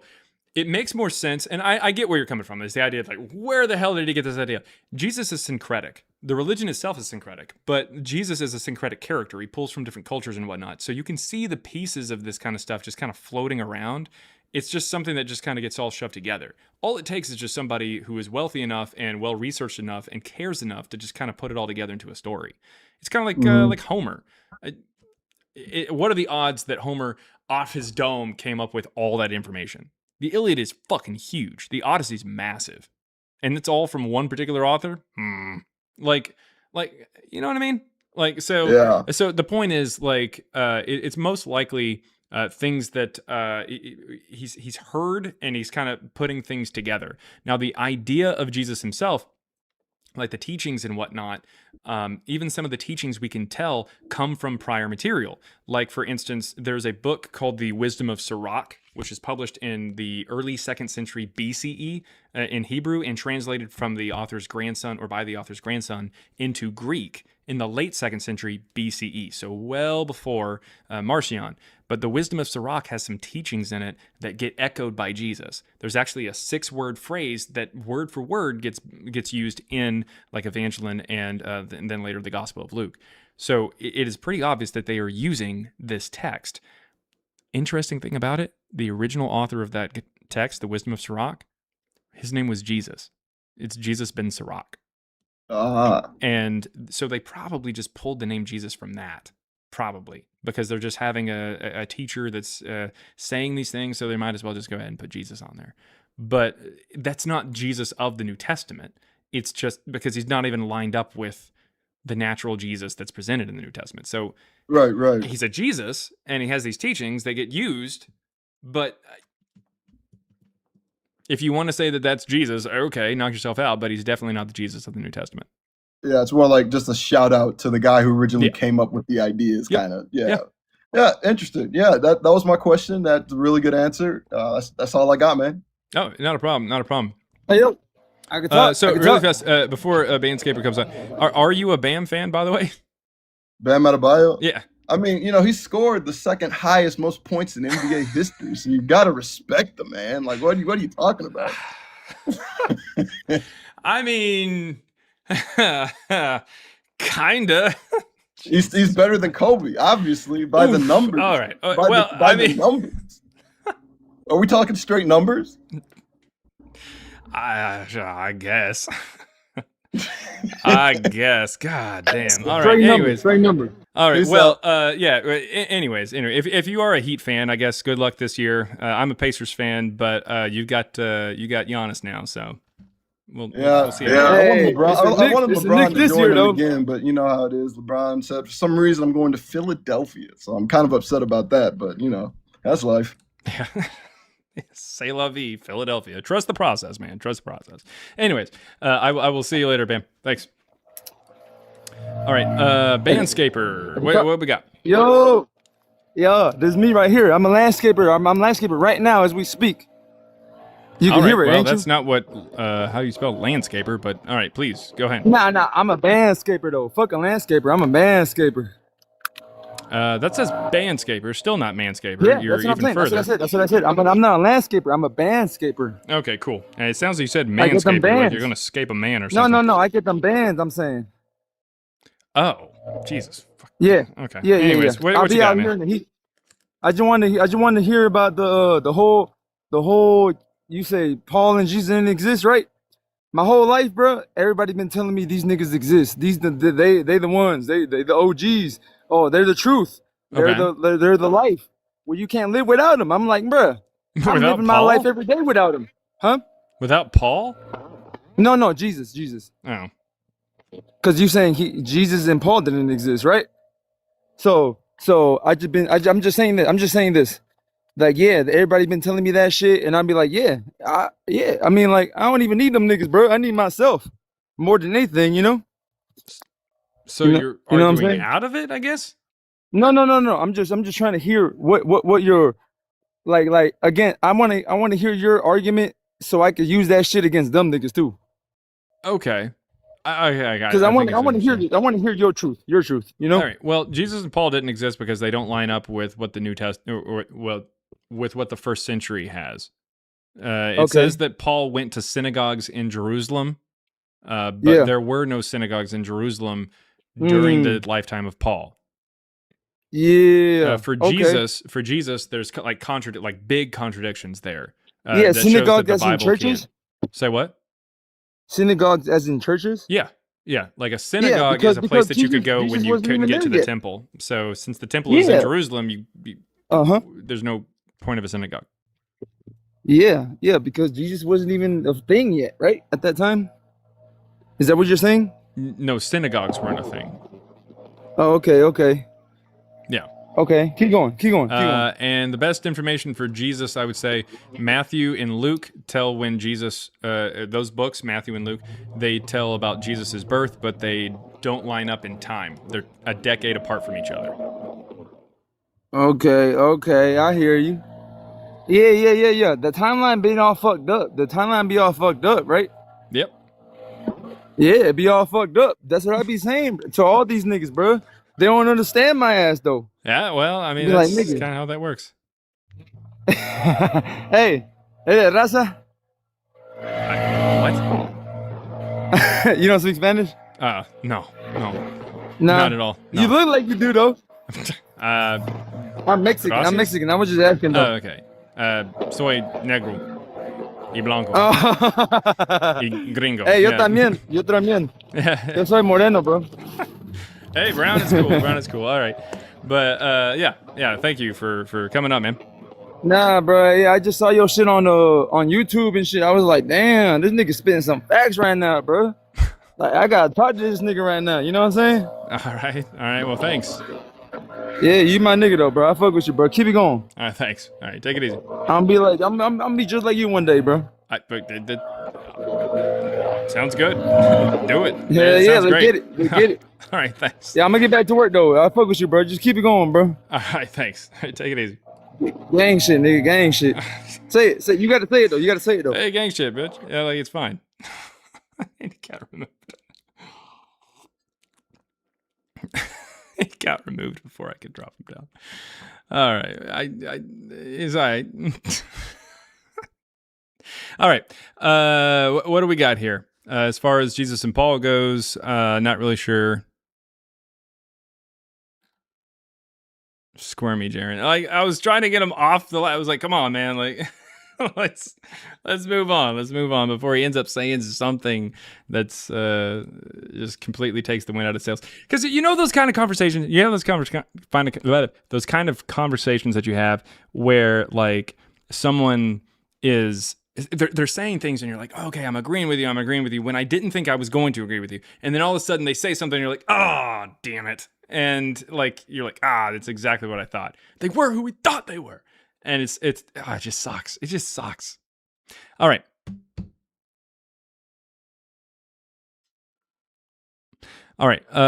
Let's see. What does it matter if they exist or not? Well, we should believe as many true things as possible or stop believing as many false things as possible.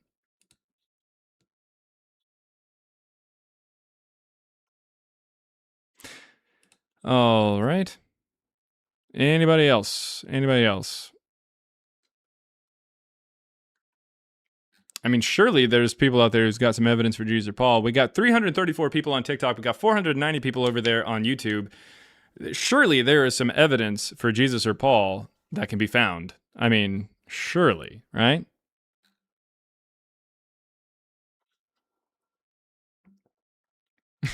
VNA says saying the N-word is part of Latino culture in America. Mexicans didn't participate in slavery, FYI.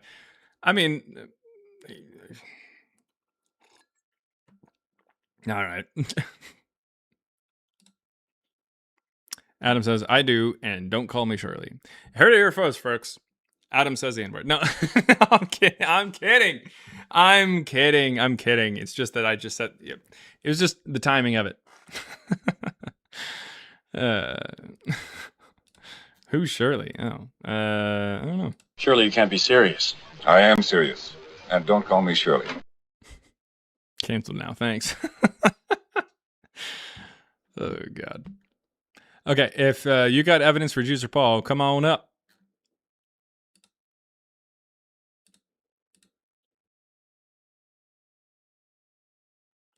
$2 there, super chat there. $2 from Polenta Forest. Hey, how's it going? Happy Friday, Jaren. Oh, well, thank you very, very much. It is a happy Friday. It is, it's the end of the week. Able to just kind of coast on into the weekend. Still waiting on that invitation to game night from Bree. Still waiting on it. Or at least just a communication to try to figure out where we're going for game night. Anyways, 2 days until Bible Libel. That is true. Sunday night at 9 p.m. here on TikTok. And if you're on YouTube, make sure to click that link and follow there on TikTok, because Bible Libel at 9 p.m. Central on Sunday night, it's going to be a lot of fun. I feel it in my big toe. And boom goes the dynamite. Bree says, oh shit, I forgot. Yeah. Yep. Yeah. That happens. Yeah.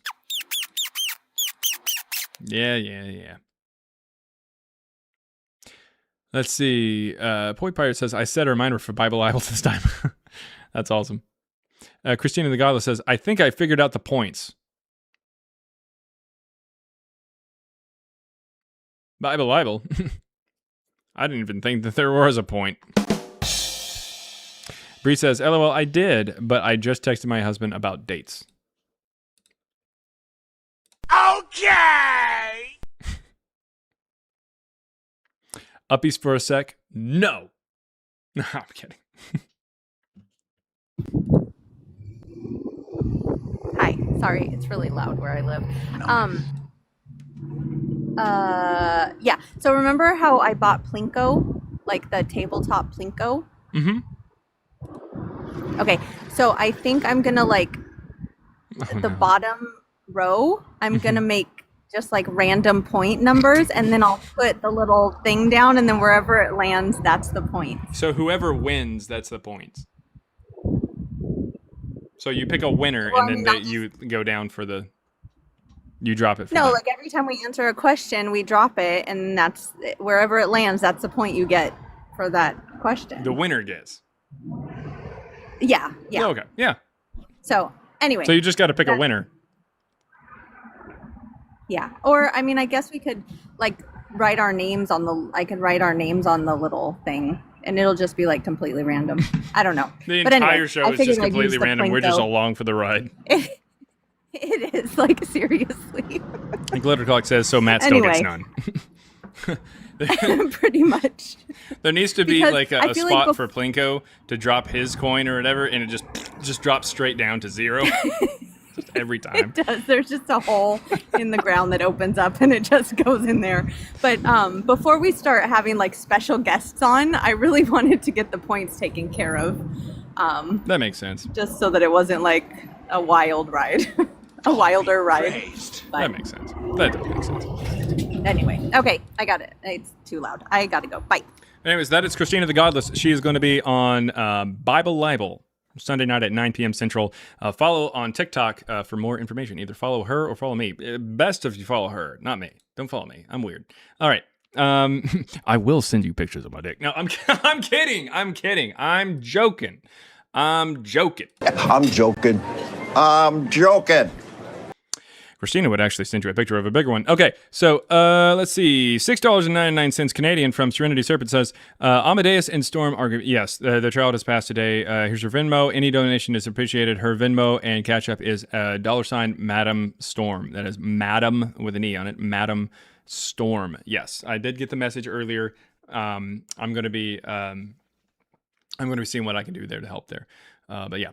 If you wanted to help there, you can check out that YouTube there, super chat that says the Cash App there for. Again, that's her Venmo. Cash App is $ Madam Storm there. So yes, that is true.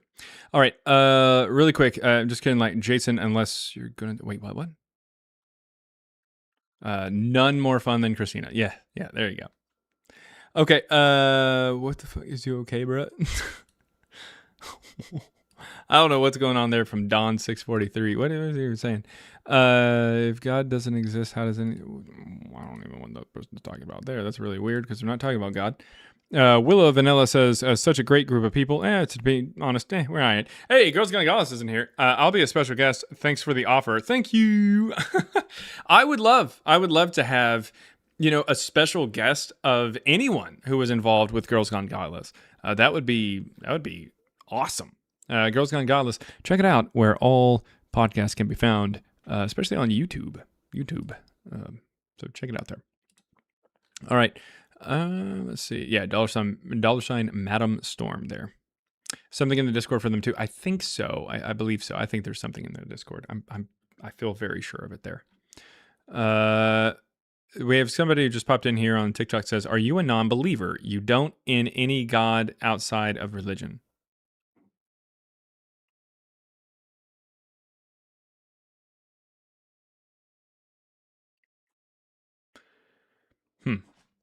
I think so. Maybe. Yeah, sure.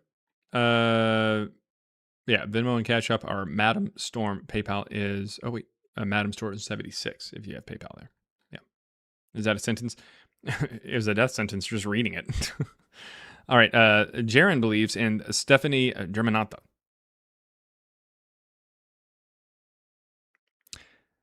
I don't know who that is, but I'm going gaga for her. All right. There we go. Yeah. These are the jokes, kid.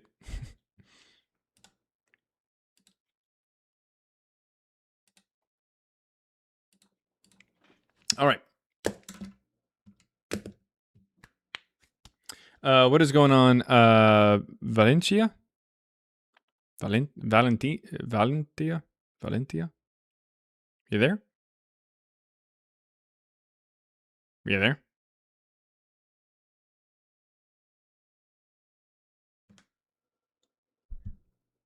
Val? Going once, going twice. How about no? All right. Well, unfortunately, I wasn't able to get it there.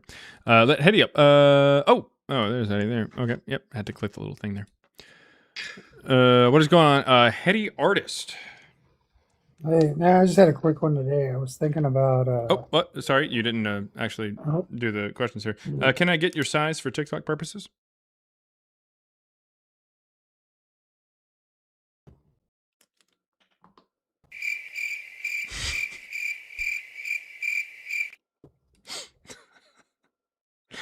Anyways, what do you got for us today, Hetty?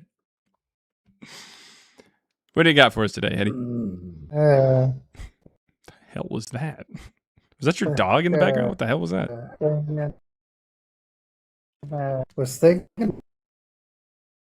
Oh, it's going in and out. Giggity. I don't know.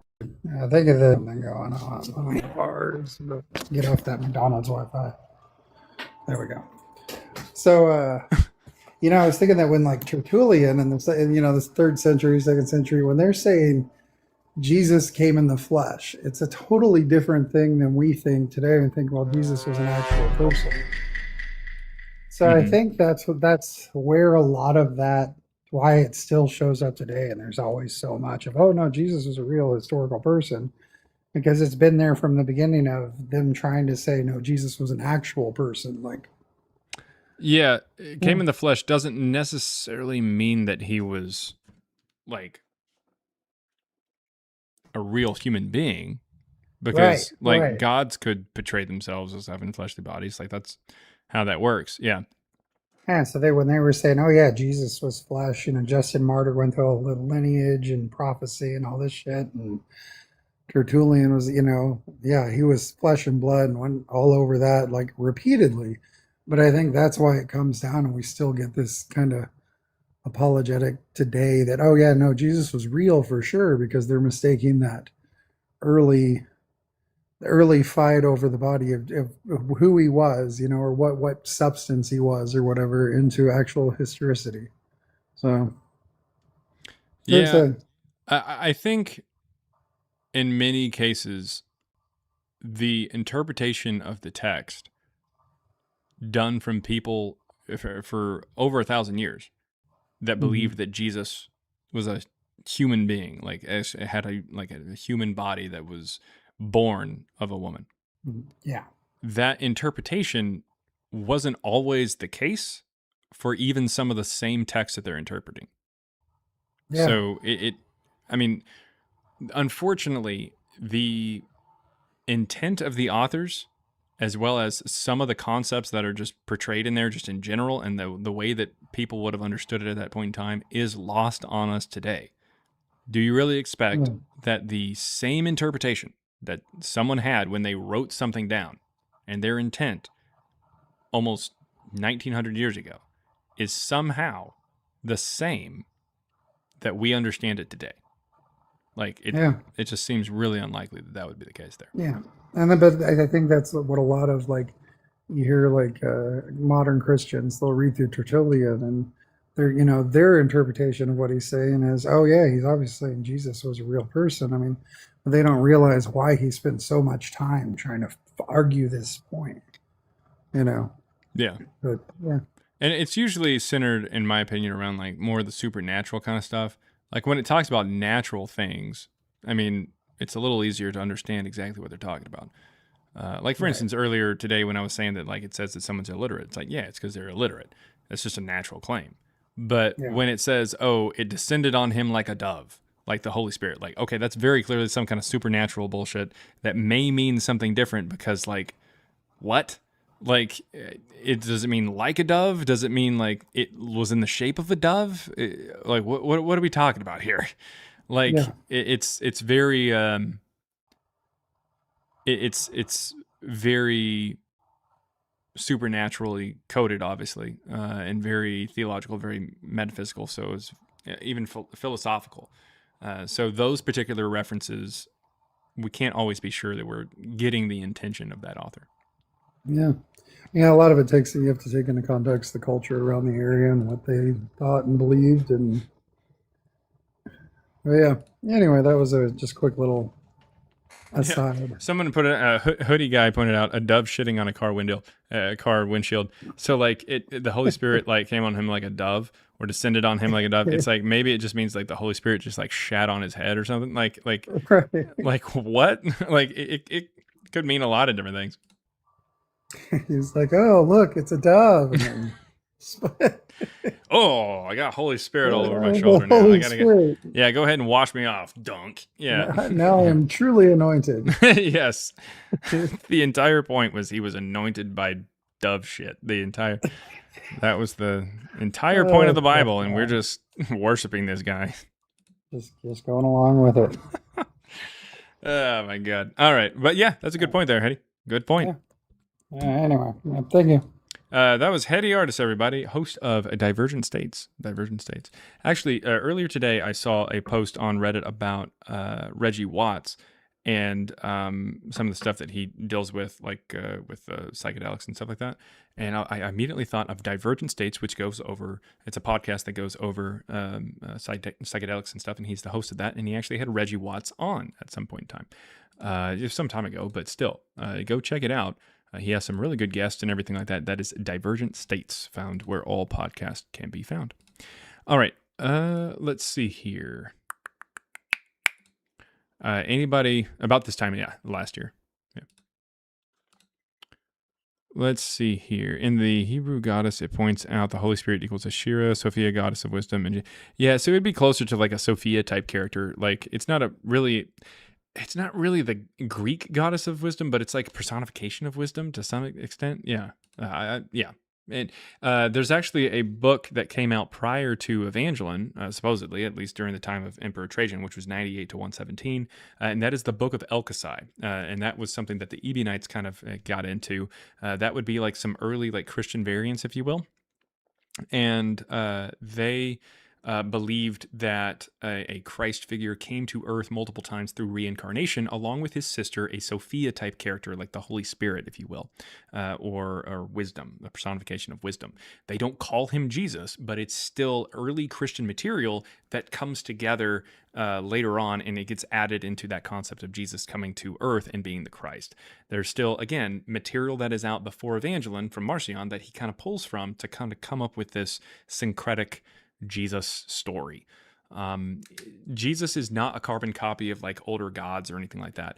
But when you think of gods and when you think of something that you're going to write down, you would think of things that would happen to gods. You would think of things that gods would do. And this is obviously going to be pulled from what you know from different cultures. So it seems like you're copying, but you're not really copying. You're just kind of using tropes. That's how it works.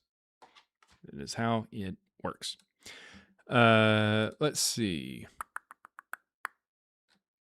If you got any evidence for Jesus or Paul, come on up. Surely, I mean, we're not done yet. I mean, unless more of a conglomeration. Yeah, like yeah, syncretic. Things kind of come together. What is the textbook definition of the word syncretic? There we go. It is combining different religions. Syncretic means combining different religions, cultures, or ideas into a new unified system. It describes a blending process that often happens when separate groups meet and share their beliefs, art, or traditions. There you go. And it happens. It happens. That's why people are like, oh, hey, I see all these different religions. I see all the different cultures and stuff within the Bible or within Jesus. And it's like, that. Yeah, that's called the evolution of thought. Like, to assume that these are just out of thin air kind of concepts that don't pull from anything else is a bit ridiculous. It's a bit narcissistic, really, to say, oh, hey, Christianity is legit because it's new idea. No, the fuck it isn't. Like, even if Jesus was real, which he wasn't, but even if he was real, he's still just repeating shit that our people already knew. Justin Martyr himself said that the Eucharist was something that had been practiced ahead or in advance of Jesus due to Satan. What? So even the Lord's Supper itself is something that very clearly had been around forever. That's why when the Olympics a couple years back or whatever in France, whenever they're like, oh, hey, we have this thing and it looks like the Lord's Supper, and Christians were like, oh my God, there's a mockery of the Lord's Supper or whatever. It's like, no, the fuck it's not. You just think it's the Lord's Supper because the Olympics are Greek and we're doing something that is Greek. This is like Dionysus and stuff. Dionysus. Like, you think that this is the Lord's Supper because the Lord's Supper pulled from this shit. What the fuck are you talking about? Let's see. Oh my God. All right. Text before Jesus here. In the chat. Let me see if I can pull open this thing. It is ridiculous. Can't stand. I don't know who the fuck keeps doing these things, but anyways, I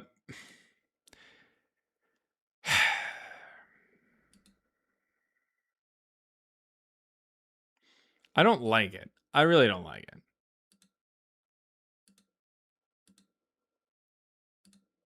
Does it even look? I don't even think it looks like me. Anyways, so apparently, big text here says, howdy, folks. Don't forget to ride the double donkey at the Texas State Fair this year.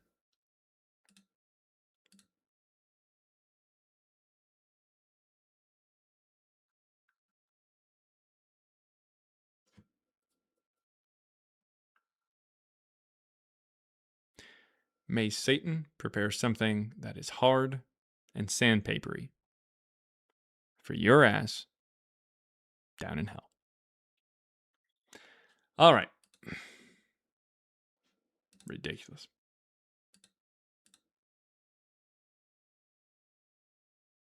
That's definitely a data farmer. Jesus Christ. What is going on? Sam Granger. What is up, bro, Chacho? So earlier I was actually on your live, and I was, I got off, went about my day, and then I was watching this video, talking about Gnosticism, which like got me back to talking about oh God, I'm already forgetting his name.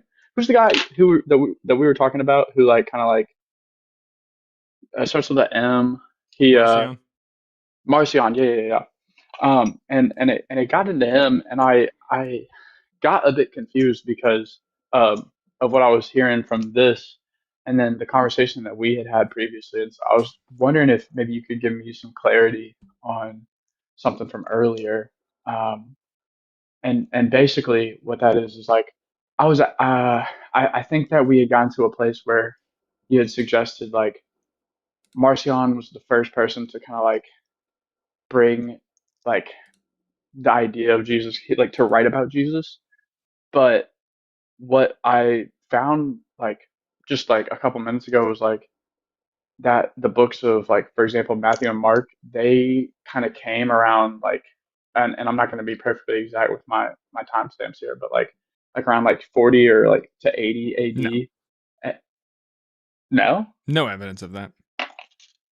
From what I was just looking at, it says like they were circulating around. What evidence? How are they circulating when we don't have anybody mentioning them until the 150s? I mean, I can try to figure this out right now. That's just what I saw. Yeah. Like people claim that because it makes Christianity look good. There is zero evidence to suggest that any gospels were floating around in the first century. No one mentions gospels until 144. Or multiple gospels until 155. Let's see. Is it all right if I'm like looking stuff up right now? Yeah, go ahead. All right, so all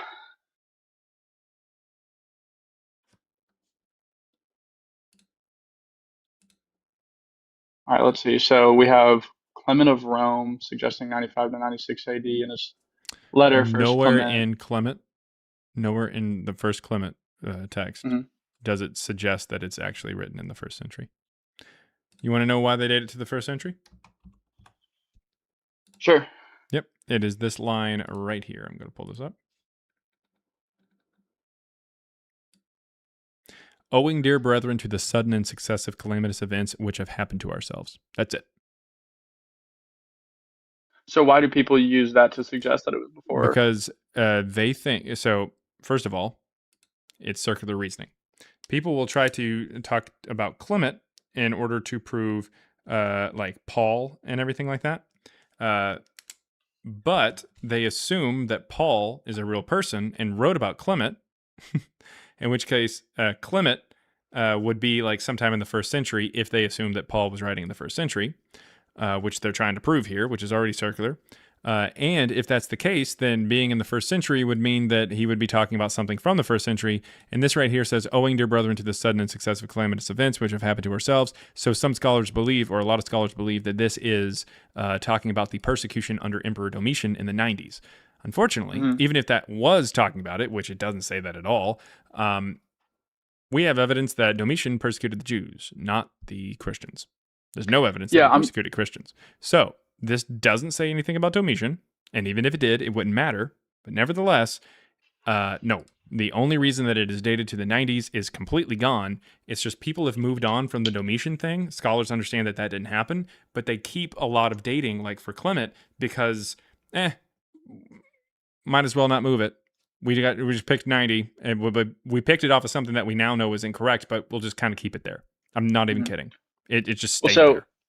So they're saying that they're doing that because it references that thing right there where it's talking about calamitous events based on the rest of what's written there. I mean, what is it most likely in reference to? Like what's that?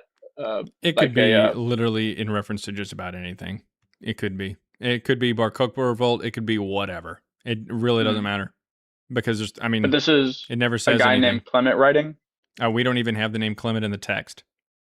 I literally I mean I'm like fresh to Yeah, what we're no joke. conversating right Yeah, now. here, This I'm is going stuff I to don't like. search for the word Clement. It appears on this website, like telling you like the actual almost like the URL or like the category here, and then it says letter to the Corinthians in parentheses Clement. That's literally it's the only two times that it's mentioned. So it's him writing his letter to the church. Who? Clement. We don't have evidence it's even written by Clement. The first time it gets mentioned is in 180. This guy. Who? Clement. No. Okay. So first Clement, which is what you're referring to, doesn't say anything about Clement. And the letter is first alluded to in 180. Or first mentioned in 180. Dog. That shit has me bugging. What? Yeah. You're starting to realize that these claims are built on a house of cards. There's nothing behind it. They're just kind of making assumptions and just kind of expecting people to just kind of take it.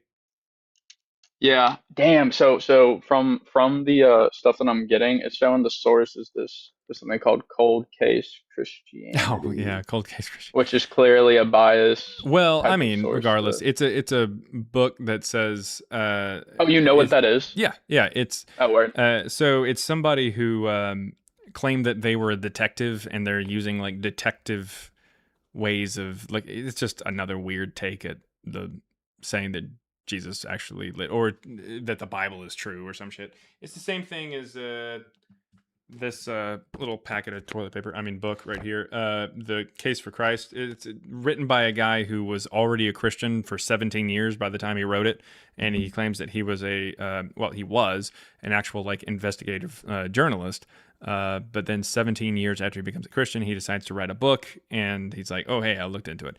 It's just these kind of things. Basically, they just say, oh, hey, I was this, and so you should trust me when I say these claims that I very clearly didn't look into and actually dig behind.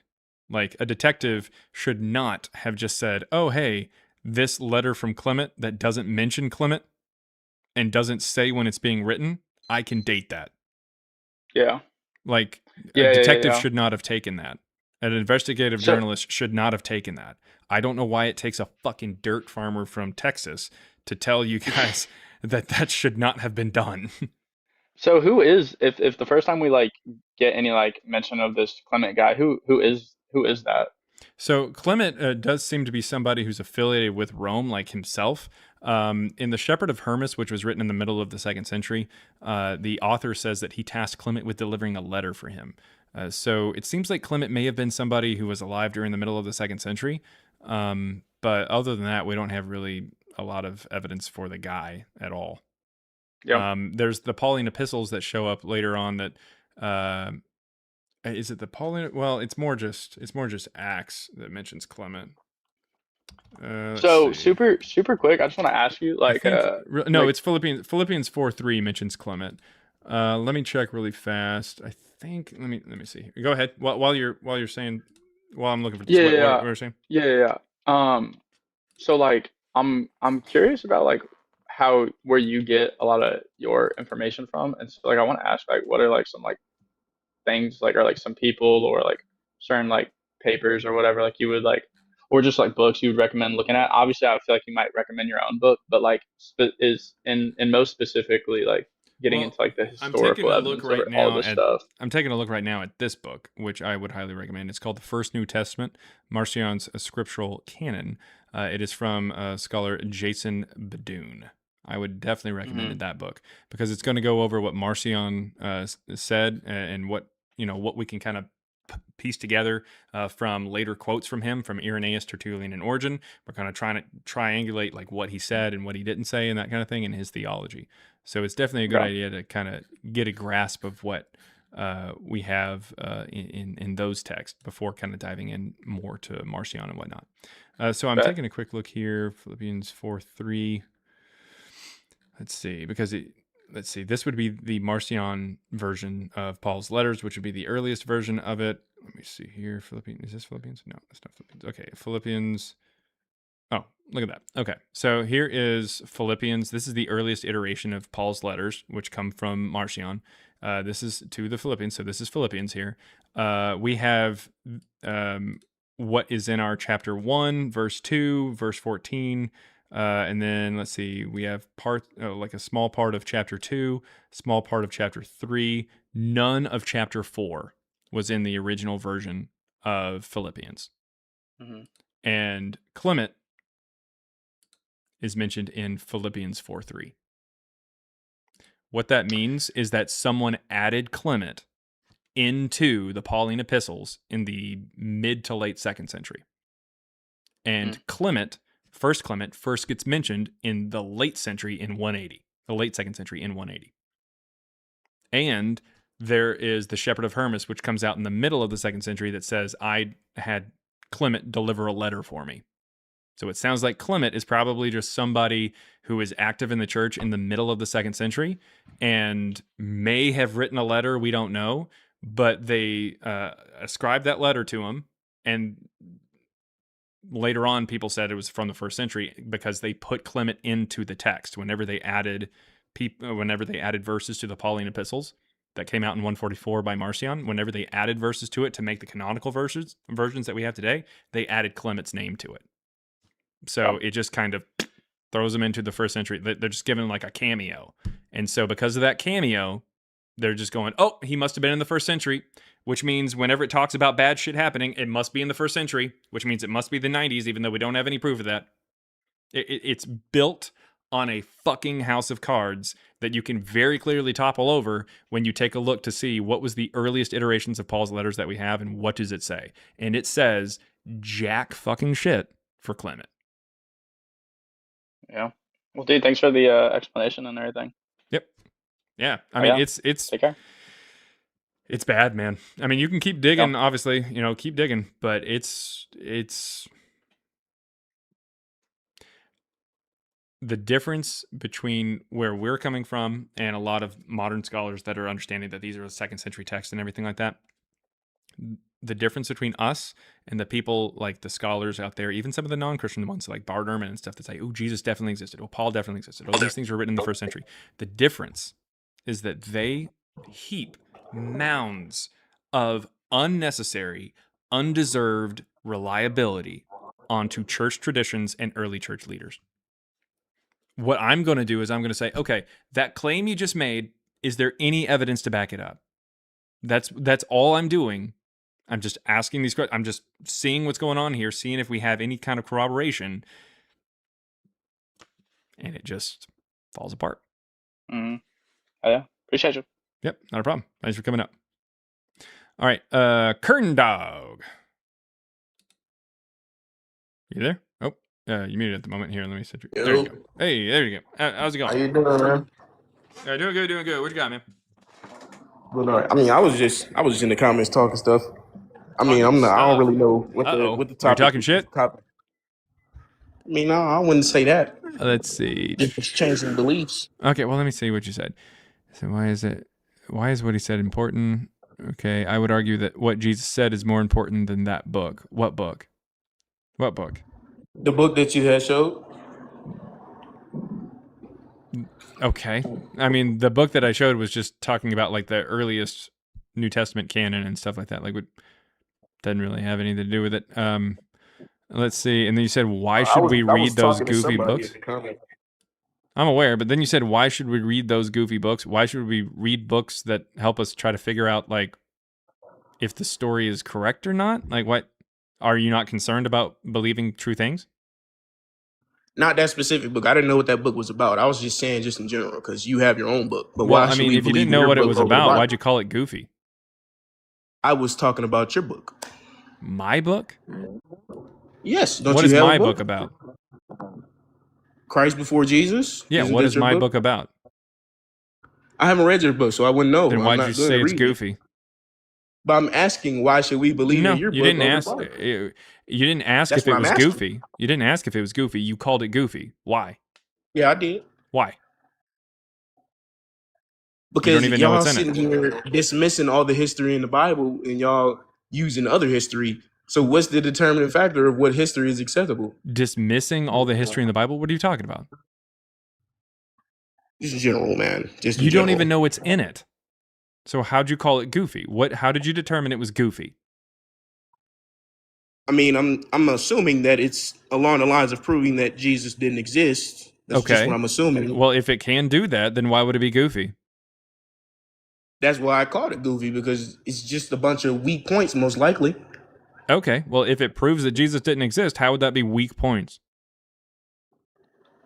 I mean, that's subjective, though. You can't just say it. Proof is not subjective. Because that's what we're saying about the Bible, but y'all still don't accept that, though. All right, well, then show me how it's historically reliable. When it talks about Jesus, show me how the Bible is historically reliable. I mean, I didn't come on here to discuss. I mean, I've been busy. I mean, you called my book goofy. You called me out, and now you're saying that, you know, if it proves it, then it's going to be, or if it tries to prove it, it's going to be weak arguments. So how would you know that it would be weak arguments compared to the Bible? Because, I mean, do you have any evidence that shows that the Bible isn't just a bunch of weak arguments? Yeah, there's a lot of evidence that y'all don't accept. So what evidence do you have that the Bible was historically historically reliable when talking about Jesus? Josephus, whole bunch of other things. Okay. So when Josephus talks about Pilate, what does he say about Pilate? Does he say that he's somebody who gives in to like mob rule, or does he say quite a bit that he doesn't care if a bunch of people scream things that he disagrees with? He's going to unalive the people. What does it say? Wait, what? What? What does it say when talking about Pilate? Josephus's works. He talks about Pilate in multiple books. We're not talking about Pilate. We're talking about Jesus. Well, is Pilate in the Bible? Jesus. We're talking about Jesus. That's what we're proving is a historical person. Okay. All right. What does Josephus say about Jesus? He spoke about Jesus, and he obviously What does he say about Jesus? recognized that Jesus was a historical person. So is that not enough proof for you? Oh, you think he did? Yes, he spoke about him. Yes. Okay. Is Josephus a Christian? I don't know. You tell me. I mean, you're the one who brought him up. Tell me about him. I mean, you tell me. You tell me. I don't know if he's a Christian. I'm asking questions. Is he? I don't know. I mean, you brought him I up. It's your source. Tell me about your source. Enlighten me if you do. Tell me about your source. Enlighten me. Enlighten me. Are you saying you don't know about your source? You don't know any information about him? I mean, I know certain information about him, but if you're gonna what do you know about Josephus? Lay it on us. What do you know about Josephus? Tell us all let the me know if information about Josephus him. was a Jew or not? Was he a Jew or not? Tell us all about what you know about Josephus. Go ahead.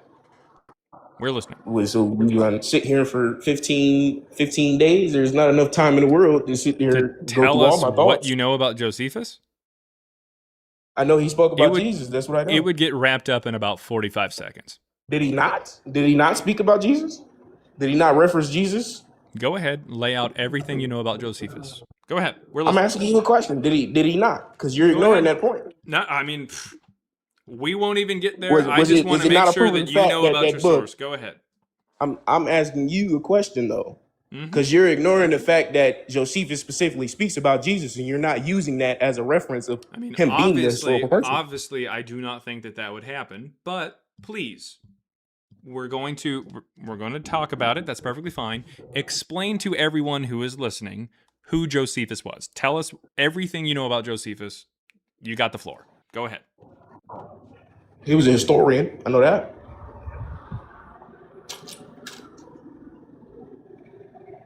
Is that not enough?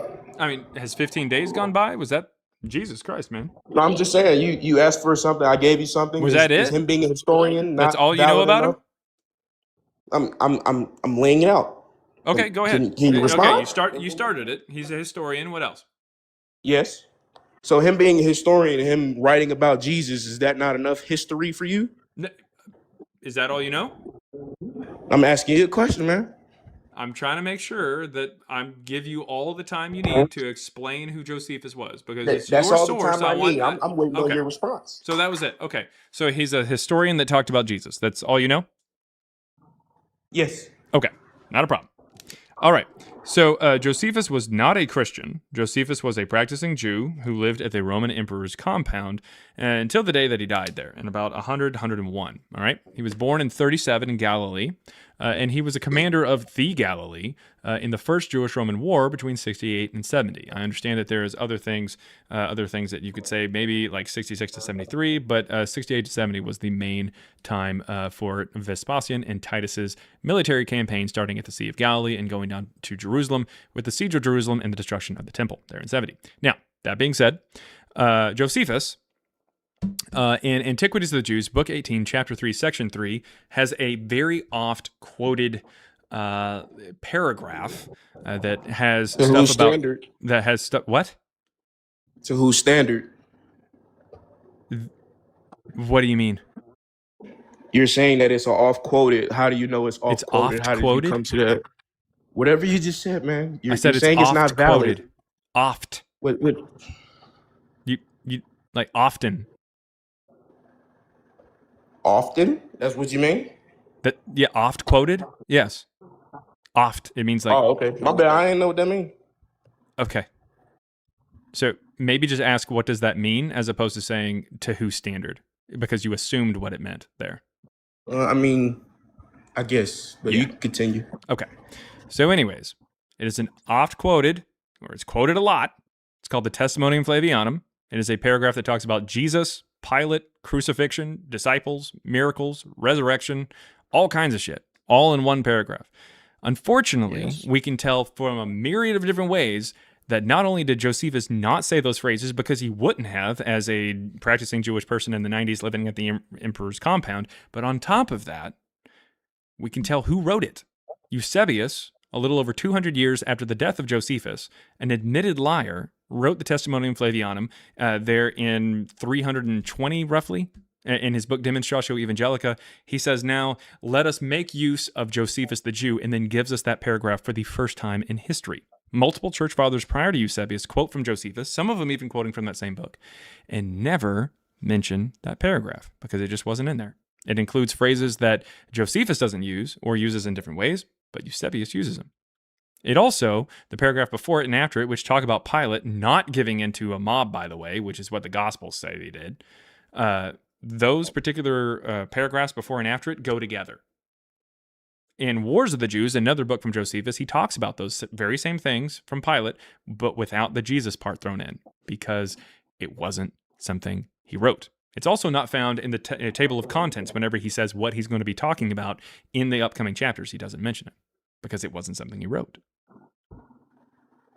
So you're saying it admitted liar, falsified a document and added it in there? That's what you're saying? Yes, it's called an interpolation. Eusebius was, he was... That sounds real convenient. I'm not going to lie. It sounds real convenient that one part was taken out. It sounds real not convenient. Taken out, put in. To fit your thought process on it.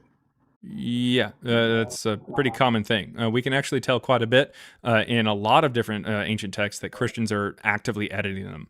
In fact, in the 11th century, which is when the oldest copy of Josephus that we have actually dates to, we also have a text from a guy named Tacitus, a copy from his works that came out in 116 initially, and we can see in those we can actually see edits being made, like right here, the word right here.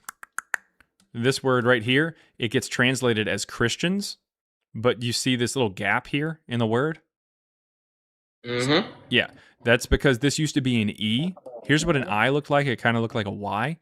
Here's the I in Tiberius. Here's the E in Tiberius. This used to be an E. So it's very clear that this was edited. Christians loved to do this shit. In fact, they even put in the margins over to the side the word Christians with an I, so that they could actually make sure to go back and change this in future manuscripts, which they do. All manuscripts of Tacitus's book, which I just showed you, going from the 11th century or later than the 11th century one, all say Christians with an I, because the Christians love to change things, edit them, and then correct them over time. So we actually see sometimes edits being made. We see little problems or changes. We can see this in even the New Testament. We can see Apellos changed to Apollos and stuff like that. Like we can change, we can see these changes in names over time. Mm-hmm. Can you pull that what's it called back up? The manuscript here that I had pulled up from Tacitus. Yeah. Yeah. Oh. Let me see if I can pull it back up. Well, for some reason it's being weird. I don't know why it's being weird. Just give me a second. I mean, we're all human. I'm sure you can agree on that. We're all human? I know. Yes, we're all human. We tend to make mistakes sometimes. And back then, they didn't have the tools that we have now to cover up the mistakes. So I'm asking you to pull it back up because I want you to point out the things that were changed. Okay, there we go. Okay, go ahead. So what things were changed again? Go ahead, point them out again. The thing that was changed was this word Christians here. Christians, it's not just Christians with an E. Instead of Christians with an I right here, it had an E. That's why you can see part of it being erased right here. You can say the eraser mark. Here's what an I looked like. Or an I? Mm-hmm. Christians. It's not just a simple spelling error. Christians was actually how Christians actually spelled their religion. In the earliest codex for the New Testament, which is Codex Sinaiticus, it actually has Christians written in the book of Acts and in Peter. Christians. Actually, Justin Martyr, one of the most prolific second century Christian writers, said Christians as well. When it comes down to the translations, now those edits that are being made, does it change the meaning of the text? Yes, it does, because the term Christians appears in an inscription over in Rome that dates as early as 16 BCE. So apparently the group had been around before the supposed birth of Jesus, or at least before the ministry of Jesus, or when Christians claimed that they were first called Christians over in Antioch in the 50s. So very clearly the religion had been around prior to the supposed Jesus character. So we can tell that people are kind of going back and saying, hey, this is our origin story, even though that wasn't their origin. It's just a later mythology. It's a later claim. It's kind of like the book of Esther. The book of Esther is a book that of a story that never happened. It doesn't fit in time, and we can see interpolation, or not interpolation, we can see anachronisms, things in the story that don't fit that time period that it's kind of saying it's in. It doesn't really fit. But it is a story. It's an interesting story. It's a cool story. It's actually like literally my favorite book of the Bible. But Esther in and of itself, did not happen in history. That story did not happen. It serves as a like a backstory, like a myth that is describing or explaining the origins of the Feast of Purim, which is a Jewish like feast or festival. So it's just a story that explains why they do something, why they have this ritual, why they have this practice. I don't mean to interrupt you, but you're getting off topic a little bit. I want to go back to the text. No, I'm not. So I'm explaining that like this is a very common thing where people would have. So please, I want to break it down. We will go back to it. Just please let me make my point. We have mythological stories that try to explain an origin for something that didn't really have that particular origin. It's just a fake story. So in this case, we can tell that based off of this term, this is a religion or this is a group of people that were around sometime and were causing problems, or at least around and had been named, because it says that they were called Christians by the populace and hated for their abominations. It then goes on, obviously, to say that they admitted guilt to burning down Rome, so I guess they're domestic terrorists, but regardless, the point is, this group had been around, and it had been around before Jesus was supposedly born. Later on, they have a story of Jesus to try to explain where they come from. But go ahead. What was your question? Yeah, I mean, pull the text back up. Mm-hmm. And that point that you just made, it doesn't matter. Okay. Yes, Christians were a thing before Jesus came because that religion has been the same. That doesn't make any sense. Christians were a thing before Jesus came? Yes, their mindset, their focus on one God, it was all the same. Yes, the name Christians became a thing after Christ. No, you just said Christians were a thing before Jesus. No, I'm talking about the thought process and the theology. No, well, behind unfortunately, the it's not just the thought process, it's also the name. That's the problem. No, that's what I'm talking about. The name means nothing, essentially, when it comes to the thought process. They had the same thought process before Jesus came. And the name? That's what I'm saying. No, not the name. I didn't say that. Well, unfortunately, CILVI 24944 would also say that the name shows up prior to Jesus. That's the problem. The inscription in Rome, called CILVI 24944, dates between 16 BCE and 37 CE. So that would be... So that's exactly what I just said. It existed beforehand. Okay, so I guess the religion and the group was around before Jesus. Sounds good. So it didn't start with Jesus. Fantastic. What else you got? Pull the text back up. Do you what language is that? This is Latin. Latin. Do you know how to read that? Most of it, yes. Can you read it and like just point out where you're reading that from? I already pointed out things. What did you want from the beginning if you would like? No, we're not going to do that. What are you looking for? What part do you want to take a look at here? I want you to read it and explain the changes that you're saying and how it affects. I already the meaning. explained the change. That's why I already explained what it does. Can You just you having read me it? do it again. I did. It's this term right here, which is Christiane. What else you got? I mean, you don't want to read it, so I guess I'll just go about my day. Christianos. Yeah. So I already read it. This is Christianos. What else you got? I'm talking about the whole passage, so we can What do you mean understand the the whole meaning passage? of the passage, and if it changes the meaning. The whole. From the no. beginning. If you The don't only want thing to, that's I been mean, the I'll only just thing go that's about been my day. changed is the term that's used. What No, what do you think the but passage when is it going comes to to do? those specific terms, you have to read it in context to understand if it changes the meaning. That's why I want you to read it. It's talking about how the Christians were blamed for a fire in Rome. Yeah, I'm just asking you to read it. If you don't want to read it, I'll just go about my day. That's what I said. Okay, what is that going to do? I just explained that. Okay. So we can read the They are- context behind it to see if it truly changes the meaning. Okay. What does somehow this being Christians versus Christians? What do you think that means, or how do you think that doesn't change the fact that it's connected to the word Christians? It's Are you not the gonna read it or meaning not? of it. I'm not telling you what the meaning is. That's not what we're talking about. I'm not I'm not interpreting this. asking you to tell me the meaning. I'm asking you to read it It's so I can Christianos. see what it says and see if it affects the meaning of the text. What meaning do you think there is? We're not talking about the meaning. Because you're saying certain words have been changed, and of course Yes, that can and we change can the see meaning. it. We Yeah. can see that it's been changed. Why do you So keep read it bringing from up the start. meaning? That's all I'm asking. Why? I mean, you don't have to. I told you if you don't want to, I'll just go about my day. But I'm just saying. Okay, can you're you just read you're just trying to pivot over to something else because we're not talking about the How meaning am I of the text. pivoting? I'm asking you to read the text that we're For discussing what reason? right now. Is that a for problem? what reason? Is reading the text not important? Let's go ahead Yes, and read it. not reading it is or reading the text is not important. Yes, that is true. Not reading the text is not important because we're not talking about the meaning here. We're talking about the word that is used. The Are you meaning gonna of the read it? text doesn't make any sense. Like we agree that it's talking about Christians being blamed for the fire in Rome, right? We're talking about a We group that haven't is blamed agreed for the on fire in Rome. anything. You were giving your standpoint. What do you on think it. I said Tacitus is nothing talking about about it. here?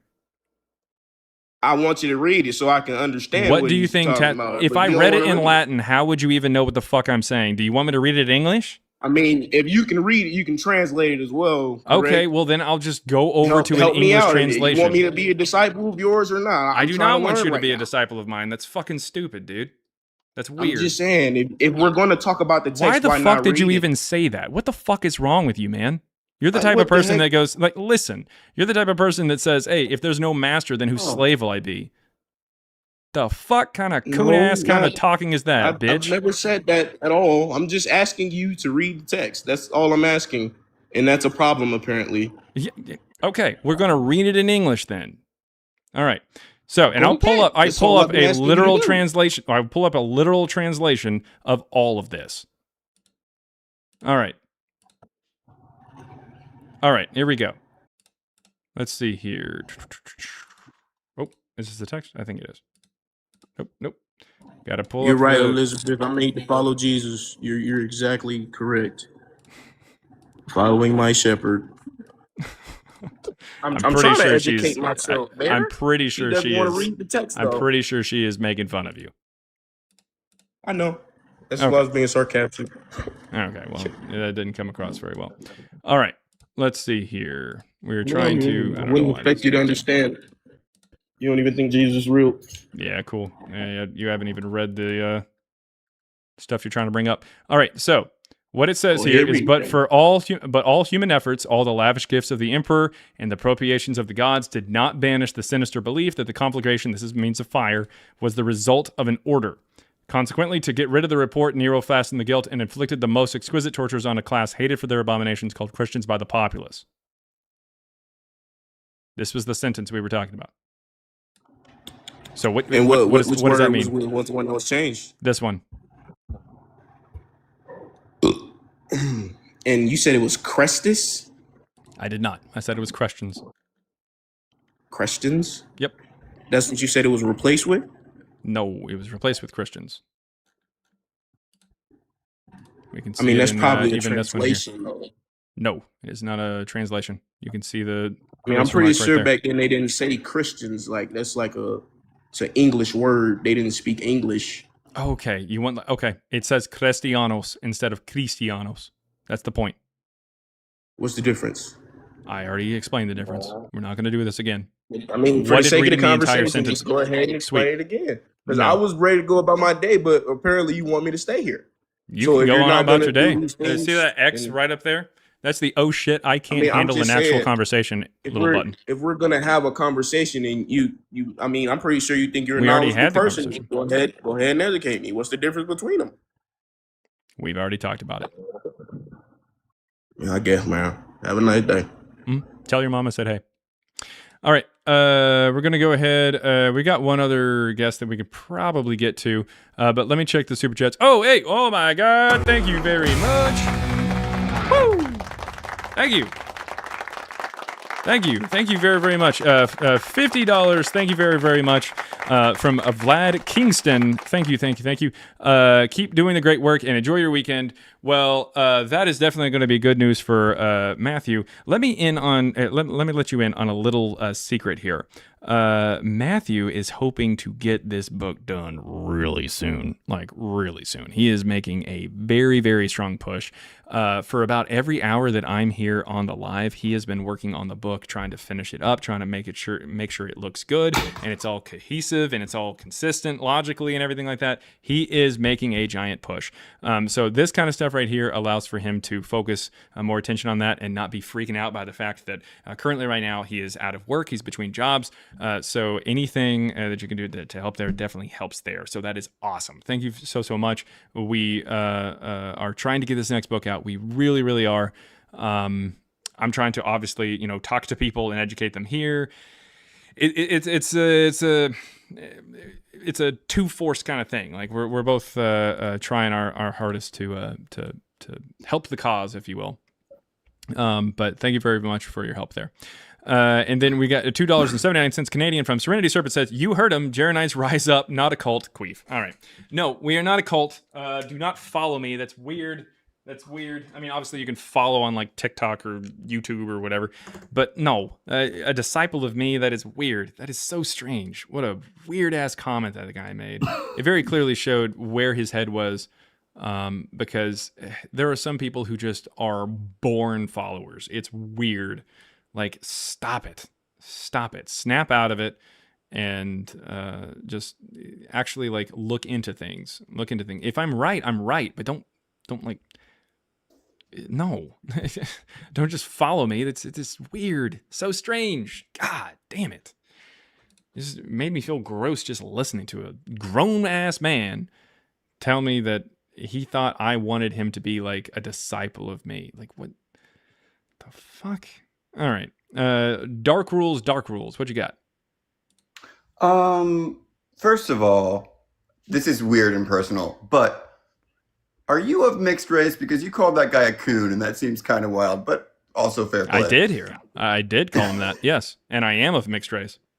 Yeah, that makes sense. Okay. No, I actually just Did you want to hear me say it again? No. I mean, I generally, as far as that word goes, I agree with you. Just kind of an edgy thing to say.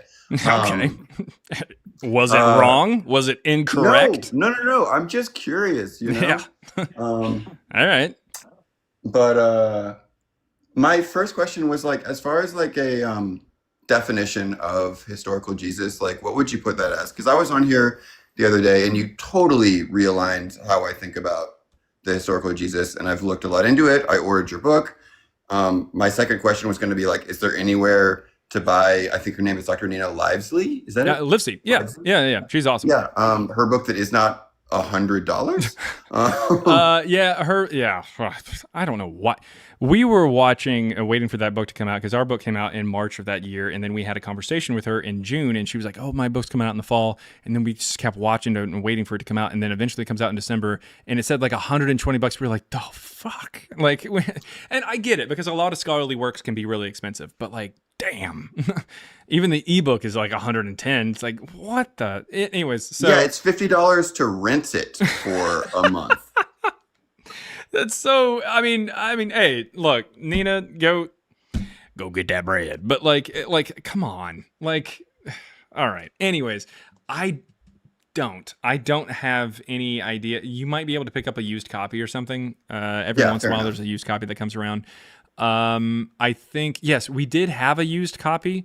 So Matthew actually bought a copy of it a long time ago. My co-author. This was like. I think now maybe 2 years ago or so, and we did a giveaway here on the live, and there's a particular person who won that giveaway, and then we decided to give away a copy of our book, and the same guy won it. Rigged. Yeah, rigged economy. It was rigged.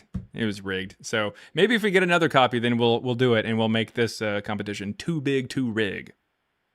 Yeah. Anyway, so I'm not an ebook guy. By the way, that was not a shout out to Donald Trump. That was a shout out to Ghost, who's coming out here next weekend, I think, is when Too Big to Rig from Ghost comes out. So go check that out in theaters. Anyways, keep going.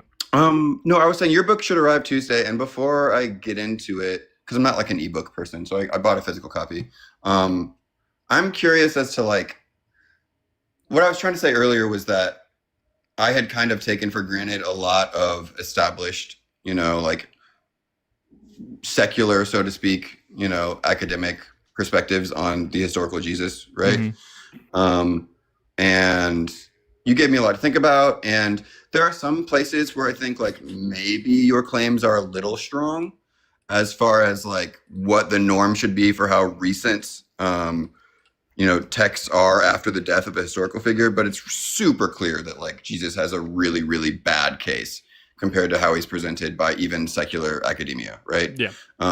So I think we're pretty much on the same page. But my question going into like looking into this deeper is like, what level of Jesus would you be willing to like concede, I guess? Or like, would you be willing to concede that there were 1 to 10 apocalyptic Jewish preachers in the 1st century BCE or 1st century CE? I am willing to concede that there is a name of a person who may or may not have existed, or okay. I'm willing to concede the idea that, like, say, Jesus ben Sirach existed and wrote Ecclesiasticus or the Wisdom of Sirach in the early 2nd century, and they got the name from that guy. I'm willing to concede that, but it's still not the natural Jesus. It's a Jesus in name only, or a Gino, as I like to call him. Yeah. So, I mean, okay. I'm willing to concede Ginos. And can you define what a natural Jesus would be and what? I guess well, if I'm you saying, define so Jesus, our position is that even the natural Jesus. Jesus, you take the supernatural claims out, take the miracles and shit like that. We would say that what's left that's depicted there in the New Testament did not exist because it contradicts with itself, it contradicts with reality, it contradicts with geography, it contradicts with like Jewish traditions and stuff like that of the time. It's presented in third person omniscient where you're able to hear behind walls, so some of the stories are impossible like logically and stuff like that. And once you take all of that out, the guy that's left, there's barely anything in there. So it's like, okay, and that guy I still don't think existed. It's just some, yeah, it's just so some it's story. like it's not detrimental to your case or like against your case to concede that there were probably or potentially at least real people that contributed to this myth. So we actually addressed this in the first chapter of our book, where I'll actually read directly from it here. I think it's the section that I wrote, so it's going to be in my words. So if it's got a bunch of spelling errors, because of me, but I don't think that's. You call them Christians? What? Huh? Here's a joke about the last guy. You said spelling errors, and I asked if you called them Christians. Son of a bitch. All right. Let's see here. So, okay. There is a section here that says, could Jesus be an amalgamation of multiple itinerant rabbis at the time? And let's see. One of the ideas put forth by historicists is the idea, historicists, by the way, are what we call people who believe that Jesus historically existed. The opposite of mythicists. Yeah, exactly. One of the ideas put forth by historicists is the idea that Jesus could have been multiple first century teachers rolled into one. As you will read later, this is a fairly accurate idea, kind of, sort of, in the sense of what I just talked about. The only issue with how it is usually presented is that it typically implies the natural version of the gospel story happened in part to someone. It claims the life in Nazareth may have belonged to one teacher, while the Sermon on the Mount could have been preached by another. We are absolutely granting some credence to this concept, but before you start reading here and grant the historicists a victory, you might be, as we say in the South, counting your chickens before they hatch. There is definitely proof of different stories coming together to form the gospel narratives, but transferring the natural story of Jesus from one first century character to multiple isn't showing the complete picture. So in other words, it says specifically where the ideas of Jesus came from. It's important, and that's what we're trying to figure out.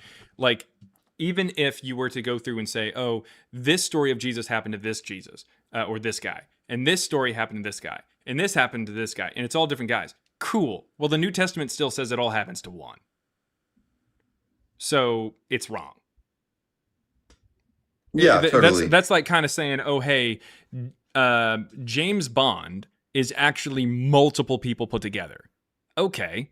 Like, you could try to do that with just about anything. Realistically, you could approach the same way that that approach is done on the Bible. You could approach literally any work of fiction. Anything that's impossible, like magic and stuff like that, you just toss it to the side, like miracles. And anything that's natural, you just say, well, there's a possibility that this can happen to this person, and this happened to this person, and this happened to this person, this happened to this person, so therefore it's a real person. What? No. Not at all. At a certain point, you've pieced it together. You've made piecemeal of it, and it's no longer a cohesive story as the New Testament presents. That's why we say that the Jesus that is presented in the New Testament did not exist, because it's presented as one guy who does all of it. I mean, obviously, yeah, I mean that's kind of there's a guy who was crucified.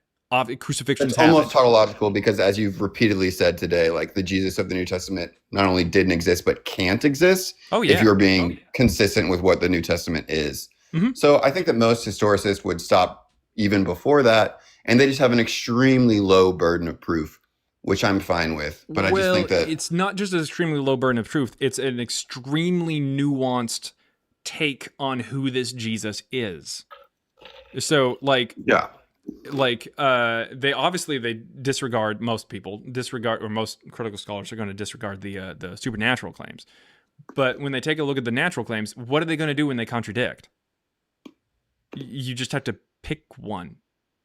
And that's where the nuance comes in. They have to come in and say, oh, well, my Jesus, who I'm thinking of, did this, but didn't do this. He did this, but didn't do this. Okay. I don't know why you chose that Jesus. Yeah. And even if you did, we don't have evidence for that guy. No, I think it's say kind we have of a the low same bar. Yeah, I think it's kind of the same as what I said earlier about the potential dating of physical documents to, like, how long do we expect there to be physical writings about someone if we're assuming that some things were copied, right? And that not all texts in that time period survive, right? You know, if we say 10 years after is a normal period or 20 years after is a normal period, right?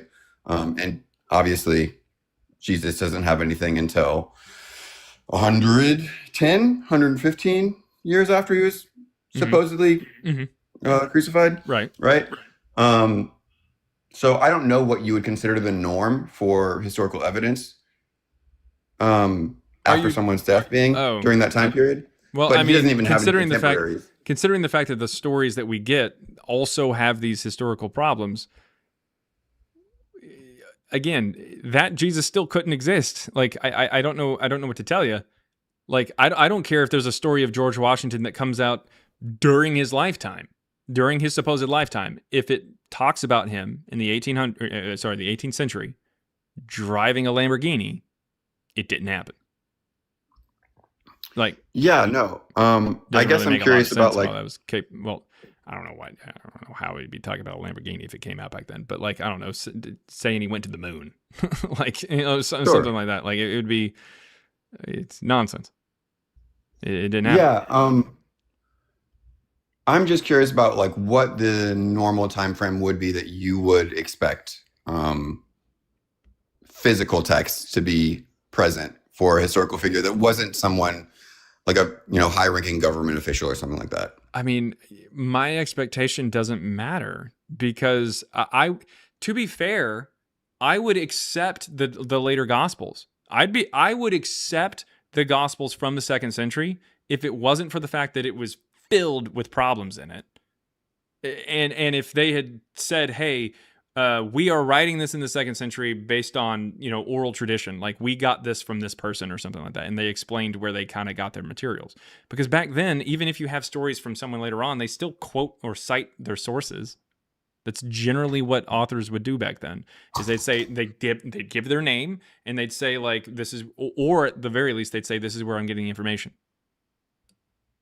That's so what I'm saying. Time like, frame is like almost I moot considering wouldn't even how have much of a inconsistent the problem. text is. I wouldn't really have that big of a problem with the New Testament showing up in the 2nd century if it didn't highlight these massive issues like anachronisms. And obviously if it was just a story that didn't have miracles in it, that'd be great. Great, cool. 100 years later, we get some story about a guy who just had a following. Awesome. Guy named Jesus had a following. Cool. And that's it. But no, it gives so much information that we're able to actually compare it to the time frame and be like, did this actually happen? And that's where it goes falls flat. The more information you give, because I know that you've probably heard the idea that extraordinary evidence requires extraordinary claims require extraordinary claims require extraordinary evidence, which I think is Hume. I thought it was Hitchens, but maybe not. But it doesn't matter. The point is that's fine. It's Hitchens quoting Hume. Oh, okay. But the thing is, ordinary claims require ordinary evidence. Sure. Yeah, you're making a claim. Show me the proof for it. Yeah, it doesn't have to be supernatural or something. It doesn't have to be crazy, but just give me anything to go off of. The problem here is it doesn't just say something vague. It doesn't just say Jesus was a guy. Jesus was the guy with the following. Okay. Jesus was the guy who was born in Bethlehem. I can believe that. There's probably plenty of people named Jesus who were born in Bethlehem in the 1st century. Okay, cool. But then it starts making claims like, oh, he had a following, and then he got crucified, and then he turned over the tables of the temple, and all these other things. Not even the supernatural stuff. And it's like, okay, where are you getting this idea? If you tell me there's a farmer in the 1st century, I'm going to believe you. But if you tell me there's a farmer in the 1st century who has 3 brothers named Joseph, Jude, and James, I'd be like, what? Okay. How? How did you know this?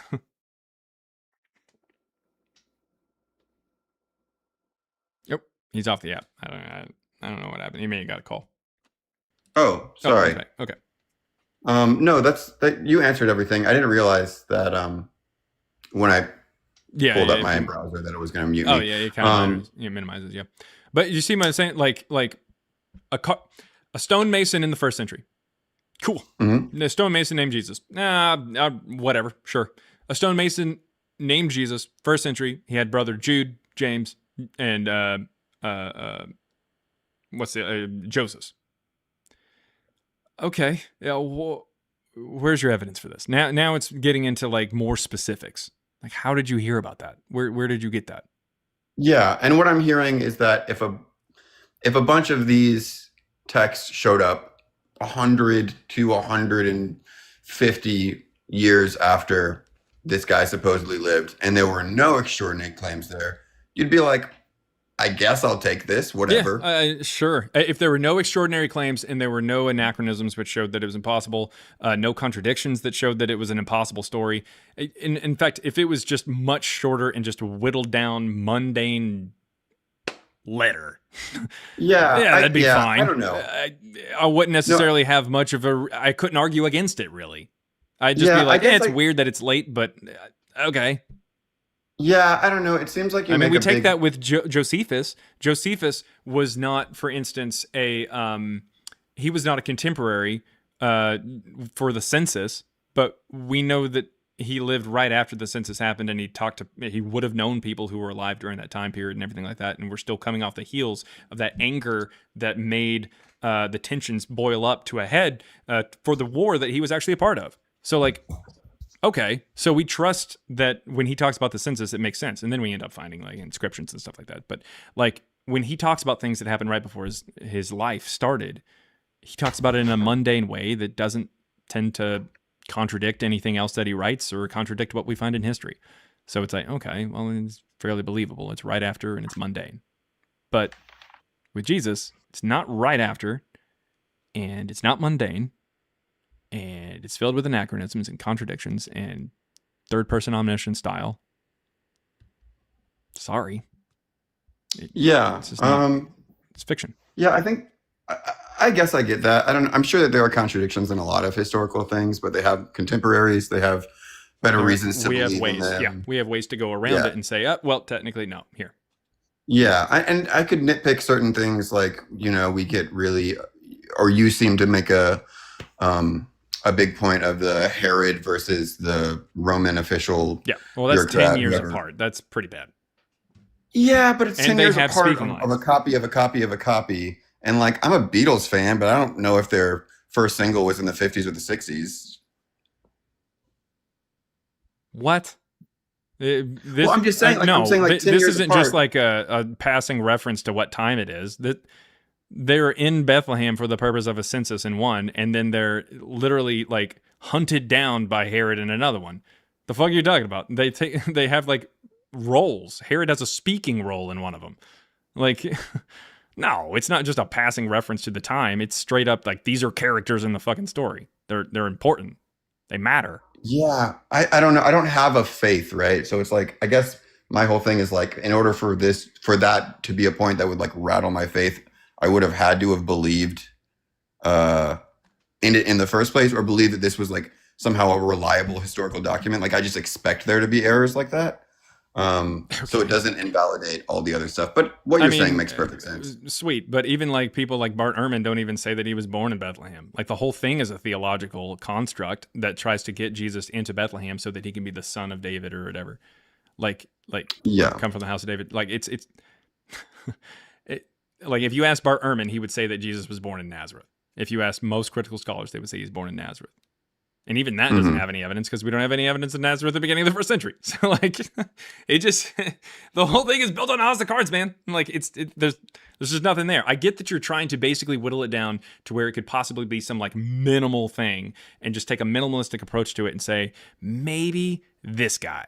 But like, no, not even that guy. Even that guy has problems. Even that guy doesn't line up. Even that guy, if you were to go back in time and present that guy to the Christians, they would go, who the fuck is that? That's not the guy. Like, they would have a problem with it. It's dog shit on top of dog shit. It's turtles all the way down.